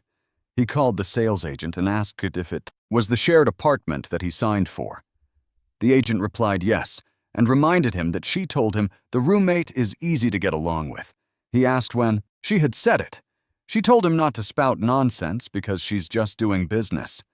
Honestly, he added that she did her best to find him a good place, and he didn't say anything against sharing before. Yu admitted to himself that it looked like he was too anxious and didn't pay attention to details. He told the woman to find him a whole rental instead. The woman agreed, but advised him to speak up earlier.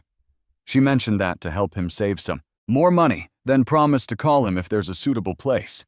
He peeked inside the room. When he saw the woman, he decided to just leave. He remembered that the letter mentioned the National Pro League. It kicks off in half a month.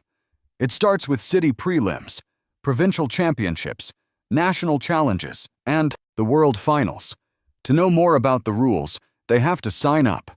The previous record shows that the first place is Lighthouse Nation, while Dragon Nation ranked 5th. You realize that a nation's strength is measured not only by their progress in conquering other worlds, but also their rank in the world. Finals. In his past life, he died too early for it, so this time he's determined to surpass his previous record. He tapped the back of his hand. He was thinking of leveling up quickly because to enter the Pro League, he needs to reach level 30. He received a text message. Yao requested for his help. Meanwhile, in the Third World Wild Zone Shadowland in front of Yao are 3 women. They questioned him if he could really do it because it felt like they were wasting time already. Yao insists that a man never says that he can't. Even if his crew couldn't beat the map, he had faith that Ua could, as if on cue, Yue arrived and asked what was going on. Yao was happy to see him. The women were unimpressed when they saw that it was just a flimsy beast tamer.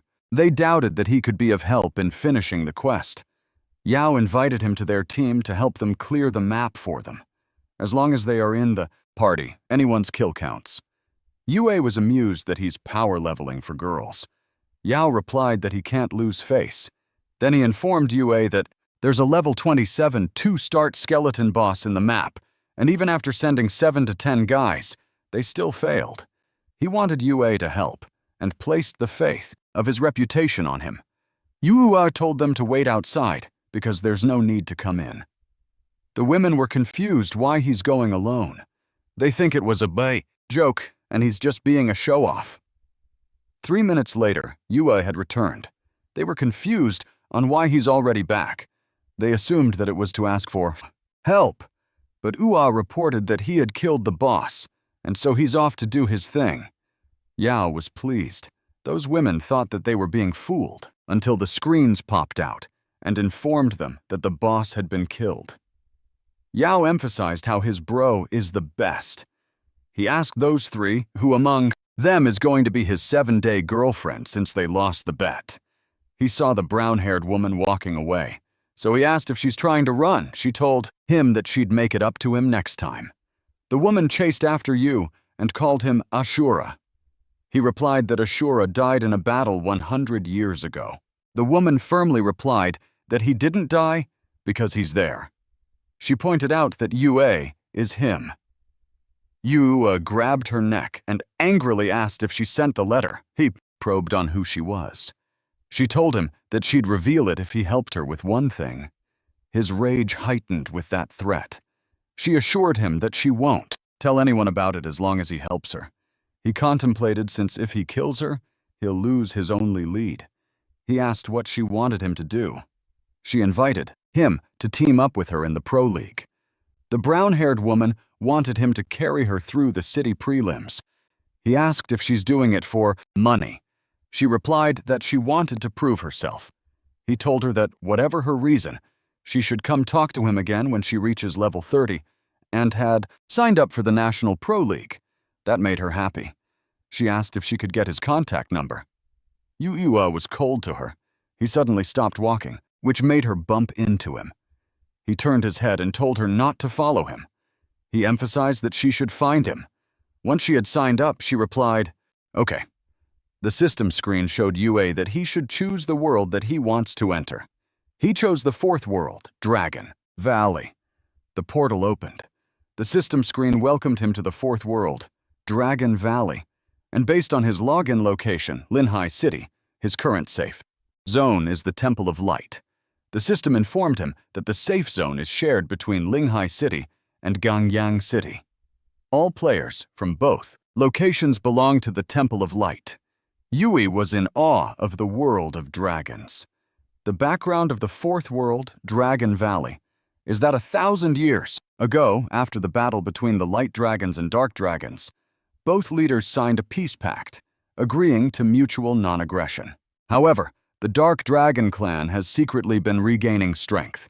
In the past 100 years, they've frequently invaded light territory. 9 centuries of peace have dulled the light dragon's fighting edge. The adventurers are tasked to assist the knights of the Light Dragon clan in defending the Temple of Light. The World Quest 1 is to kill at least 3 different Lord-class Dark Dragons, and second is to gain level 5 trust from 1 dragon, Knight. Once the World Quests are completed, the 4th World Boss Challenge portal will be unlocked. If that happens, they have to kill the boss to enter the 5th world. He planned that when he safely reached level 30 and completed his 2nd class change, he would unlock a 2nd pet slot, and he wanted to have a flying dragon as a pet.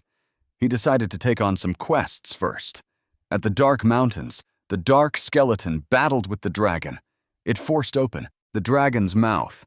Yuua is doing the Boost the Morale Normal quest.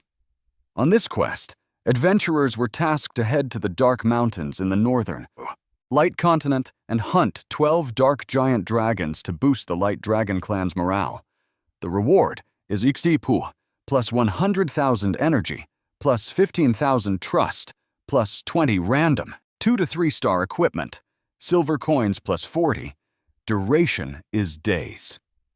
Yu is well aware that the prerequisite for completing the world quest is gaining trust. Grinding monsters is the only way for him to level up the quest. The dragon emitted a blinding light from its mouth which made the dark skeleton step back. Then it counterattacked with a powerful punch. The skeleton warrior followed it with a slash on its neck. Yua watched the fight from the edge of a cliff. He was relieved that the Skeleton King has high defense because the Black Dragon didn't do that much damage to it. And with the skeleton warriors fighting alongside the Skeleton King, he knew it was more than enough. He checked the status of the Dark Magic Dragon. It's a normal magic-type monster at level 31. Its attack is 1 though. 80. Physical defense is 500. Magic defense is 520. And HP is 98. It has Dragon Flame skill and Dragon Breath. The system noticed that the dragons of the Dark Clans had overwhelming power beyond imagination. While he leaves the fighting to his pets, he researches on how to efficiently complete the tasks. When suddenly, a loud noise caught his attention. He saw several dragons in the sky. It was rushing towards their direction. He realized that it was a hidden quest. It's the first time he had seen one. The system displayed that due to his location, a cutscene was triggered. He actually unlocked a hidden opportunity. He was asked if he wanted to upgrade the completed quest, boost the morale to a rare hidden quest, Crush the Darkness. He wanted to upgrade immediately. The system congratulated him for receiving the hidden quest, Crush the Darkness. The quest difficulty has increased and rewards have been upgraded. The hidden quest, Crush the Darkness, has a boost difficulty rating of 550. It stated that a large number of dark dragons have emerged in the ancient ruins in the north of the Light Continent. They are preparing to launch an invasion. The adventurer was tasked to work with the Light Clan dragons to wipe out all the dark dragons in the ruins. The rewards are plus 600,000 XP, plus 12 gold coins, plus 200 trust with Light Clan, random 3-3-star random equipment, 2 selectable skill books, 3 elite pet eggs, time. The time limit is an hour. Inability to complete this would garner a -1 level penalty, which means the -300 trust with all Light Clan NPCs, and failing to eliminate all black dragons within the time limit or dying during the quest results in failure. He moved along with the Dark Skeleton and the Skeleton Warrior to check it out. They arrived at the area, and they were welcomed with a thundering roar. You could tell that the fight had already started. The dragons roasted the opposing side with their flames. Uwa could tell that the situation is one-sided. The black dragons were no match for the light dragons, so he expected to finish this quest easily. But he realized that it wouldn't be that simple. The dragon emits purple flame. It was so powerful that Yue almost got caught up in it. Good thing the Dark Skeleton protected him. The dragon who unleashed that attack is the Dark Battle Dragon Lord. It is at level 35, physical type Lord Monster. Yue felt overwhelmed seeing that, and there's even 3 of it. He thought that it could be the end of him. The dragon spoke to him saying that the Light Clan is doomed and him siding with them means that he'll meet his end. Yue was caught off guard that it can speak human language. It gave him one chance to abandon the light and join the Dark Clan. And if he does that, his life will be spared. He didn't expect to get this kind of offer. He is well aware that if he refuses, it means that he'd die in vain and lose the level, which means he'd earn a penalty. He considered joining them, because at least he won't die. It made him think that it's no longer a hidden quest, but a trap set by the Dark Dragon Clan. He reasoned that if he can't beat, then he'll just have to join them. He agreed to the Dark Battle Dragon Lord. A portal appeared. He was invited to go in. He contemplated for a bit and eventually stepped in. The dark dragons followed behind. On the other side of the portal is a dark mountain, and Uwa was placed in the dark hall. It was a dark room, slightly lit from the purple flame. The system informed him that he is at the dark hall, which is not a safe zone, but it will serve as his login, log out, and respawn point. There he met the Dark Dragon Knight, leader Goya. He welcomed him there and invited him to join hands as they destroy the hypocritical Light Clan and rule over the entire Dragon Valley. The system informed him that if he joins the Dark Clan, he will no longer be able to enter the Temple of Light or receive quotes from Light Clan NPCs. He was asked if he'd accept. Then another screen showed up to inform him that the time has expired and his hidden quest, Crush the Darkness, has failed. He received penalty minus. And trust, with all Light Clan NPCs, was deduced of minus 300. As far as he knew, no player had ever defected from the Light Clan in the Fourth World. He just accepted whatever the present situation is. The Dark Dragon Knight wants him to prove his loyalty. He must go to the Light Clan's territory and hunt down some light giant dragons. Yu is aware that the Light Clan only gives quests through Pamsic NPCs, but the Dark Clan leader can give quests too, and the rewards are 50% higher. The system screen showed the regular quest against the Light, which has a difficulty of 400 since. Destruction. City is a long-standing battlefield between the Light Clan and Dark Clan. He was tasked to go there and assist the Dark Clan by defeating 300 light giant dragons and 360 light flame war dragons. His reward is 180,000 XP plus 24,000 special energy, random 3-star equipment plus 36 on Goya's trust, plus 75 coins. The limit for this quest is 2 days. Yui knew that the light giant dragons are roughly equal in strength to the dark magic dragons, so he saw the whole situation as a reverse setup, but with the same content and better reward, so it doesn't matter to him who he kills. Suddenly, he received a message from the brown-haired girl requesting for his help on a quest. She offered to pay him few 160 yuan. He was about to reply that there's no need for a payment, since he only agreed to help her get through the preliminaries and not grind a quest. But before he could send that, the girl messaged again, telling him that if he helps her, she'll tell him a secret about Ashura. She would be waiting for him in the wilderness of the City of Death. You thought about it. Meanwhile, in the wilderness in the City of Death, the brown-haired girl was waiting for him. She was surprised that he came. She explained that she's about to do the quest with her friends, but they ditched her. There's only half a day left before. The time's up, and it was too late for her to find a new party. And among the people she knew, he's the strongest, so she contacted him. Yuua was still cold to her. He told her that he didn't care about her drama with her fake friends, and he just wanted to hurry up and finish the quest. She replied, "Okay." Unexpectedly, Yan came. She was surprised to see him, so she asked why he's grinding in the City of Death. Then she noticed the girl, with a scowl on her face.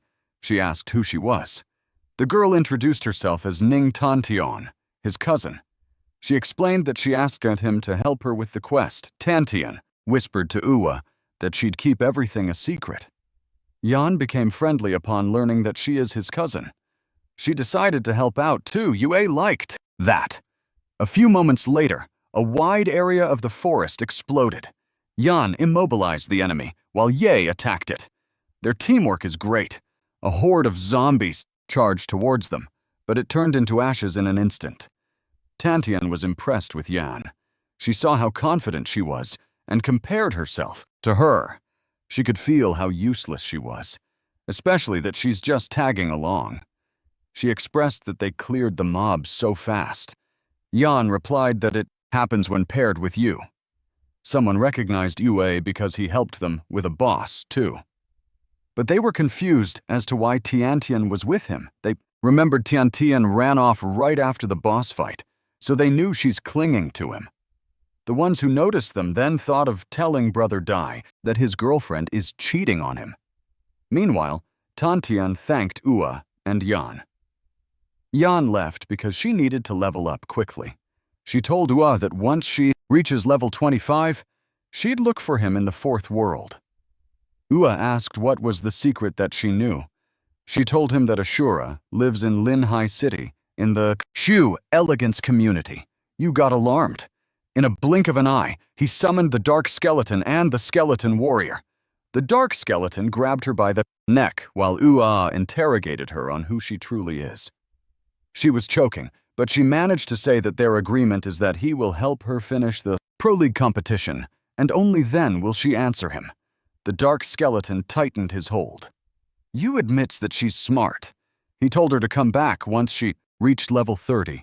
He threatened to bury her if she lied to him. She swore that she'll never allow anyone to know about it. Yu was already thinking of leaving that residence once he completed the quest for his own safety. In the fourth world city of destruction, a group of people saw the toasted dragon on the ground. One of the people is the god of war, Unrivaled. He was furious that Tianti and that bull dared to betray him. One hooded man asked, "Who's so bold to steal their vice guild leader girl?" Unrivaled replied that he had no idea, since the other party is using a hidden. His only lead is that the guy is a beast tamer and has a skeleton king. One of his men informed him that the dark dragon had moved out of the attack range. He decided to focus on finishing the quest first. When they arrived, they saw someone there. It was Ua. Unrivaled asked them what there, afraid of when no one could snatch things from them. He called the man and ordered him to help them pick up loot. Yue glanced at them. In his head, he was surprised how fast they are for clearing the third world already, but he also considered that they could be a veteran. Unrivaled glared at him and questioned if he wanted to oppose the God of War Guild. Yue never heard of it. He wondered if it was a guild from Linhai City. He didn't dwell on that much, and since his quest is different from theirs, he decided not to get involved. He simply walked away. Unrivaled thinks lowly of him because he's just a beast tamer, so Yue's arrogant action made him furious. His men stopped him and told him not to be impulsive, especially when there's a time limit on the quest. They encouraged him to let the man go. They realized that a beast tame appearing in the fourth world is quite strange, and they haven't even seen the guy in the third world. They remembered that their Gangyang City and Linhai City both access the fourth world. So they speculated that the man was a top player from there. Unrivaled vowed that the next time he sees him, he'd make sure that he dies of miserable death. Unexpectedly, the system screen appeared and the news made Unrivaled smile. It informed him that the boss Destruction Corpse Dragon has spawned in their map, City of Destruction. And with that, he triggered a hidden opportunity where he was offered to upgrade the completed quest against the darkness to the rare hidden quest, Slay the Corpse Dragon. The quest can only be accepted by one player. He called his brothers and told them that they got lucky. He sought their help to take down the boss and promised them plenty of rewards. A large dragon flew across the sky. It attacked using the skilled Decay, Dragon's Breath. Other dragons tried to run away from it. Unrivaled ordered his brothers to grab their gear.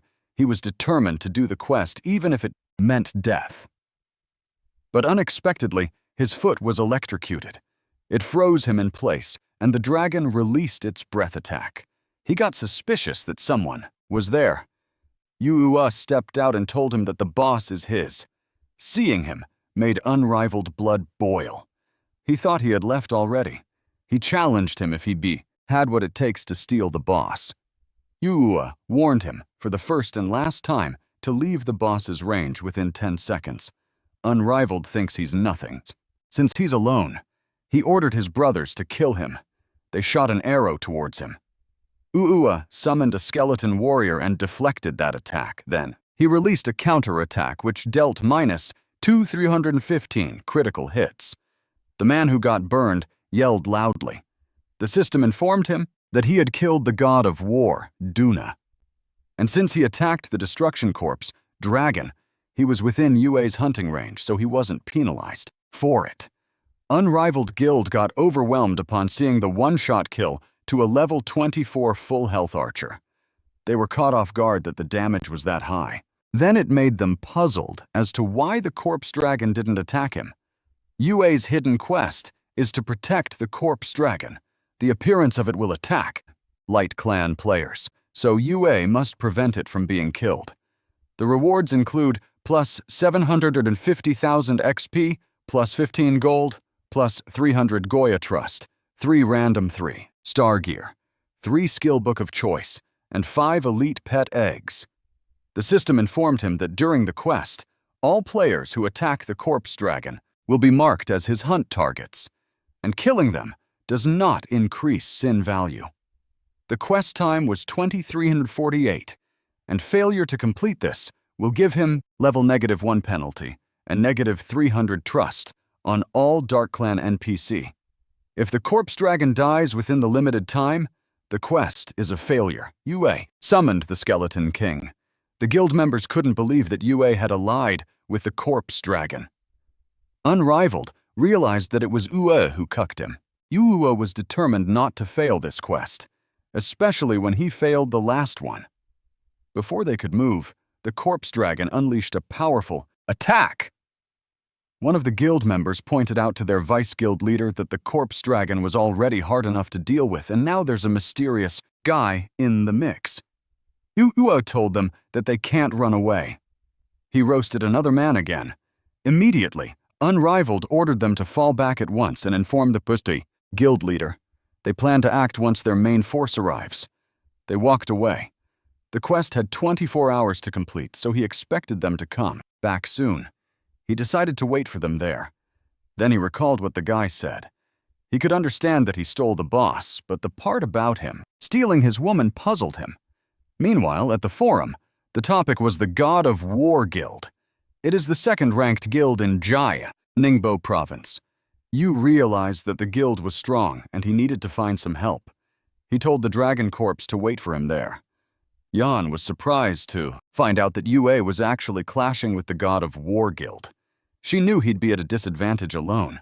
She ordered her guild to finish the world quest quickly and pushed for the world boss to enter the fourth world. The Dark Dragon Knight informed that he was attacked by the Light Clan. With that, he had a favor to ask. Yu listened to him. He heard that when the Light Clan does quests, they never offer any help. He didn't expect the Dark Clan to be that righteous. Yu informed the Dark Dragon Knight that he's doing the quest Protect the Corpse Dragon, and the enemy is about to launch a massive assault, and he hoped for help from the Dark Clan. The Dark Dragon Knight assured that darkness will never let its believers fight alone. Suddenly, Ua was notified that the destroyed corpse dragon was under attack. He was requested to head to the City of Destruction immediately to protect the corpse dragon. He didn't expect it to happen that fast. He decided to head there first. The Dark Dragon Knight wished for darkness to be with him. The corpse dragon roared loudly. Then it let out a powerful beam from its mouth. The humans were protected by a large barrier. Then Unrivaled ordered the mages to trap it. Chains have wrapped around the corpse dragon's body. It struggled and roared loudly. The attackers charged in to strike it down. Again, the corpse dragon bellowed another loud roar. Suddenly, lightning struck the attackers. Yue had arrived. Unrivaled ordered his men to stop the beast tamer quickly. Ua warned them that if they don't want to die, they should get lost. He summoned the dark skeleton. One man ordered that they deal with the dragon while he faced the beast tamer. This person is Tian, the guild leader of the War of God Guild, and he's a lightning mage. When Ui saw him, he questioned if he's the one who touched his dragon boss. In response, Tianqian inquired if he's the one who killed the members of his guild. Without wasting any second, Tianqian struck him with lightning. The dark skeleton deflected it for Yue. That surprised him because normally his damage is enough to one-shot any opponent below level 30. He can't believe that he can't even scratch one of his skeleton pets. The skeleton warrior attacked him. He knew not to clash with it head-on. They moved so fast that only a trail of light was left. He used a magic shield when flames were about to hit him. But the flames were stronger as it started to create cracks on the shield. Eventually, the shield shatters and he screams out loud for getting hit. In no time, he was back on his feet. He couldn't believe that a single person had pushed him that far. He wondered what kind of monster that guy was. Tianqian declared that he will never be pushed back by you alone. You told him that even if he exhausts the entire guild's power, he still won't let him win. The dragon corpse roared again. It was a summoning roar. Several dragons appeared in the sky. Tianqian got flustered. Ua asked him if he wanted to continue struggling desperately. He was in a pinch. Then he ordered the guild to retreat. Unrivaled argued that if they did, they would fail the hidden quest. He tried to encourage him that they can defeat the guy and the corpse dragon, but Tianan questioned him if he really wanted their guild to be wiped out by a single quest. He asked why that corpse dragon included those 3 Lord Black Dragons, not attacking the beast tamer. It led him to believe that the guy was there not to steal the boss, but to protect it. It pained him, but he ordered Unrivaled to drop the quest at once since it's impossible to complete it. He replied that he understood. Tian told him that if they meet the guy again, he should remind him. In Unrivaled's head, the brat that stole his woman should prepare to die. 24 hours later, we saw lots of dragons were just chilling on the ground and took a rest. The system screen congratulated Yue for successfully guarding the destroyed corpse dragon for 24 hours. With that, the quest has been completed. The dragon rejoiced. Yue approached it. He pets it and tells him that they should go since it's over. He watched the dragons fly away. Then the system screen appeared to show him rewards. He got plus 750,000 XP, plus 15 gold, plus 300 Goya, trust, plus 300 on, equipment obtained. He received the destroyer ring, destroyer armor, destroyer greaves, plus 3 skill book of his choice, and plus 5 elite pet egg. With that, Yue leveled up to level 28. His trust level with the Dark Clan leader, Goya, reached level 3. The next level requires 300 trust points. Likes the quest rewards. He planned to give the destroyer set to the Skeleton King. When an adventurer hits level 30 and second job, they can unlock 6 skill slots and a second pet slot. He decided to keep the eggs, thinking that it would yield rare rewards later on. Suddenly, something caught his attention. It was a message saying that he's needed and it's urgent. He got curious on what the emergency is all about. At the City of Destruction, the guild member asked if Unrivaled really thinks that the brat will actually show up. Unrivaled replied that he didn't think he'd come, but he ordered that, as soon as they see him, they have to notify the leader immediately while he stalls the brat. Then he was informed that the brat appeared. Unrivaled ordered them to tell the leader to bring reinforcements. He blocked Uo's path and got ready for combat. He thinks that now, without those black dragons helping him, he'd like to see if the brat is still arrogant. Yue simply asked him if his level decreased. It was a blow to Unrivaled's pride. He argued that it was all Yui's fault. He claims that Yue stole his human, so he couldn't forgive him. Yue was tired of that when he didn't even know what he's saying. Unrivaled assumed that he's pretending to be dumb. Lightning struck the ground between them. It angered him that someone dared to stop him. He saw that it was their guild leader. He reported to the leader that they found the guy who sabotaged their quest and was waiting for orders. Tenkin told him, that he will handle him. Unrivaled with a smug expression, told the brat that he's dead meat. Yue summoned his staff. Ting Qian had a seriously scary expression on his face, so his next statement was shocking. He invited him to join their guild. Unrivaled's jaw dropped. He told Ua that if he agrees, he can overlook the fact that he offended their guild. He told him to consider it a chance to atone. Yue asked them if the people in their guild have eyes on their forehead because they keep looking down on people. Tianan got offended and asked if he's choosing to become an enemy of their guild. He stopped when he heard someone yell, "Who dares touch him?" On the right side, Yao appeared with his guild. On the left, it was the Misty Rain Pavilion. They both declared that they are on Wei's side. Unrivaled was so shocked. Even Taion had his mouth gaped open. He asked them if they really want to go against the province's second-ranked guild. Yao doesn't care if they are second-ranked when he's inferior to him. When it comes to money and looks. Yan added that Yue is under their protection too. Unrivaled told them that they are just the 3rd and 5th rank, and they must be seeking death. He ordered his brothers to come in charge of him. Tian told him to wait. Then he ordered to fall back for now. Unrivaled couldn't easily accept that. He tried to convince him to fight them head on. He believes that their guild is more powerful than them. Tian'an explained that national pro league competition is around the corner, so they shouldn't waste their strength on a useless fight. Unrivaled. Understood. So, he apologized for not thinking that far. Tin Khan stated that a beast tamer with that strength and is protected by two major guilds must have some extraordinary background. He wanted to recruit him into their guild one day. Then they left. Yao asked Ua if he's okay. Ua replied that he's fine. Yan knew that those men thought that Ua was alone and was easy to bully.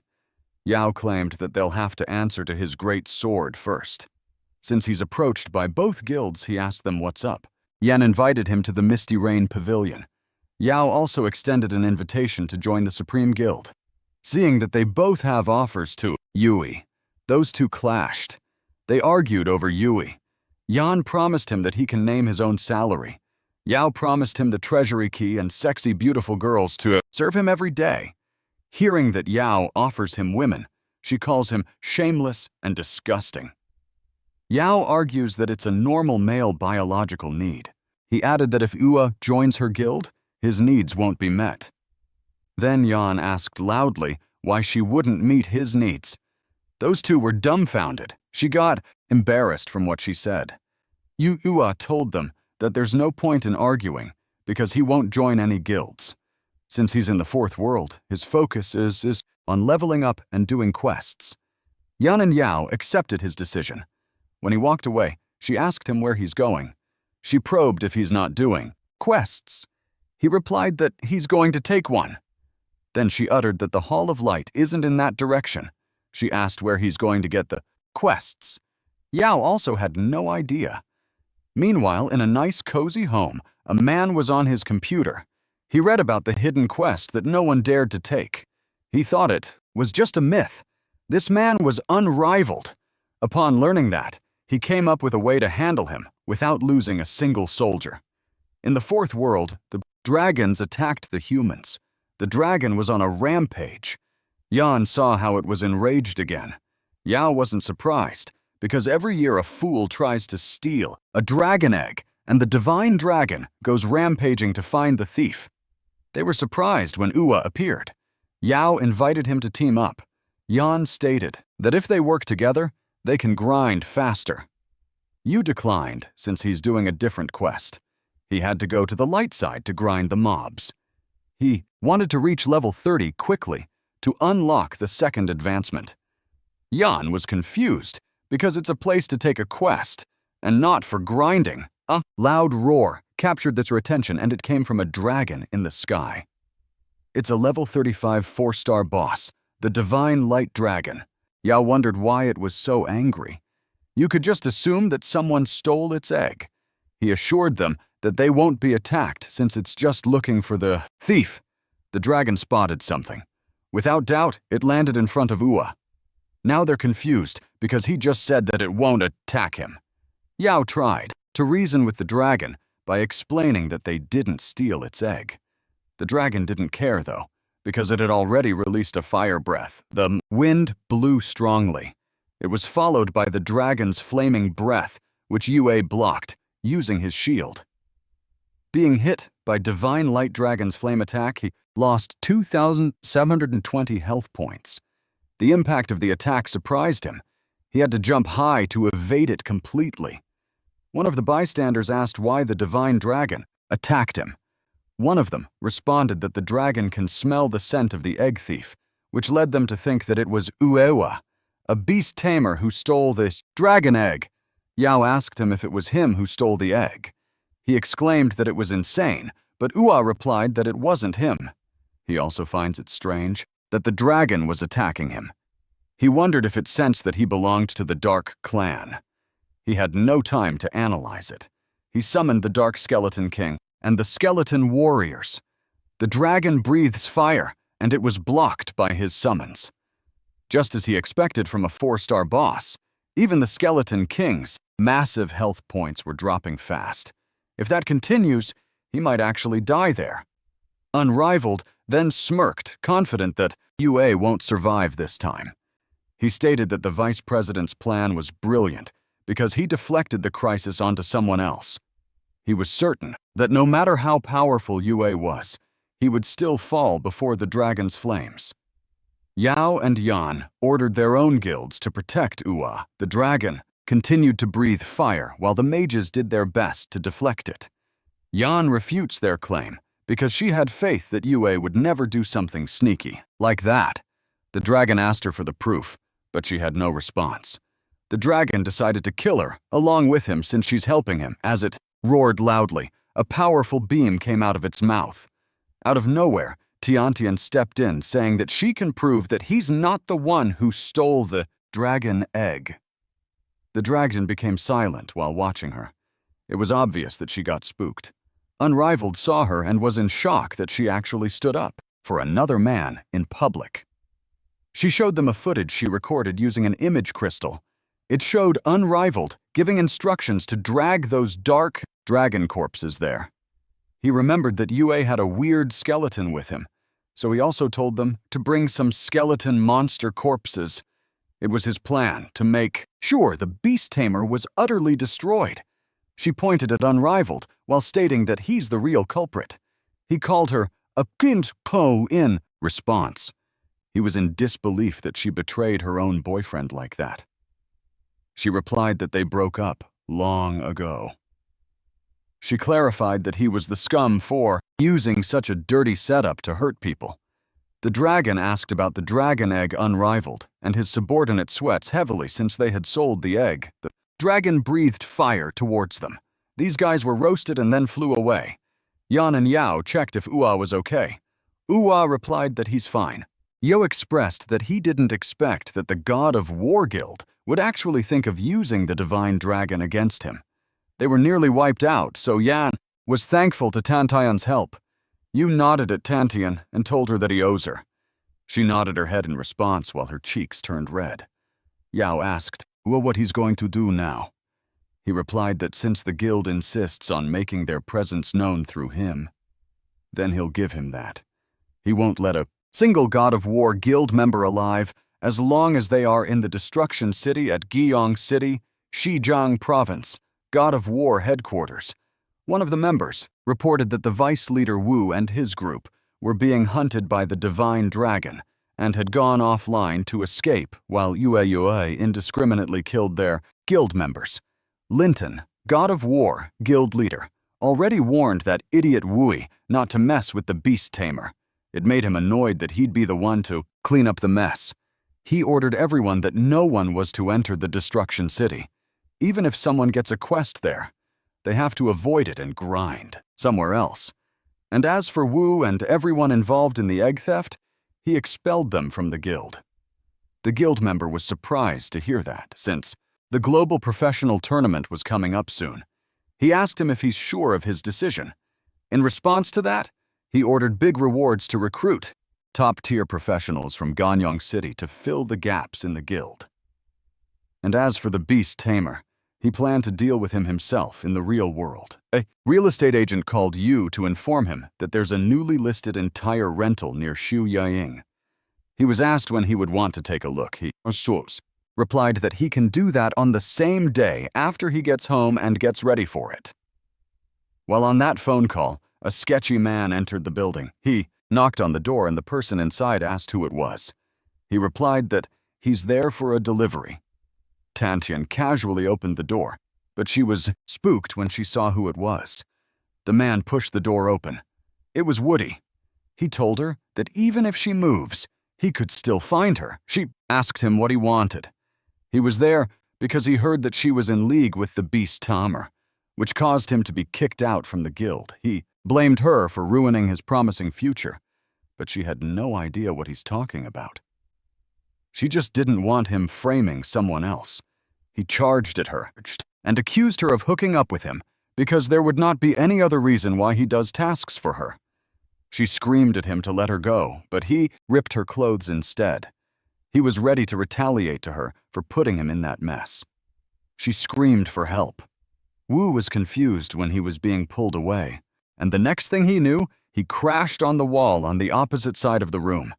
He looked at who it was. It was Ua. Tianten ran to him. Wu assumed that. They were a despicable couple living together. He asked him if he knew if she was his woman. Tiantan wanted Ua to believe her when she said that she never agreed to anything with him and he was the one who had been pestering her. Wu wanted to kill him. He punches him, but Ua skillfully evades it. Then he counterattacked by kicking him on the stomach. Wu's body trembled. Before he could stand upright, Ua had already punched him in the face and he fell on the ground. Tiantan asked if he's dead, but Ua clarified that he just passed out. Tiantan had the need to explain that Wu wasn't her boyfriend and that they had just started doing game missions together when he got clingy. Ua simply replied that he wasn't interested in their drama. Ua realized that she was just living next to him. He asked her if she knew him. She admitted that she once peeped through the door crack. Then she ran into him into the game world. It made him question why she called him an Ashura. She informed him that there was a time when he was gone, and a courier delivered a letter and she saw that name. He was freaking annoyed with that letter already. The letter greeted him as Asura and hoped that he won't be eliminated at the city or provincial qualifiers. The sender looked forward to seeing him at the national tournament. You felt that she's not lying, but he's cautious since the enemy was in plain sight. But he's still in the dark. He wanted to know who sent the letter, so he'll have to look for clues at the professional tournament. He warned her to keep the letter to herself. When he was about to leave, she asked him where he's going. He glanced at her. It made her flustered, but she asked if she could come with him because she can't stay there anymore after Wu found her address. But Yui didn't like living with anyone, and he believed she could find another place. But she replied that she can't find somewhere at the moment, and she doesn't have any money. Yui recalled what she did for him last time. He asked for her phone. She thought that he wanted to add his contact information, but to her surprise, he transferred 100,000 to her. She asked what it was. He told her that it was the bonus from the city tournament that he promised to help her win. She told him to consider it that payment, and she doesn't have to pay him back, and that makes them even. She was left speechless. She was sad as she thought of how someone like her with no money and connections, and always needing help like a loser, would never be liked by anyone. After that encounter, Yue was notified of his level up. His current level was level 30, and he requires 700,000 experience for the next level. The system also congratulated him for increasing the Dark Clan leader, Goya's trust to level 4. He would need 400 trust points for the next level. Goya could feel that Ua has been wholeheartedly supporting the Dark Clan. He encouraged him to keep it up, and soon he will receive a task from him, and once completed, he will receive the highest reward from their clan. Ua understands that he has to reach the required trust level before he receives the quest. The system prompted him to meet the request for a job change quest. He decided to accept it before he took on new quests. Yu tapped the yes button. Yu passes through the gate with the Skeleton King. With that, the job advancement quest trial of the underworld shackles of the mirror image has begun. During this quest, the player cannot leave the map. If the player dies, his level will drop to 3 levels. Yue realized that it was the Necromancer's job advancement quest. A screen appeared which showed a map with a red mark at the center. He planned to take a closer look at it. While walking around, he noticed skeleton fragments. The wind blew strongly. It made him curious where the demonic wind was coming from. Suddenly, a hand emerged from the ground, and the skeletons had risen. It was time for the Dark Skeleton King to fight. As the skeletons attacked the Dark Skeleton King, it roared loudly. Ua decided to help, but a skeleton appeared from the ground, blocking his path. While that happens, the system notified him of the negation of copy. He saw a charm that disrupts the mental field. Then it was followed by an explosion. It made him step back.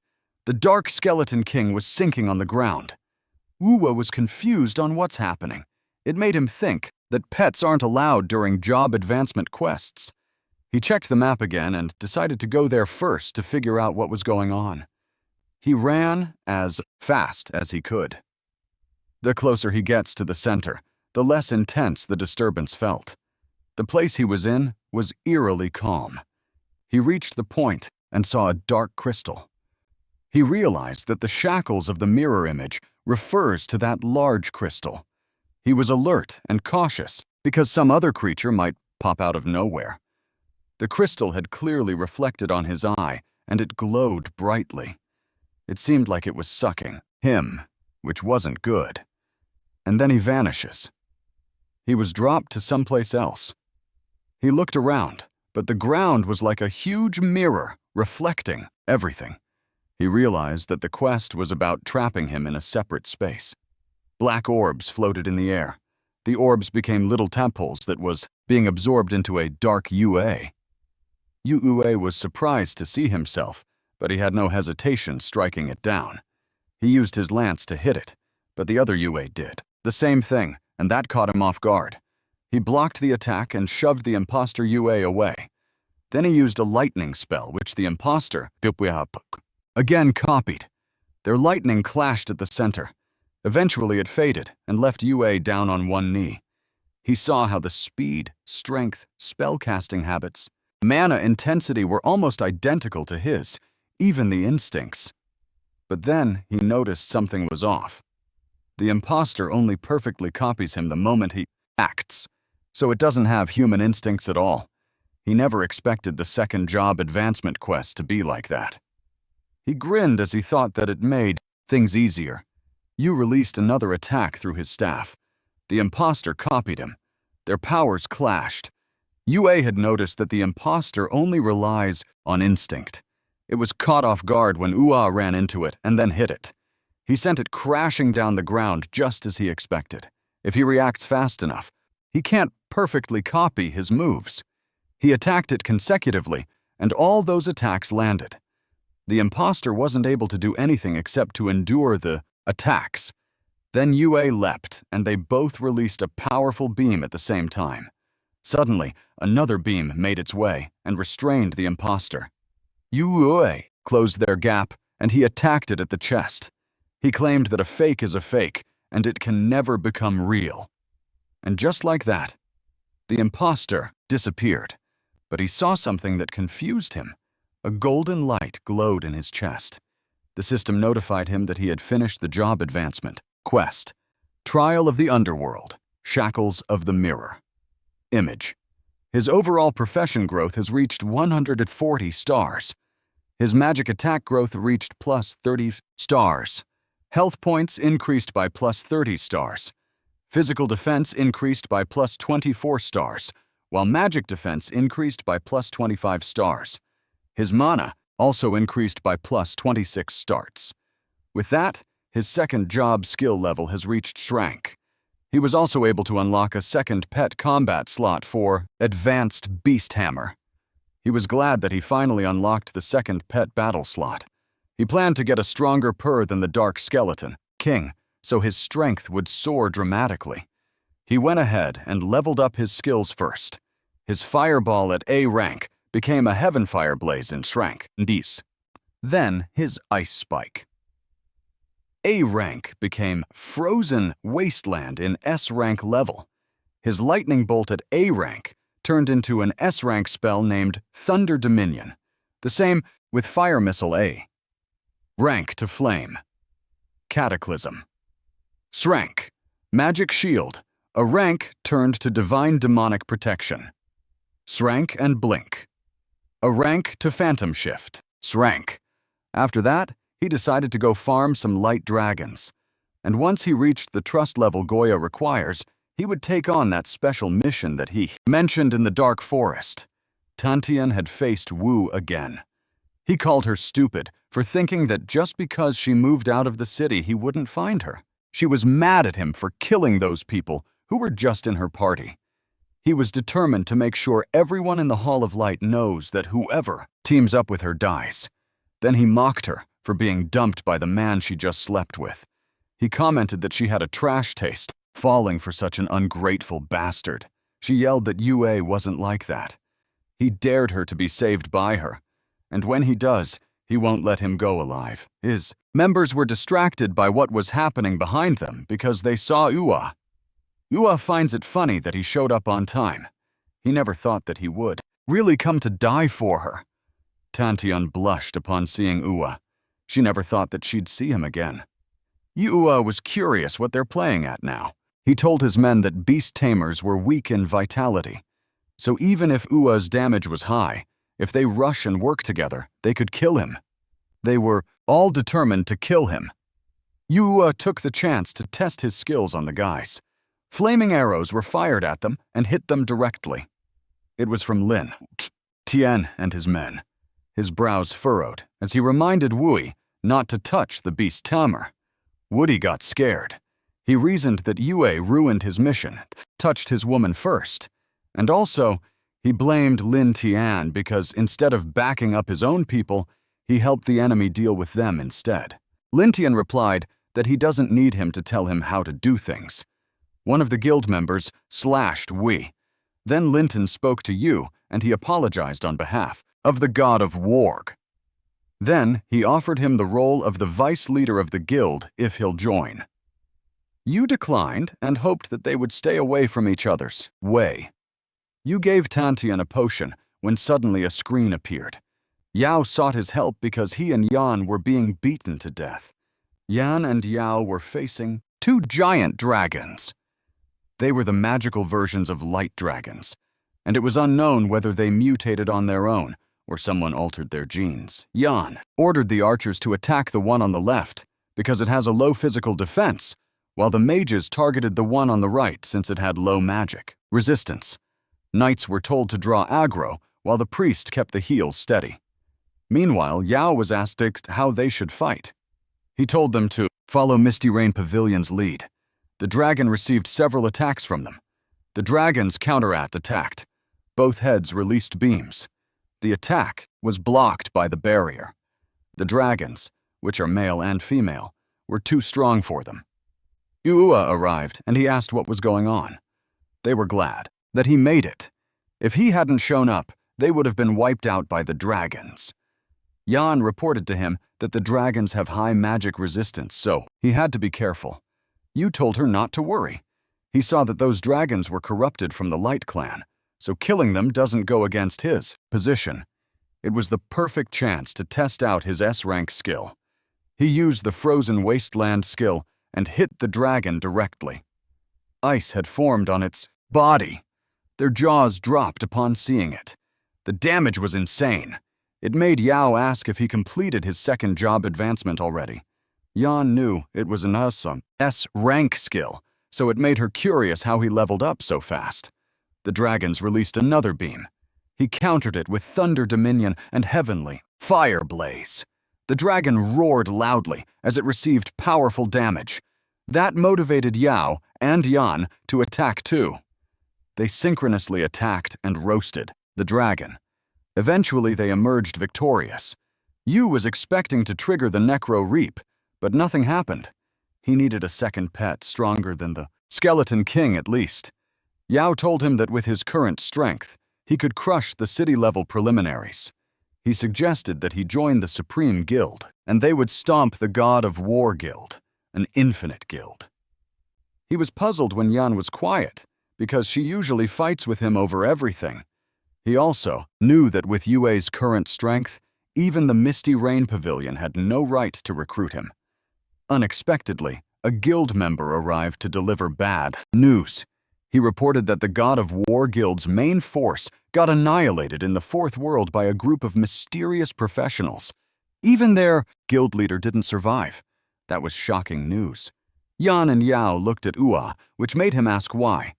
He told them that if he wanted to take them out, he would have done it long ago since he had no reason to wait until then. They were relieved to hear that.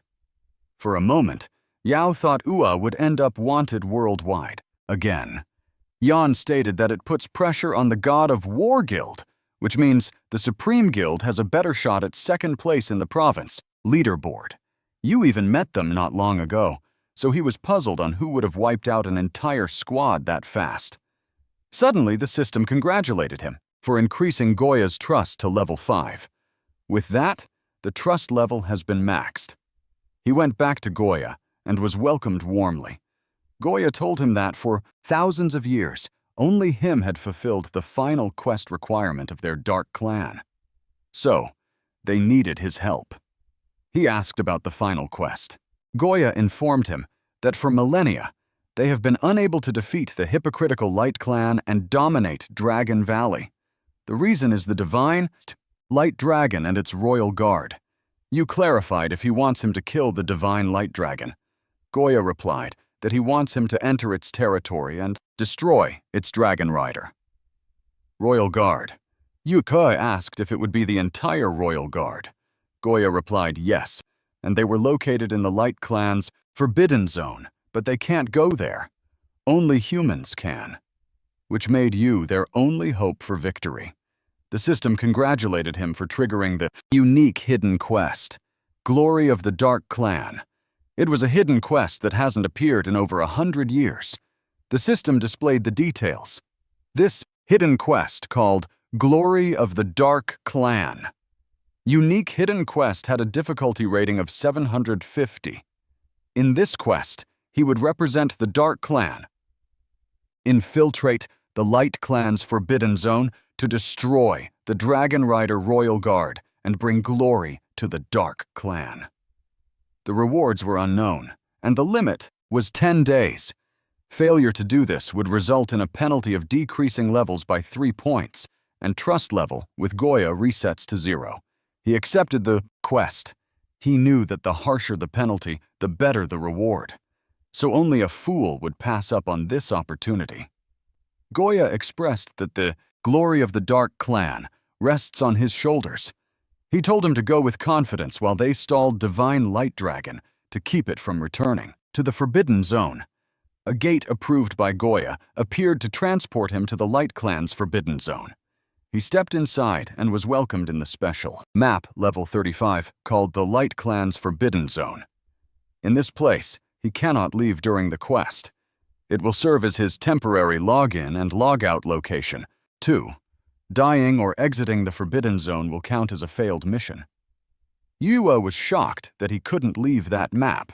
The system informed him that he can only use that location as a login and logout point. It made him think that they did that because they were afraid that he might starve inside. He looked around. Then he heard a loud roar. Several dragons soar the sky. They were luminous. Guard Battle Dragon level 35, a physical type normal monster. Their stats were physical attack was at 1120, physical defense at 880, magical defense at 920, and health at 18,000. They have skills like Dragon's Breath and Luminous Holy Shield. They were an Imperial Guard unit, personally cultivated by the Light Divine Dragon. As the main force of the Light Clan, the strength of the Luminous Guard Battle Dragons were unparalleled. Wiping out a dragon army by himself, Ua started to wonder how long it would take. But he didn't mind, because to him, 10 days was enough to grind dragons. He unleashed a powerful explosion that captured the attention of all the dragons, and they fired back at him. He stepped back to avoid it, but something caught his eye. While he was distracted, the Skeleton King blocked the attacks. He noticed that someone could be pulling the strings. A man riding a dragon showed up and asked who dared to trespass on the forbidden grounds. Now, it made sense to Yue why a group of dragons were hard to deal with. It was because of the Dragon Knights. The Dragon Knight noticed how powerful the Pitkut last attack was, and had he not been protected by a full set of equipment, he would have been either dead or injured. Yu ordered the Skeleton King to draw their fire and protect him. The Skeleton King taunted them. The Dragon and Dragon Knight targeted it, and they released a barrage of attacks. High attack classes generally don't have very high health with the Skeleton King on defense and him launching sneak attacks. If they coordinate well, their chances of winning are still high. The Skeleton King was doing great, so he urged it to hold his ground while he did his part. Flame engulfed the dragons in the air. Ua released his skill called Divine Flame Cataclysm and burnt them. Those dragons tried to escape, but Yui instructed the Skeleton King to go after them. Skeleton King used Shadow Sword formation. Yui's wand gathered energy to release the frozen wasteland and Thunder Dominion at the same time.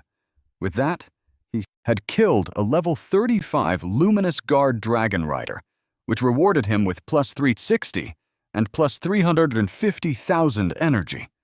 That kind of notification appeared twice. Yue realized that as long as he killed the Dragon Knights first, those dumb dragons were no threat at all. He released another powerful set of attacks, while the skeletons protected him. There were so many of them that his S-rank skills were draining his mana much faster.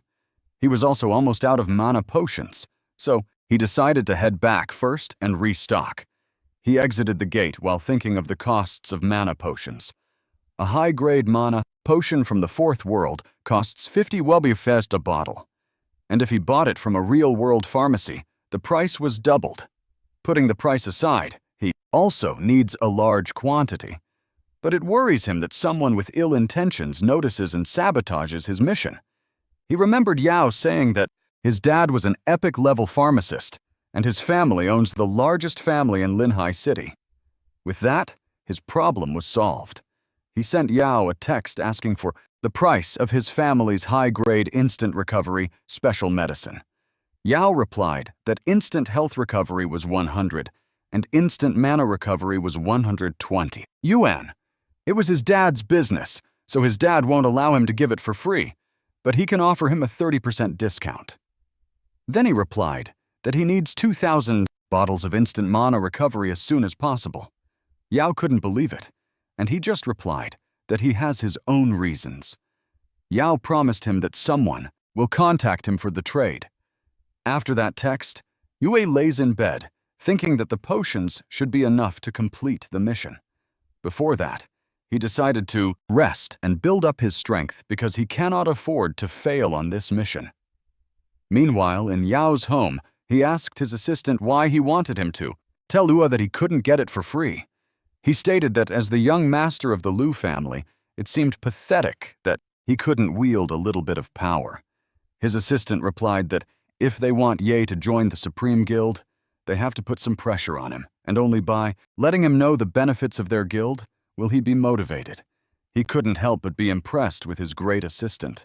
With that logic, he reduced his assistant's salary by 10,000, so he would do better. His assistant could only cry. Out of the blue, someone barges in and reports to Yao that their guild members were attacked in the Fourth World by a group of unidentified professionals, and they suffered heavy losses. Alongside them, the Misty Rain Pavilion lost people too. They were surprised to hear that. They asked who dared to do that. Yao ordered everyone to gather in the guild online. The entire scene was chaotic. Destruction and explosions were everywhere. One guild member told the guild leader that the enemies were too strong. They had been holding them off for days, but they're reaching their limit. Those psychos came out of nowhere and attacked them, causing many of their men to die already. Yan commanded the supporters to use their defensive skills and retreat in an orderly fashion. Once they got to the safe zone, no one could touch them already. Then Yao came to her aid. She thanked him. He shared that his guild was attacked too, and they barely managed to shake them off, the enemy. Leader ordered his men to stop attacking. The man expressed that he didn't expect a top 5 guild to be that pathetic. He suggested that they just give up on that year's professional tournament, as it would save them embarrassment from getting wrecked by them. The Wuji Guild. Yan was surprised to hear that they were the #1 guild in Jining Province, Wuji Guild. They were based in Tianlang City.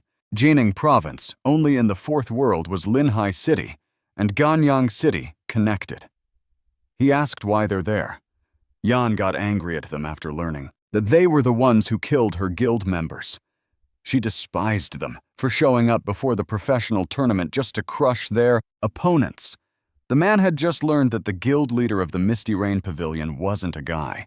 He introduced himself as the vice leader of the Wuji Guild and invited her to become his girlfriend. He told her that if she agrees, he won't target the Misty Rain Pavilion anymore. The man beside him scolds him because he's disobeying the guild leader orders.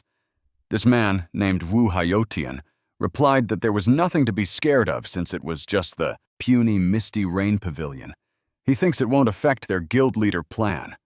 Yao yelled that they had no idea how strong Linhai City's #1 beast, Tamer, was, and once he gets back, they would definitely crush their guild. Tian was impressed that Linhai has a master like that. He asked why he wasn't showing up yet. In a low voice, Yao asked Yan if she had contacted him already. Yan replied that there was no reply yet. Tian warned them not to blame him for what comes next. He ordered the guild to spare the beauty and kill the rest. Suddenly, a world announcement appeared. Player 0 completed the unique hidden quest, Glory of the Dark Clan. Hyoshin was shocked. The man beside him didn't expect that in the fourth world there was a unique, hidden quest that hadn't been discovered for 100 years. Yao and Yan were happy because that was you. But then, a few seconds later, the enemies charged at them. Meanwhile, somewhere in the fourth world, RMC looked tired and dirty. He won against a skeleton commander.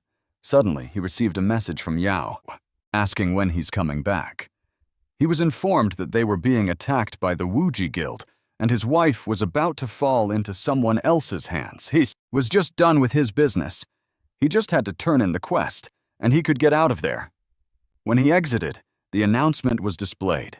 Then he increased by +3 levels, obtained +100 gold, and +5 billion hetero energy, which had a 10,000 X multiplier triggered. He also obtained equipment such as Dark Glory, Dark Commander, and Heaven's Punishment. He had reached level 35. He one-tap Rippe find everything, which meant that a click was equivalent to 153 times and consumed 479,352 hetero energy. Because of that, he obtained the gold tier attribute Glory Dark Lord. That one click also meant a refinement of 209 times and consumed 63,187 hetero energy. He also obtained the gold tier attribute Glory Dark Commander.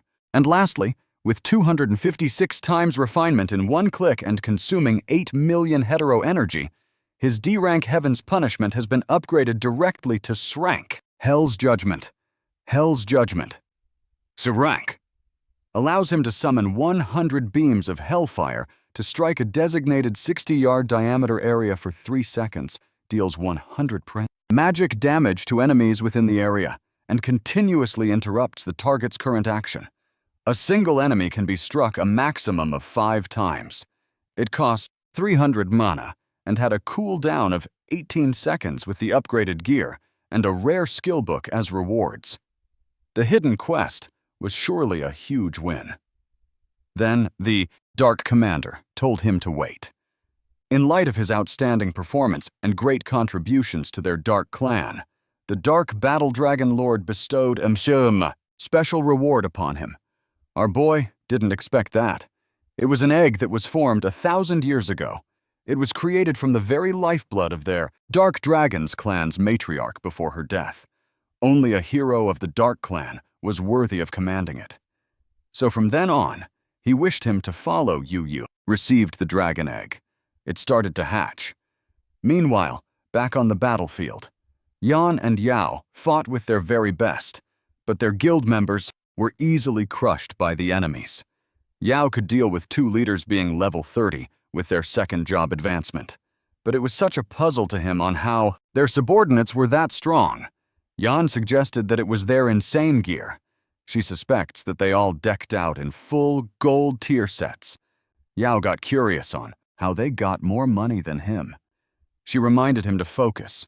Then she revealed that the Wuji Guild was backed by the #1 family in Tanjing, the Titan family. It's one of their core subordinate guilds. And the founder of the Wuji Guild is Wuji, who was known as the strongest expert in Ning Province. The power they wield can no longer be measured by money. The guy in the ponytail finds the mage problematic, so he suggested taking her down first, but Hyotian had his eyes on her, so they didn't want them to touch her. The ponytailed guy asked if he likes her that much. Since that was the case, he decided to kill her in front of him. Yao told them to stop and warned them that his big bro wouldn't let them get away with it. Yan gets scared as the blade gets closer. The guy replied that even if the loser shows up, he wouldn't be able to take a single blow from him, who was a holy sword warrior. Unexpectedly, a fireball was released, and it engulfed the holy sword warrior. After that, he was thrown on the ground. Someone then stepped on him. It was none other than Ua, and he was furious because they dared to touch his people. Jan was relieved to see Ua. The holy sword warrior asked who he was. Yu responded that he's the trash that they were talking about. The other guild members got annoyed with him for laying a hand on their guild member. Hosin led the charge. Ua told them that if they want to die, then they could try. High Ocean and the other guild members were surprised that he's at level 35. It was even higher than their guild leader. It was also the first time they heard about Necromancer class. And then, someone noticed his ID and realized he was 0. The holy sword warrior screamed loudly when he was stabbed. After that, Ua asked them who's next. Hyotian stutters as he puts on a brave front while saying that he doesn't believe Ua could tackle them all when alone. Yu grinned. That was their last chance. He concentrated his power and activated Hell's Judgment. It was followed by Thunder Dominion and Frozen Wasteland. The Wuji Guild panicked as they had never seen those kinds of skills before. The damage was too high, too. So they decided to retreat, otherwise they would be wiped out. Haoshin couldn't believe Linhai City had such a powerful new player and a beast tamer of all things. He knew he must find out everything about that guy. In the meantime, he ordered his group to retreat. Yao told Ua that he was amazing for wrecking the top-ranked guild in Jining province. Yan thanked him. He apologized for being late since he was tied up with a mission. Yan replied that it was all right. Tian approached Yuer and thanked him, since the Wuji Guild also came after his clan. He asked if he's willing to join their guild. Yao responded that Yu would be joining his guild, but Yan insists that he would be joining the Misty Rain Pavilion since he's more familiar with them. Those three fought because of that until Yue requested a 1 million loan from them, and he'd power level them and pay them back within a month. That was surprising. So Yao asked what he needed it for. His dad froze his funds, but he would still ask him for it. Yutue responded that going the extra mile wasn't necessary, while Yan took this chance to lend him 3 million instead. He asked why she was doing that, but she knew his intentions. It was to register a guild as expected of the talented and beautiful woman she guessed right. Yao asked him if he really had thought this through. Running a guild wasn't easy, especially when he's just starting out. But he already made his decision. In his past life, he planned to use his fame to recruit every expert in Dragon Country and forge the #1 guild in the world. But before he could even begin, they ran into a level 9 beast tide. Tien expressed that he could provide protection for them all with just 10,000 each time. He replied that Misty Rain Pavilion would be exempt as that would serve as the interest on a 3 million loan. Yao wed that it was pretty ruthless. Tien regretted not offering his money first. After that conversation, they were done for the day since Ua had other things to do. A few hours later, our boy visited the newly hatched baby dragon and fed it with his powers. With that, his pet Dark Battle Dragon Elite tier has evolved into a world-annihilating black dragon in rare tier. It had a unique effect, which was the heaven destroying earth, shattering in level 2. Black Dragon Bloodline was also upgraded to level 2. Then the dragon opened its eyes. Its body had grown so much. It also looked more ferocious. This world-annihilating black dragon is a rare tier physical type and a ranged attacker. Its loyalty to him was infinite. It was at level 0 with Irpoir 100 experience.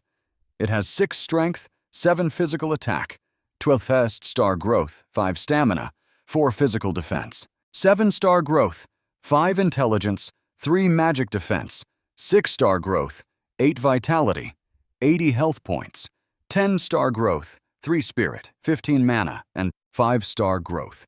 Level 2, Black Dragon Bloodline increases all stats of the world, annihilating Black Dragon by 30%, heaven destroying earth, shattering it. Level 2 was an ability in which each time the world-annihilating black dragon kills an enemy, it gains 10% damage boost.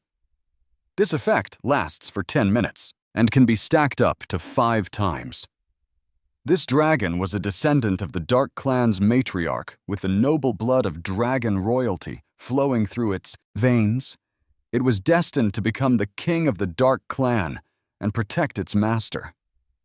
Yu was pleased with it. Its previous form, the Dark Battle Dragon, had already reached the elite tier strength, even as fledgling. And as this world-annihilating black dragon gets stronger, those effects would become even more powerful. He wanted to see what it could do. In another setting, we see Hyoin was being chased with Yan.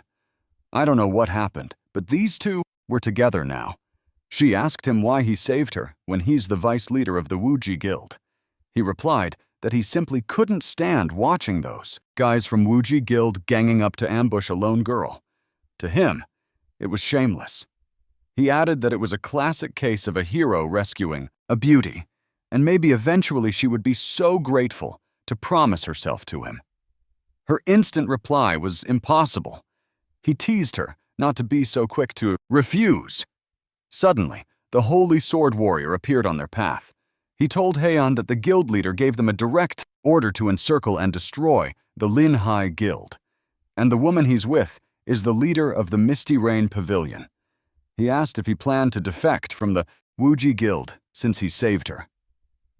Hyoshin pointed out that they're both vice leaders, so he had no right to call him a traitor, but he responded that as soon as he moved to save that woman, he was expelled from the guild. Then he ordered everyone to take them down. He challenged them to try until the Holy Sword Warrior struck him at the back. Yan attacked with the art of flowing light. The Holy Sword Warrior admired her control, but their guild was advantageous in terms of numbers. All the guild members attacked them simultaneously, but unexpectedly, red mist engulfed them. Yue arrived. He was riding his dragon. The Wuji Guild members got scared when they saw him. The Holy Sword Warrior was stunned because it was his first time seeing someone whose pet was a dragon, but he had done his research on Zero, that he came from nothing, and he had only gotten strong by leeching off the Misty Rain Pavilion and the Supreme Guild. He told him that they had instructions from the guild leader, and if he knew what would be better for him, they were prepared to offer him a chance. Yue finds it hilarious that they think he would need a chance from them. The Holy Sword Warrior wanted to show him what happens if he makes an enemy of the Wuji Guild, but before he could do anything, he was struck with lightning. The other guild members ran for their lives. While those guys were fleeing, Yan approached Ua to check if he's all right. He replied that he's fine, and shared that he was just passing by when he happened to see them, down there. Then he addressed Hyosin since he had heard that he was kicked out of the Wuji Guild. Hyosin was annoyed. He asked him if he was there to laugh at him. Then he clarified that he wasn't kicked out since he was the one who didn't want to stay in the Wuji Guild anymore. Since he had proven that he had principles, Ua offered him his guild. Both him and Yan were shocked by the offer. Ua offered him 50,000 a month. He happily accepted it. He asked what their guild was called and how many members it has. Yui replied that it was called Destiny Palace, and with him that makes it 2 members. He was surprised to learn that. Yan comforted him by saying that the guild had just started and they would get more members later on. Yu added that he's already recruiting. Hyoshin pulled Wei aside and whispered in his ear to ask about his relationship with Yan. Yui stayed silent and simply bids them goodbye since he had to grind. He told him that if he needed him, he could just give him a shout in the guild. Yan left, too. After that, Ua made his dragon fight with another dragon. Our MC looked like he was just treating his dragon as a Pokemon at this point, while he was checking his screen. He had registered the new guild and put out a call for new members. But so far, the applicants were mostly just regular players under level 30. It was understandable, though. A brand new guild was hardly the first choice for any skilled player. Suddenly, he heard someone screaming for help. A woman was being chased by 3 men. Unfortunately, she tripped. This woman was Ning Tantian, The man was about to grab her to make her pay the debts. She argued that she doesn't owe them anything. Instead, it was Wu and she was just being set up. The man drooled after her and tried to force her to pay with her body. She screamed loudly. The next thing we knew is that the assailant was kicked in his stomach. Wu asked him how much she owed him. Our boy saved the girl from these perverts, but these fatso yelled at Yui to stay out of it and attempted to punch him. But we hit him with a fireball before he could come close to them. The rest of the men recognized Yui as Zero. They got scared and decided to leave. Yu asked Tiantan if she's all right. She clarified that she doesn't owe them any money. It was Wu Di who sent them to get revenge on her. He simply replied that he'll be going now that she's fine. But she followed him, and he asked why. Then she revealed that she's afraid they would come after her again. Killing people had grayed out his name, and it would take time and experience to clear it. He told her that they could stick together in the meantime since he had to stay and grind experience. Anyways, they arrived at a place that seemed different from the others. Suddenly, a dragon came out. Uo was confident he could handle it. He unleashed a fireball. Several more dragons approached them. The dragons attacked him with precision. He realized that those stone dragons actually have a control skill. He was careless earlier. Even a hero was no match for a pack like that. Getting mobbed like that would do some serious damage. It was such a pain for you. Then he saw that Tantion's skill removes control effects and heals at the same time. He called his dragon to take care of those. Then he asked her what her class was. She replied that she's a holy light pastor. It was an elite class. In a Heil fight, getting locked down by crowd control was the biggest threat. Since players were still low level, this weakness wasn't obvious. But he knew that later on, against a taboo mage like Yan, he could be taken out in a heartbeat. The class effect for an elite Holy Knight Pastor was to remove any active control effects on the target. Yue knew that. With a Holy Light Pastor by his side, he would be unstoppable. So, without hesitation, he invited her to his guild, which would give her 50,000 a month. She immediately accepted it, but she was worried that she's not a fighter. Her old teammates used to say that she's holding them back. Yue replied that it was simply because they don't get it. To him, she's 100 times more important than she realizes. That made her happy, but deep inside, Yue sees her as the ultimate healer. He contacted Hyotian to come see him at once. He sent him the pinned location, and 10 minutes later, Hosian showed up. He asked if they're going on a fight, but Yue just wanted to introduce their new member. He complained that he could have just sent the message instead of making him run all the way out there. Then, when he met the gorgeous lady, he immediately introduced himself. When she told him her name, he responded that it was as beautiful as her. He asked what her class and level was. She replied that she's a level 29 pastor. It was a bit low, but he assured her that he would carry her. He was about to say that the class was decent enough, but when he thought about it again, he was shocked.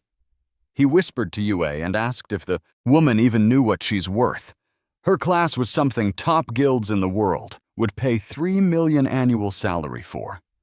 Yu replied that she doesn't. Aosian could understand why, since most people were still low, so they hadn't realized the advantages of her class. He laughed and told Yue that once she figured out her market value, she would definitely bail on him. Ye decided to cross the bridge once they got there. Seeing how they're talking, it prompted her to ask if something was wrong. Haosian simply replied that they're happy to have her on the team. Yue was done with the small talk, announced that the global professional tournament is in 3 days, and before that starts, they are to clear the 4th world. Tianan and Hyoshian were surprised that it would only just be the 3 of them. Hyodian couldn't believe him. Basically, Yue was telling them that not only they have to clear the 4th world, but they also have to enter the global professional tournament together. That was problematic for Hyoshian, since Tantian wasn't even at level 30. She would become a dead weight more so in the competition. Uekua agreed with him, At the very least, both Hein and Tiantan have to get their second job advancement. So, he suggested that they go grind some levels first. So those two fought some monsters while Yua chills on the side. Suddenly, some party showed up. They gawked at Yue and gossiped about him and his dragon. They all wondered how he managed to do that. They had the impression that beast tamers were supposed to have cats and dogs, so they wondered if the beast tamer class had always been that powerful. Yue checked the stats of the world-annihilating black dragon. It was a rare pet with second job advancement, and it was at level 30. Its physical attack was at 1280, physical defense at 520, magic dual defense at 80, health points at 580, and mana at 2040. It has the World-Annihilating Dragon Flame S rank World-Annihilating. Dragon's Breath ES rank. World-Annihilating Dragon Burst S rank. Explosive Combo S rank. Shattering Armor Pierce S rank. The World-Annihilating Black Dragon was a ranged physical DPS, similar to an archer, so he needs to get the best set of archer gear for it. After that wave, he expected that those two wouldn't have a problem completing their second job advancement. In the last 2 days before the tournament, every player would be busy preparing, and they have to clear the fourth world tomorrow, which leaves them 1 full day to stock up on supplies. Those two returned to him, and he asked if they're all done. Hyoin replied that all 6 quests were completed. It was the same for Tantian, too. She hit level 32, so she's ready for her second job advancement. Yui planned to turn in all the quests that day, and tomorrow their party would take on the boss. The two were up for it. The next day, they went to an eerie place. Hai expressed that he never tried taking on a world boss with just 3 people. The system welcomed them to the 4th World Valley of Dragons World Boss Challenge Zone. They were tasked to slay the world boss, a dark divine dragon. Then the dark divine dragon appeared. It had several eyes deep inside. You wish to be forgiven for clearing this dragon despite him being on the side of the dark faction. Hyoshin volunteered to hold it off since he's the only melee knight in their party, while the rest handles the damage from the back. So he charged at it. When the Padu dragon breathed out, he was blown away, and it made him dispirited because he already knew 3 of them won't be enough. The Golden Skeleton King charged ahead. Yu instructed the two to fall back while he finishes the boss. He also called on the world-annihilating Black Dragon to join the fight. It breathes a powerful flame. But as expected of a level 35 forced star boss, the resistance was insane. Even the world-annihilating Black Dragon can't scratch. It's good. The Dark Divine Dragon lets out a powerful roar. He ordered the Golden Skeleton King to lock it down. Chains with blades at the tip pierced through the Dark Divine Dragon's body. Then Ua unleashed Frozen Wasteland attack, followed by Thunder Dominion and Flame Cataclysm. It deals a great deal of damage and brought the health of the Dark Divine Dragon at a critical level. When it counterattacked, Ua covered himself with a barrier. Then he told Tiantan to heal the Golden Skeleton King. She went to work right away. The world-annihilating Black Dragon attacked while Yue released flames, and Tantian continuously heals. Eventually, the Dark Divine Dragon fell.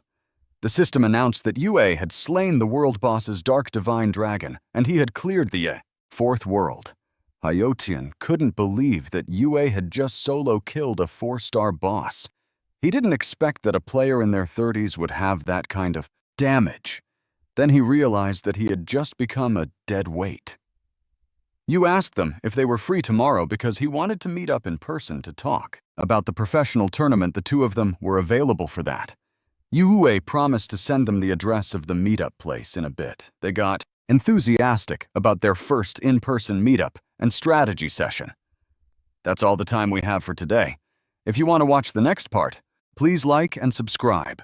Thank you, and see you on to the next. The story begins when the sky emitted tons of golden lightning at the same time, and it struck down Linhai City at the Dragon Kingdom. Countless monsters